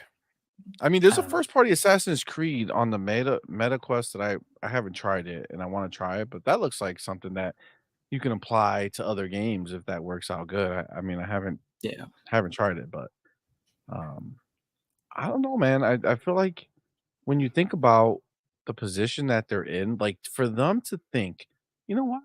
Like they go to Sega and they're like, hey, Sega, listen, man, we're down on our luck. You got something, dog. You got anything, yo. I'll do whatever you want. Just give us something so that we can combat how much you Microsoft. Got? PlayStation. Right? Like anything I got you got. $3. What can I get for that? Yo, meanwhile, Sega's like, you okay with this shit? Exactly. Like, go ahead. Exactly. They're like, I'll get back to you. Yo, Phil, these dudes was on their knees begging us. And listen, we'll take the money. So, like, what? Like, you cool with this? There's a story clip here that we threw away because we didn't think it was good. Phil made up the story. Phil made it up. Yeah, it's like a flip and book. like, yeah. So, can we? You know what? Like, can we? Some stupid ass intern made this, and nobody even likes him. We threw that shit out, but it's like they said they'll pay us like 50 G's for like it's a minute and a half. You know what I'm saying? You cool with that? Go ahead, dog. That's what they're getting. You think Sega is coming up some new lore for them? No, this is cut. New lore. 2 minutes of it, yo. 2 minutes. Come on, man. Come on. And think of it this way: like, look at the partnership that Sega and Microsoft have. Like, we've gotten a lot of Sega games, or some of the stuff like from Atlas even and the ones that do like the Yakuza, we've gotten those in Game Pass day and date on a lot of them. And then the ones we didn't, we eventually get like 6 months later. So it's like for Sony to be like, hey, we like to have stuff in our service. Like Sega's like laughing at them. Like, what can we get? Oh, here's a cutscene. Oh, okay. It's like, I don't know. I much rather have something like Metaphor in Game Pass than a cutscene for Sonic. Just saying. Facts. I don't know. Is Metaphor in Game Pass? One of them is coming to Game Pass day and date or something like that, or that Refantasio or something. I'm pretty sure that was supposed to be day and date. So yeah, that's wild. Let me get the homie Sir X-Men in here. Thank you, brother, for being here. Thank you for that $2 super chat. Says, I know the real reason Sony is doing back compat. Okay. Oh, okay. So well, instead, why didn't you write the why didn't you just write the reason why they're doing back? Are you fucking with us? Okay. All right. I think was he confusing us? I don't know. I don't know what that means. Splendiferous, the homie. Thank you both for being here. Thank you for that $2 super chat. Says, let them pay Sega for that. More money in our pocket. Facts. That's the way I look at it. I just think they're just coming and say, yo, we could get a little extra out of these motherfuckers. I'm telling you, like, we don't even know what this says. Okay, nobody knows what it means. That's why we cut it. But Sony, they seem to like it. Okay, we give it to them. This is crazy. Oh my god, you can't make this up, dude. I feel you, man. Yo, Vic. Vic, the motherfucking click was going, man. Thank you for that $2 super chat. It says Sega is like, you better hawk Tua and spit on it. Oh my god. What? Yeah. What? I keep seeing this shit all over the place. Okay, so legs open, hawk Tua. Okay. Spit on it. Got it. Okay. Well, You know that what I'm was saying? descriptive. Thank you for that. The legs of a table. I'm surprised that that's something that goes viral in 2024. Just okay. That's where we're at. It's a problem. It's a problem. The homie Splendifer is my dude. Thank you for being here. Thank you for that $5 super chat. It says, this just in. PlayStation 5 Pro canceled and ponies jumping off bridges. Please, bots, no one make fun of the ponies for a whole podcast. No banana in the tailpipe. Listen. Oh my gosh. I do believe if that was real, I do believe it's potentially canceled. They haven't said a freaking word about the PlayStation 5 Pro. I think that the reason why Jim Ryan was going bonkers about it was because they thought they were going to have the Call of Duty rights, and to go ahead and promote a PlayStation 5 Pro with it, it would have been it for them, right? That would have sold the box. I think without Call of Duty, the marketing rights for it, how are they going to sell that shit? True. Astrobot is not going to go sell a damn thing for them. That Not damn even robot close, ain't dog. doing Not shit. A freaking even bot. close. A bot. Yep, Moonlight Ace said it. Ain't no bot ever gonna save a pony, bro. He did. It's not happening. It's true. It's true. He ain't lying. Sir X-Men says, CMoney, I have to keep some secrets for my other show. Oh, Oh, okay. well, All right. you Well, know, thank you for letting us know. I appreciate This is it. like the Secret Showcase. Yeah. Oh man. God. So X-Men, just You're make sure wildin', you Sir tell us your X-Men. secret after you do it on your super secret show, okay? For sure. Just saying. Bring it back over here. Power Boss was good, man. Yeah, this is just, it's just funny the way these ponies live. They live in a weird space. You know, some would say that we feel bad for them. I don't. They've had it coming I'm this good. entire time. They've been making fun like, oh, you said wait until next E3. And it's like, oh, you guys got no games, but we've had games all along. Now they don't have no games. No, we got games. They're from the third parties. Well, you still have to pay for your third party games. Some of ours are day and date Game Pass. So it's like, and we got first party actually releasing games. So and one of their first parties is releasing games on Game Pass. So there's that too, MLB. So I don't know. I agree. It's karma. Let's put it that way. Karma. Yep, I agree. They pushed it. They went too far, man. You get what you get. We win from it. We benefit from it. Agreed. All right. So this is gonna be my last. Let's get Will in here real quick. Oh, I didn't even see. See, thank you for being on top of that because I still don't got see you. shit. I didn't know. The homie, Will Broke Boy Lewis, my dude. Thank you, bro, for being here. Thank you for that $5 super chat. Thank you. PlayStation calls Xbox and says, "Can we please have Starfield? Everyone already thinks it's coming to us anyway." Not happening, No. fam. No. Not happening, fam. Not Yeah. a chance. That's just, it's not happening for sure. Let's spend them out of business. Exactly. And watch them cry about it, which is really the fun part, right? Like that's the one that we're really intrigued by. It's just how many tears they're gonna cry when it never comes to them. It's a beautiful thing. All right. So this here, I saw this and I said, you know what, it might be an interesting conversation. Okay. So WCCF Tech over here has a tweet they put out, and they have a article that says Xbox is expected to go fully digital next gen, with PlayStation, Nintendo to follow in future generations, according to an industry analyst. So first of all, immediately that sounds suspect, right? To me, in my mind. But then when I see who's the uh analyst, it's Matt Pisca motherfucking Tella. Okay. First of all, I don't remember saying a word to this motherfucker and he blocked me. So I don't know why he butthurt about something.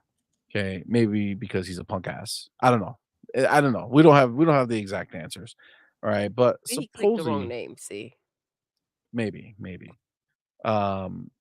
So he went ahead. Where is his words over here?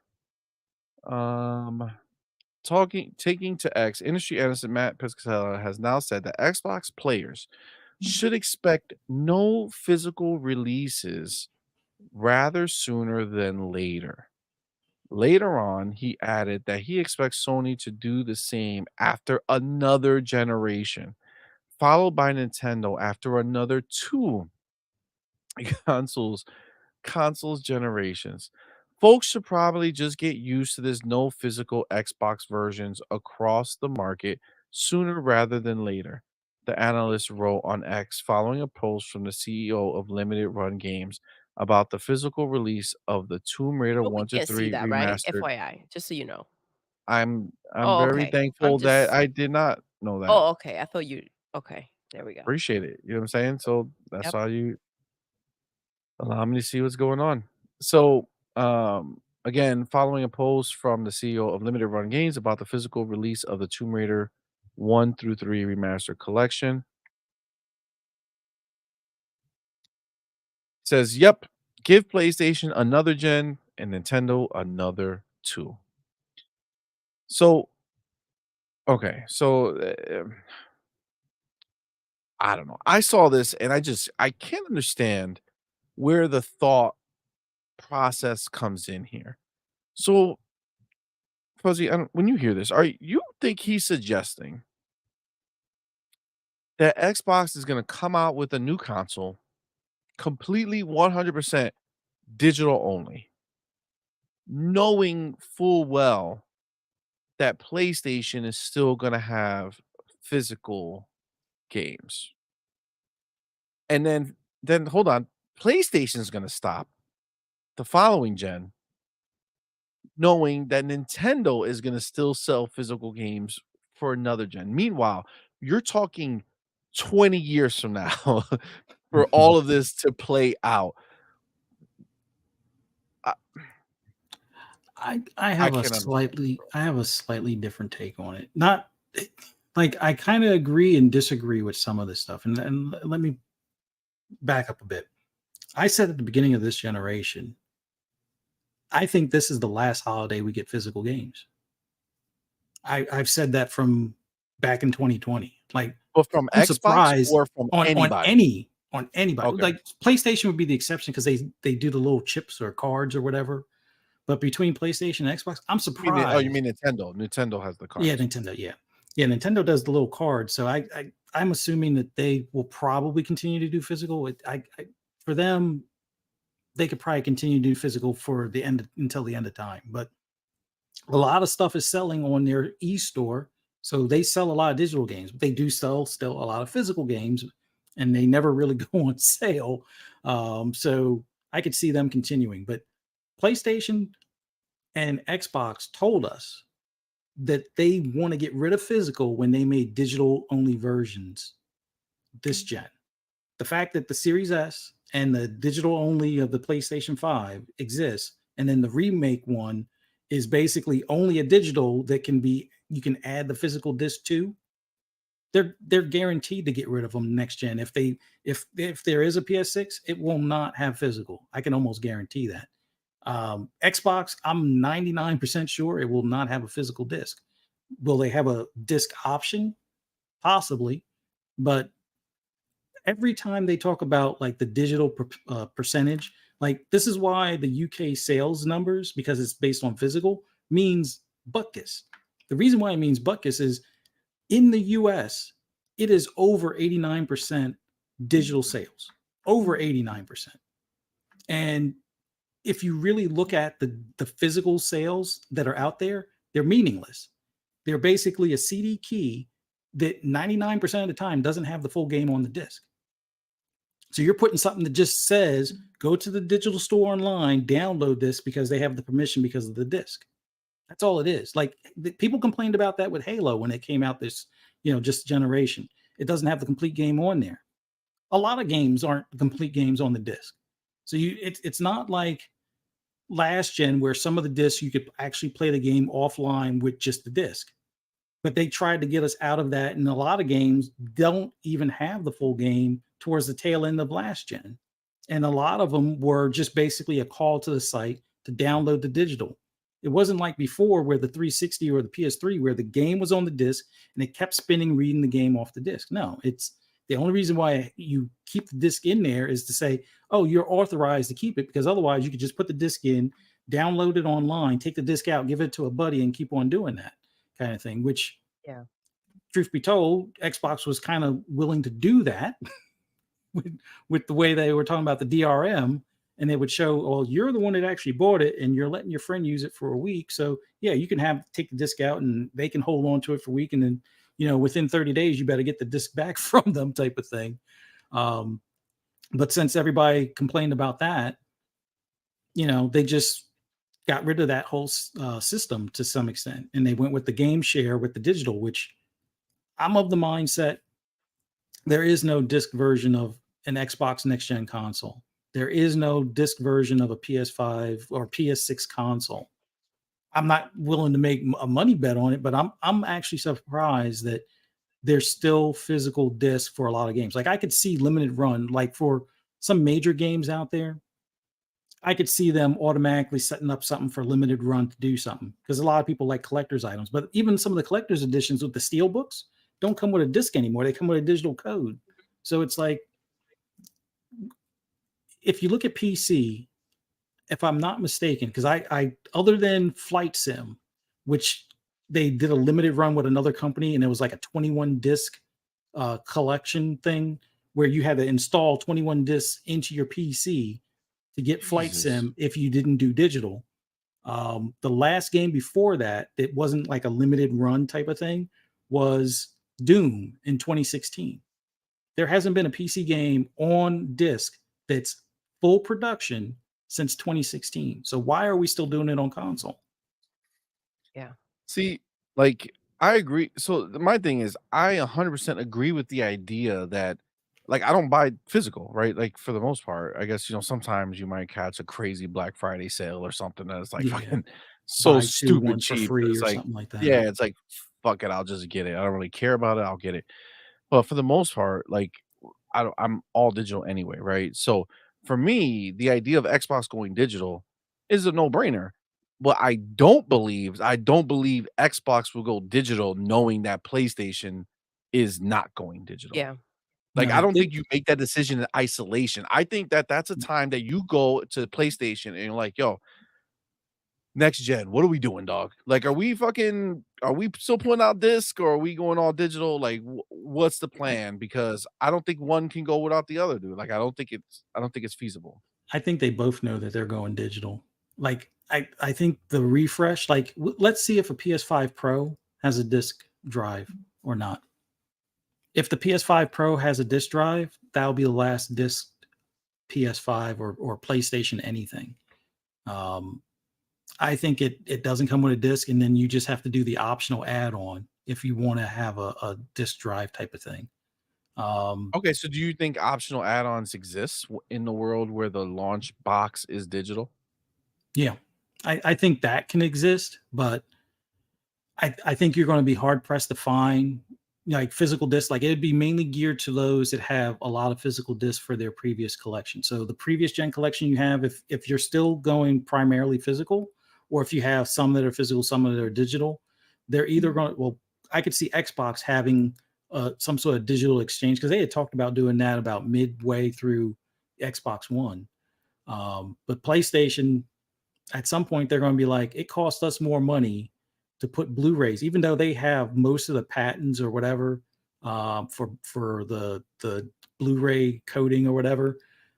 It costs them more money to produce the game on that disc, print it, ship it, store it, distribute it, all of that, plus the hardware itself. Like, people aren't buying Blu-rays for their homes anymore. I mean, like audio files and movie files or whatever, they'll buy a good Blu-ray player, out there for their home. But like, I would say out of 1 million people, you're talking like 1,000.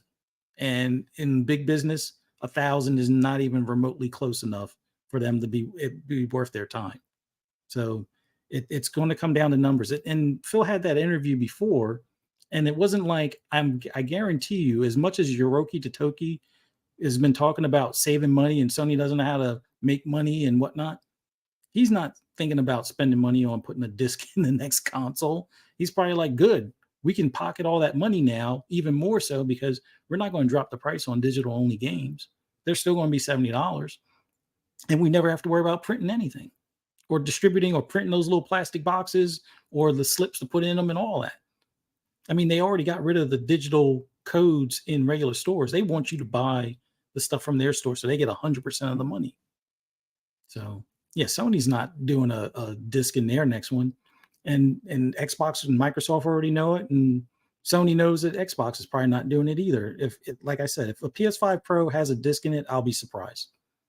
And we already saw that, yeah, the 2 terabyte has a disc in it still. I'm surprised that they went that route. But I mean, it is going to be something to see, because like, I feel like Xbox, like, as much as that they're very forward focused right now, where they're just kind of like doing their own thing and they don't give a fuck, I also feel like that particular thing might be one of the hardest things for them to let go, in fear of the backlash that they would get. Like, I think if it's Especially like, right now when they're just rocking. yeah, I think if like PlayStation announced it first and was like, yo, we're not having any physical discs, maybe they might use that opportunity to dunk on them and be like, well, let me show you how you can share games. You fucking had the disc over, and they make their own version of it. But I feel like that would be the hardest. Like, as much as they would want it to be done, I feel like that would be the hardest thing, because, when PlayStation does something like that, nobody will bat an eye. Right. But if Xbox does it, they're gonna the get gaming so media will many be in the people. streets with They're gonna pitchforks. fucking be in those streets, lighting their ass up, talking about so much for back of pat. It What will do I be do such with a my big stack of it'll be 360 a games? setback that they can't Dead afford ass, right yo. now. Yeah. I'm I mean, telling you, yo. it is a tough situation, but I see the big thing is it's sometimes to their detriment. Microsoft is a numbers company, so they always look at the numbers. Some of the decisions they might make, sometimes we may not like, but they have the data to show. And all the reports are showing it's like 89% in the US. It's something like 70% in the UK. It's like 80% pretty much across the world on average.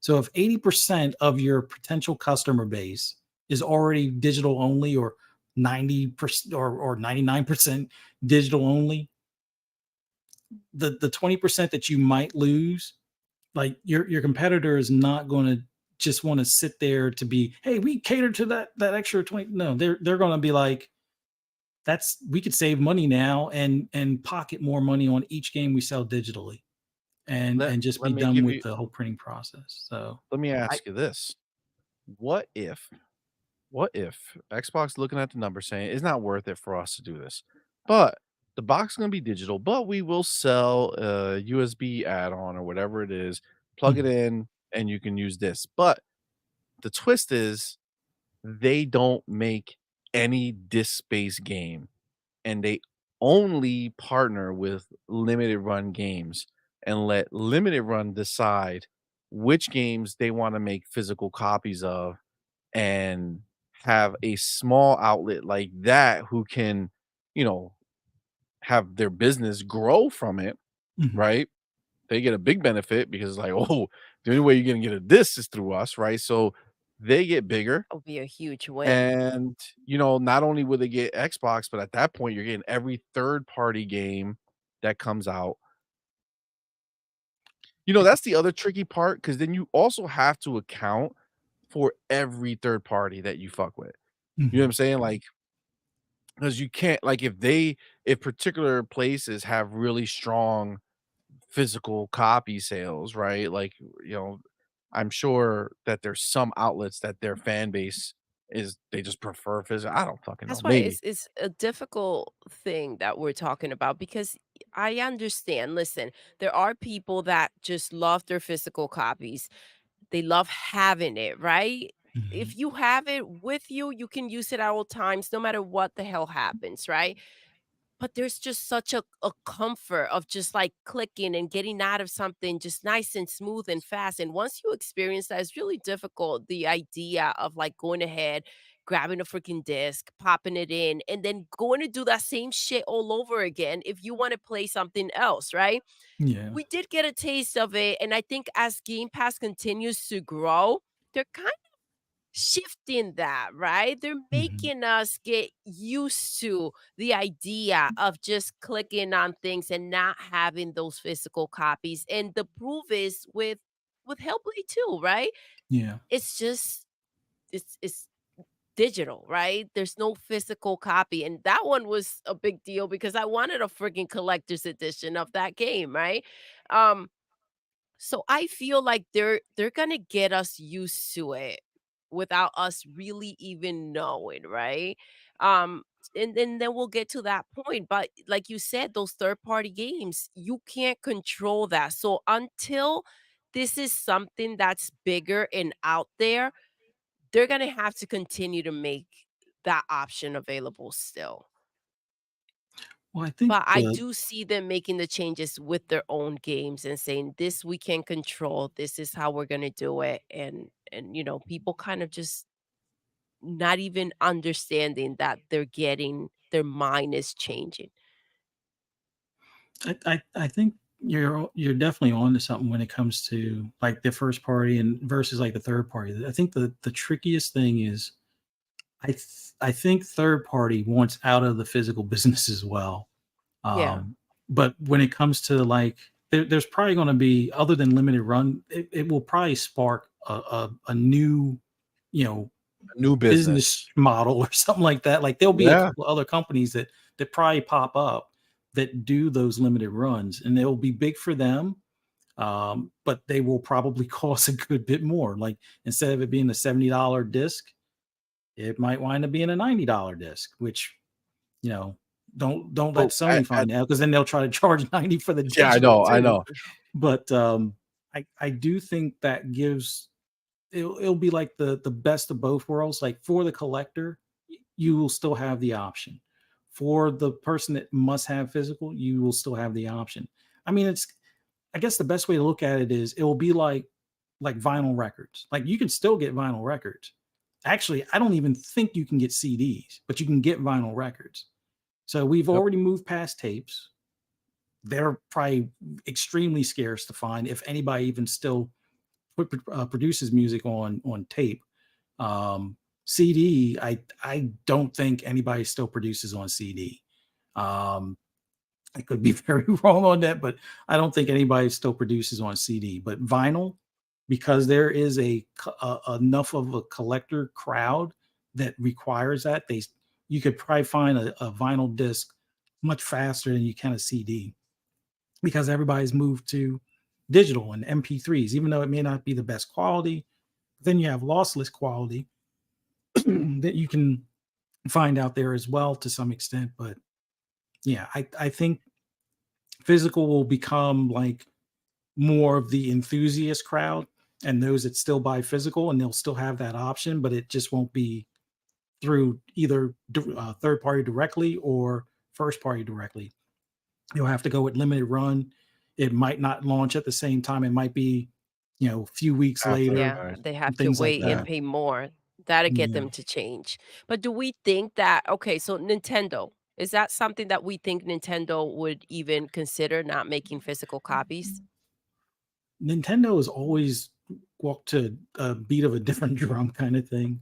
Like, I honestly think Nintendo will continue to do physical until they've become an app, and that could be 10, 20 years from now. Like, I think Nintendo will be the last, holdout, but I think at some point they're going to eventually cave in and make one of those handhelds that's like part PC, part Nintendo console.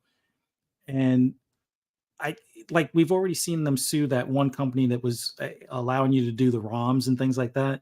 At some point, they're going to see that might be the better approach to embrace that, make their handheld like the future Switch, where the newest games are basically like PCs type games, and the older games are able to be either physically inserted in there, or you have the ROM or something along those lines, and you would be able to buy it through their digital store.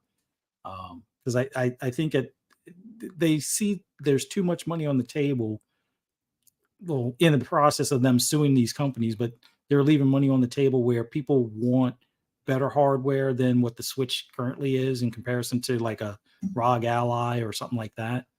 And then there's the crowd that just wants the oldest games that they remember from like their original NES or Super NES, and they don't sell them anymore, or they don't sell all of the particular games on the digital store, or they're not available anywhere. And it's like the only place you can find them is through a ROM, or dust off your original NES if you still have it, kind of thing.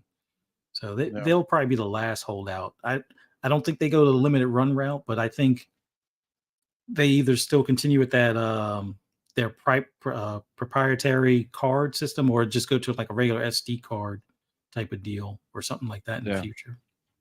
That's why I'm wondering. That's why I asked you guys, because this is we're thinking of them going ahead and making a better system, right? Stronger, right? And they have the 10-year deal with Xbox, and potentially this is going to open up to them having other third-party games coming in, if they're still getting those physical copies for those games, right? I don't know. I feel like that's how they would want it. I don't know that Nintendo is gonna budge. Actually, it's wild that you just said this, because it's funny enough, but I honestly think that the decision for Microsoft to do this will solely come down to how many people buy Call of Duty physically versus how many people buy it digitally. Yeah. I honestly think that whatever they were thinking beforehand, once they own Call of Duty, now you have to see how those numbers shake out. How many people buy that shit digitally versus how many buy physically? If that physical number is significant, there's no way that they're going to drop them. There's no Yeah. way. There's no way. You can't leave that money on the You can't. table and You kind of can't. like You walk can't be away from sure. it. You can't. It's You not can't be sure guaranteed that they that will they're go going to go and buy digital. the digital version. Yep. That's the problem. Yeah. You can't be sure. There's a lot of people who don't have credit cards. There's a lot of people who pay with cash. There's a lot of people that don't want to put their credit cards in There's a lot of people who don't anything, want even to if they put their have a credit cards freaking in credit there. card, right? Facts. So that I think ultimately that might be the thing. Now the homie 80s cartoon villain, what's good, my man? Thank you for being here, brother. Thank Says you. the best way to solve the physical issue is to charge more for them than digital games. Hashtag physical tax. Don't give So Sony ideas. I know. I think the problem wouldn't come from Xbox thinking that's a good idea or PlayStation thinking that's a good idea. I think it will come from the brick and mortar, like wherever these games are being sold. I think they're gonna be pissed. Like, bro, you're really trying to like have all this stock here, and you're charging what $20 more or $15 more than if they buy digital. Like, this was a problem from the beginning. This is why digital games are not cheaper than physical games, right? Because we all assume like why are digital games cost the same? Because you don't have packaging, you don't have to worry about retail space, you don't have to worry about the retailer. Like this is all yours. It should be less money. And the reason it's not less money is not because Xbox and PlayStation would not, I mean, maybe not PlayStation, but not because Xbox wouldn't do it cheaper.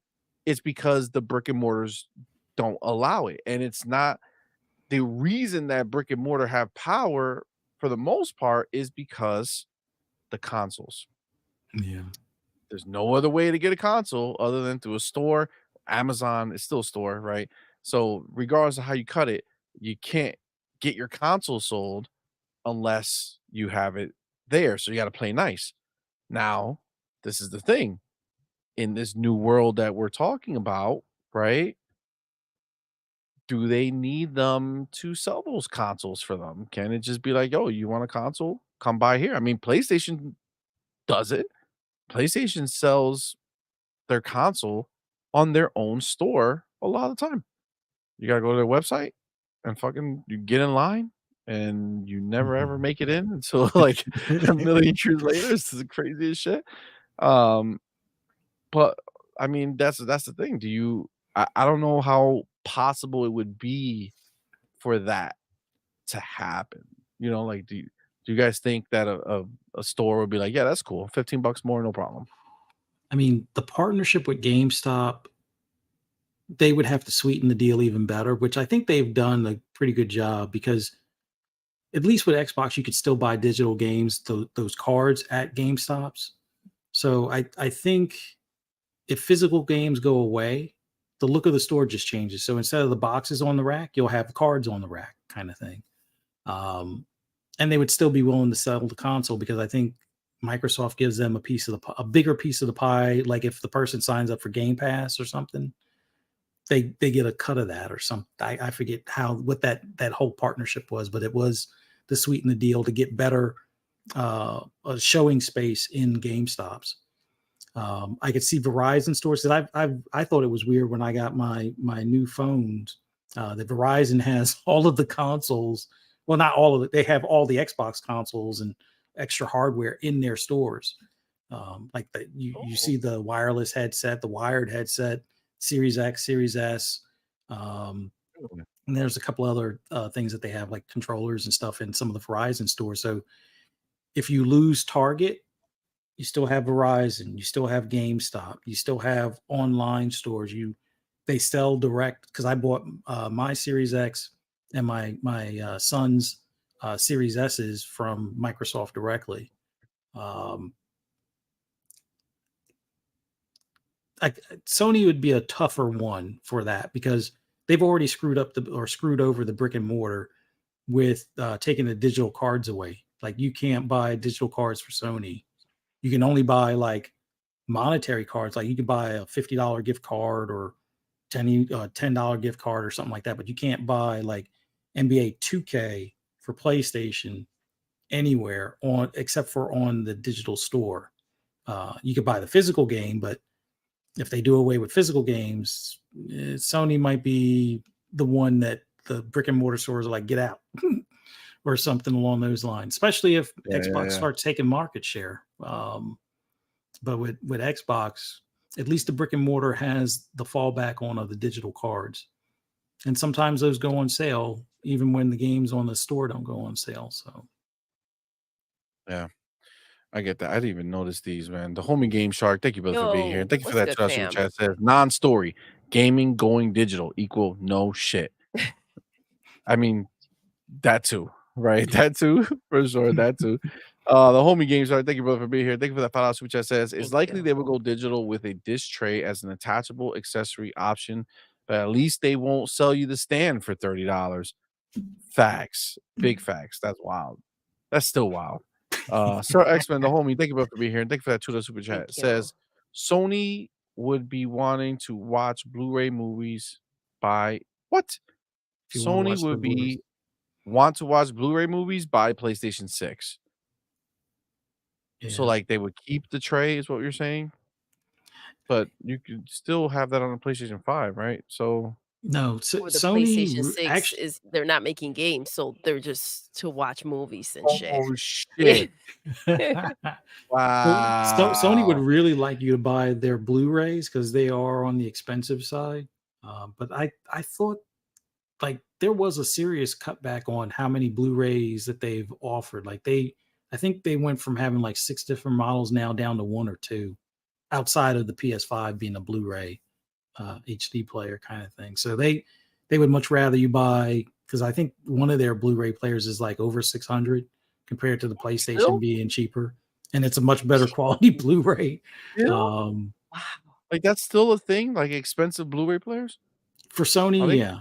They they have trying- a Walkman, if I'm not mistaken, that is basically an iPod equivalent that was $900.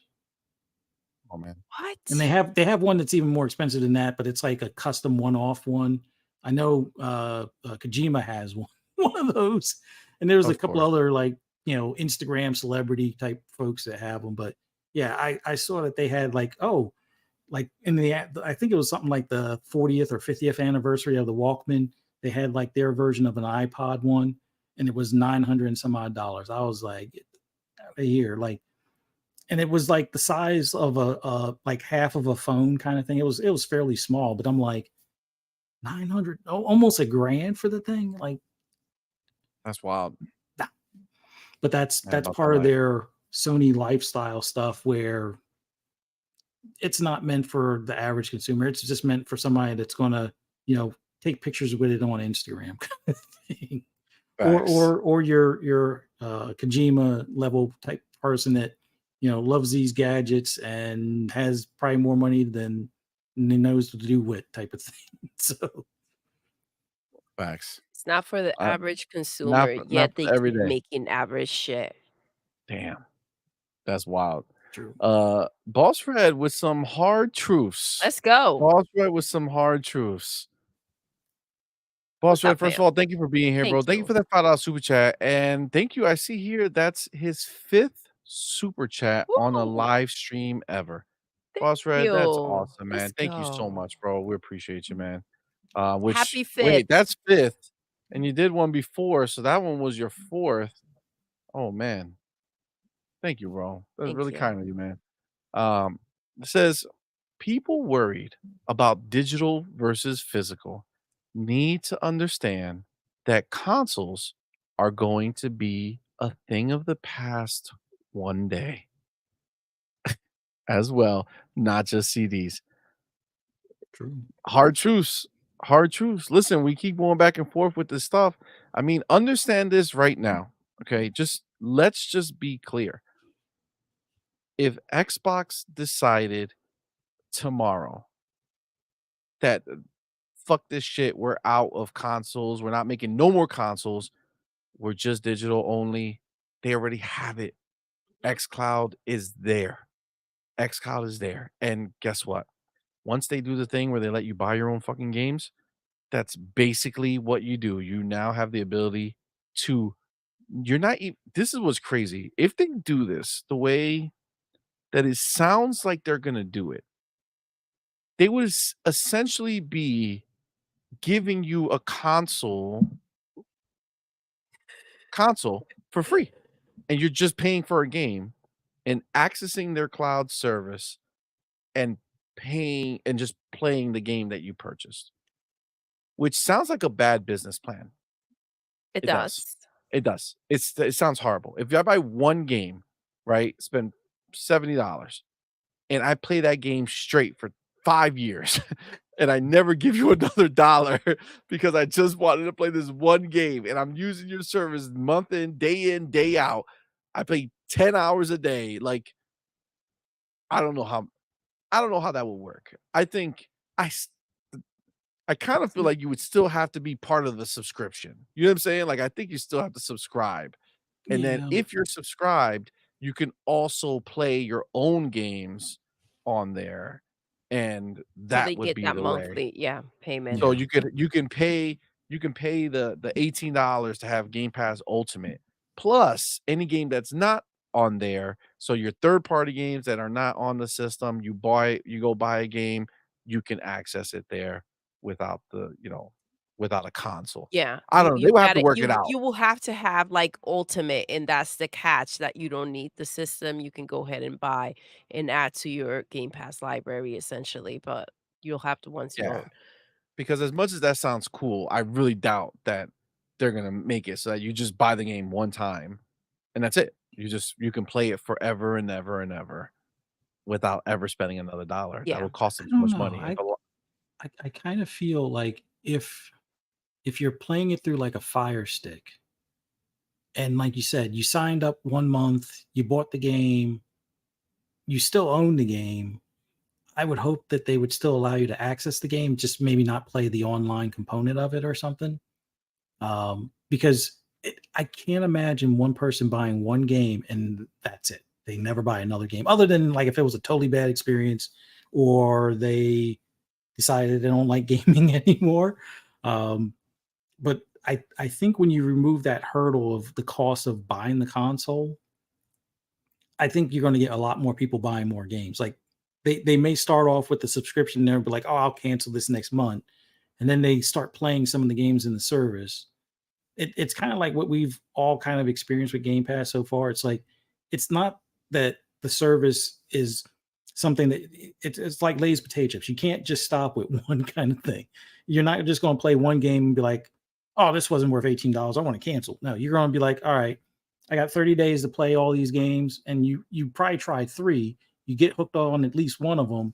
And then you've either finished that before the end of the month, or you see a sale on one of them and you're like, oh, wait, I can get this for like $10 more and I own it. I could see them getting people to start buying the games, playing the games through, the cloud and not have that monthly, just not have access to the online. So if they buy Call of Duty and all they do is buy single player or play the single player, they're the guy spending the $70 a month, as opposed to they could have just spent the $18 a month. Well, not $70 a month, but $70 a year versus they could have spent the $18 a month, play online, and then have access to hundreds of other games. I think you'll find a lot more people will be like, because a weird comparison is my sons are now working at the movie theater over the summer. And you know how like popcorn, it goes like, oh, you can get a small popcorn for like $8, a medium popcorn for $9, or you can get the large for $10. And it's like, when you look at the size of the large popcorn, it's like double the size of one of the small and one of the medium put together kind of thing. Yep.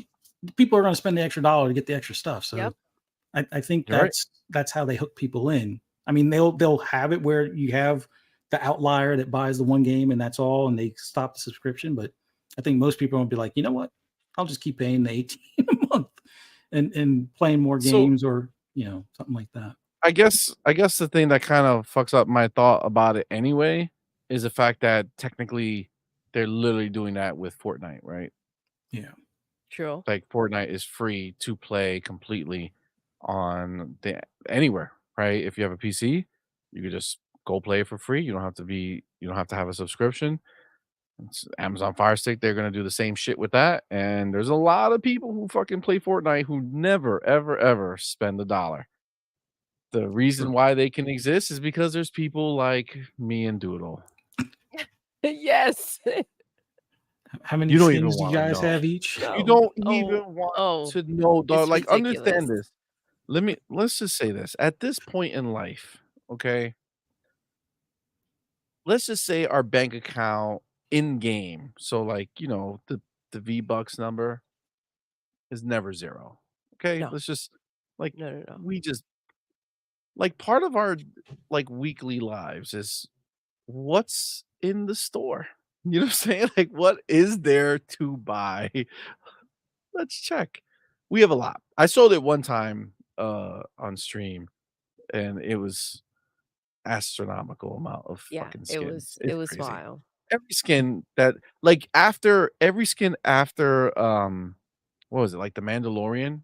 The Mandalorian is what started it. So like we missed out on like Deadpool, which we were playing and some fuck killed us. And he had the Deadpool skin. So we're watching him run around. It was like, no, not Deadpool. And we're watching him with a mockery. We can't fucking ever get the Deadpool skin because they won't bring it back. Son of a bitch. But yes, so the people who don't spend anything are supported by people like us. I get it. God damn it. Fucking Yeah. Fortnite. So good. But listen, Big Boy Mike's doing the same thing, so we're in this together. Yeah. Big Boy We're Mike, not the homie, only does it great. ones. Game Shark, thank you, bro, for that $2 super chat. Says, Thank could you you. estimate how much you spend in a year of V-Bucks? I would never do that. And then King David got us on the Fortnite Fortnite cruise crew. shit. Yes. But it makes sense because you save It some does money. make sense. It does make sense. It does get you Yeah. So they your get us battle monthly, pass. and then you got to get those skins when they pop in. Fucking Fortnite. Oh, Jesus Christ. But you're right. You know, you're right.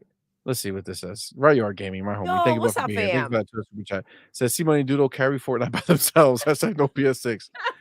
It's not great, bro. It's not great. It's not great. Okay. I got their It's chair. not great. He Fillmore Pockets, the homie, says, which goes first, the PC or the console? PC went digital first, and all of my work software is on cloud. Shout out to Fillmore Pocket. You know, shit, this is on cloud right now. Like just us, what we're doing right this second. Like we don't use OBS because it's complicated and a pain in my ass. So, you know, we use this. This is nice and easy peasy. So I don't don't know. Which goes first, the PC or the console? I feel like the console for sure. I feel like the PC is too multifaceted. Yeah. PC, Right? I think, will be around until, I mean, PC will probably go through a transformation at some point because our phones are basically a PC to some extent, as it is. But PC as we know it, I think, will stick around for at least another 10 years. And then it winds up probably morphing into either tablet stuff only kind of thing or phone size stuff that you can wirelessly connect to a keyboard and a monitor or a TV. But yeah, I think console transforms into PC without it being a PC per se. I mean, it's already there pretty much. We think that's what the Xbox is going to be, right? Basically, it's like a Steam box type situation. Now, guys, to do like a full circle, right? We talked about Amazon's the Fire Stick and Game Pass going in there. There are also like the Amazon tablets, right? Like, how long until Amazon's gonna want Game Pass in there just to make I'm that assuming that's money? I'm assuming You that this think is that's a actually part part of of it. it? I think this is already that is part of the Amazon Fire because it's the Amazon Fire TVs and the sticks, and I'm assuming the tablets will line right up because Yo, it's this is all the same. crazy. So many kids, so many people use the Amazon tablets to have Game Pass in there. Yo, Yeah. man, what? What? I mean, you know what? Fillmore makes a good fucking point. God damn, Fillmore. Listen, Yeah, he's Fillmore a has homie right fucking bars. there. Fillmore, you're fucking right, dude. You're right. You're fucking right. We're thinking about this too prehistorically, Fuzzy. All right. The whole PC could just be an app, right? Your PC can be an app that you open up on your TV, and it's just a fucking keyboard and mouse that you connect, and boom, you're in. You got everything done. God damn it, Fillmore. Bars. You're muted. definitely muted right now. They tried that, and I know at some point there was like if anybody has had an office space where they use VM machines, we're not too far off from that, and things have gotten better since like I retired in 21. So it's like I'm pretty sure stuff is way better than that. Look at them throwing it in our faces. I know. That's I mean, dope I'm though. retired. Sorry. That's dope. No, but damn it, like Fuzzy. Fuzzy living the life. Shit. no, but Sweet. VM machines are like so easy these days. Like I had originally before I built like the boys PCs and things like that, I was thinking about, well, I'll just build a beast server and then we'll just do VM machines. But then I was like, then that means I gotta always be the one to maintain it, and then I gotta make sure that they don't get viruses on it, and then I'll be tech support. And I was like, no, I want them to learn how to manage their own PC. So I was like, yeah, I scrapped that idea early, but I think now at this point it would have probably been an easier way to go kind of thing. But yeah, it's only a matter of time before we have a Windows TV app or an Xbox TV app without even having to really, worry about the processor power, because they'll be calling back to whatever's in the server blades and things like that. Like GeForce Now is the best example. Like you're talking about, what was it, 4080s, 4090s for a monthly fee kind of thing? I mean, considering what they cost retail, it's like that might be the better way to go, type of thing. Absolutely. And again, you start thinking about it, and it's like, most of this stuff is already like this, right? Like again, StreamYard doesn't. It's all doing it all through the web, right? It's just data being sent. When I make beats for the fucking for the channel, I don't use a beat thing. I use what's it? There's some type of beat fucking website that I use that I can go and make beats on, right? Like it's all digital, Yeah. right? Like it's all already there. So like what's the difference between us being able to play these high-end games, right, through the cloud without, that's a lot of data that's going over there. It's intense versus just, office and, the internet, right? Like realistically speaking, I have this big ass computer here, but this is strictly because of gaming, right? If gaming wasn't part of our lives, we could have the regular ass cheap computer and you just run the internet. As long as that's the key. As long as you're paying for good internet, Yeah. you Good internet you have the is the ability to key, do my everything. friend. Yeah. Listen, I think I think this was good. Wait, did I? Hold on. Let me just make sure I didn't miss anything. No, I'm good. Guys, what a show. Yo, this was such a vibe. This was It so was such a dope. Fuzzy, thank you Yes, so we got much for some rocking out with us. we get Fuzzy once Thanks a for month, but having this me. was like a nice one-on-one Such moment. a treat, You right? know what I'm This was saying? so chill. I This loved was it. so chill. Thank you. And thank you for rocking. And then there was one, and the one remained. Look at that. It's Yes. awesome. This Oh was so man. chill. It was. It Yeah. was. Guys, thank you all so much for rocking with us, man. You guys are fucking fire. Thank you for coming here and hanging with us. Thank you for everyone who super chatted, man. You Thank guys are you. fucking dope. Appreciate you all. Thank you for everybody who supports us over on Patreon and YouTube. You guys are fucking fire. We love you guys. So appreciate each and every one of you. Her, him, and the Fuzzy. Fuzzy was already a guest. I Okay, know that Fuzzy was yo, I already a can't believe guest. how sick I was. That was crazy. I couldn't be there for it. That was like such a miss out. That was right before PAX and I lost my voice. I couldn't talk. That was crazy. Hold on. Yeah. Boss Red said y'all missed my super chat. I don't believe that. Where? Uh-oh. This one? People worried about digital versus visual? No. We had a whole conversation on that one. Let me see. All I ever wanted to play. Oh shit, I did. Son of a bitch. Man, Boss Red, that's fucked up Sorry because about that. And thank you for letting us you know why know. that's even more fucked up, because I said this one was your fifth, Yes, and then you I clicked on it. I acknowledged feel like you, I yeah, acknowledged that, oh, and you did another one that was your fourth, but I never read it. yeah. Boss Red, I apologize, my man. Sorry about that. Thank you, my brother. I appreciate you. Thank you for that $5 super chat. Says all I ever wanted was to play all my Xbox games on PlayStation with my Xbox controller, and PlayStation is providing that for me. Best PlayStation generation ever. Yo, you can't make it up though, right? Like that's the crazy shit. Like they're thirsty as shit for an Xbox game. As like motherfucker, buy the Xbox. Do it. Like that's literally what they're hoping for is for their PlayStation to turn in to an Xbox. Just buy the Xbox. Just fucking buy it. Boss Red, those are bars right there, dog. Those are bars because that's how these ponies think. They're fucking idiots. God. They really are though. Like you can't make sense out of the ponies narrative. You just can't. You really Buy can't, a guys. fucking Xbox. They probably have one and they sit there in the dark playing their games. Then they come out here and they cry. Shit. Oh my god. They're Wait, crazy. y'all missed my 2%. My first one. Yeah, my first one. Yeah. Sorry, man. My bad, bro. My bad. It's wild. All right, guys, thank you so much. Our homie Fuzzy, man. Oh, look at fucking there you go. Vic, what's Vic up, the motherfucking fam? Click, my dude. Thank you, brother, for being here, man. Thank you for that $2 super chat. Yes, Says he Fuzzy is is. the real one. Let's go. Yeah, he is. Yeah, he is. Listen, we used to have Fuzzy here all the time, man, but he's busy doing it. We don't want to keep harassing him with stuff, you know what I'm saying?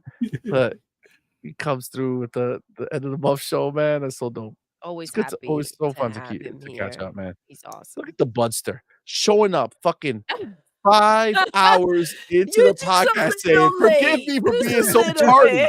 bit. Sorry, Budster. guys. Oh, Make it's my all over. entrance at 1 a.m. Oh my god.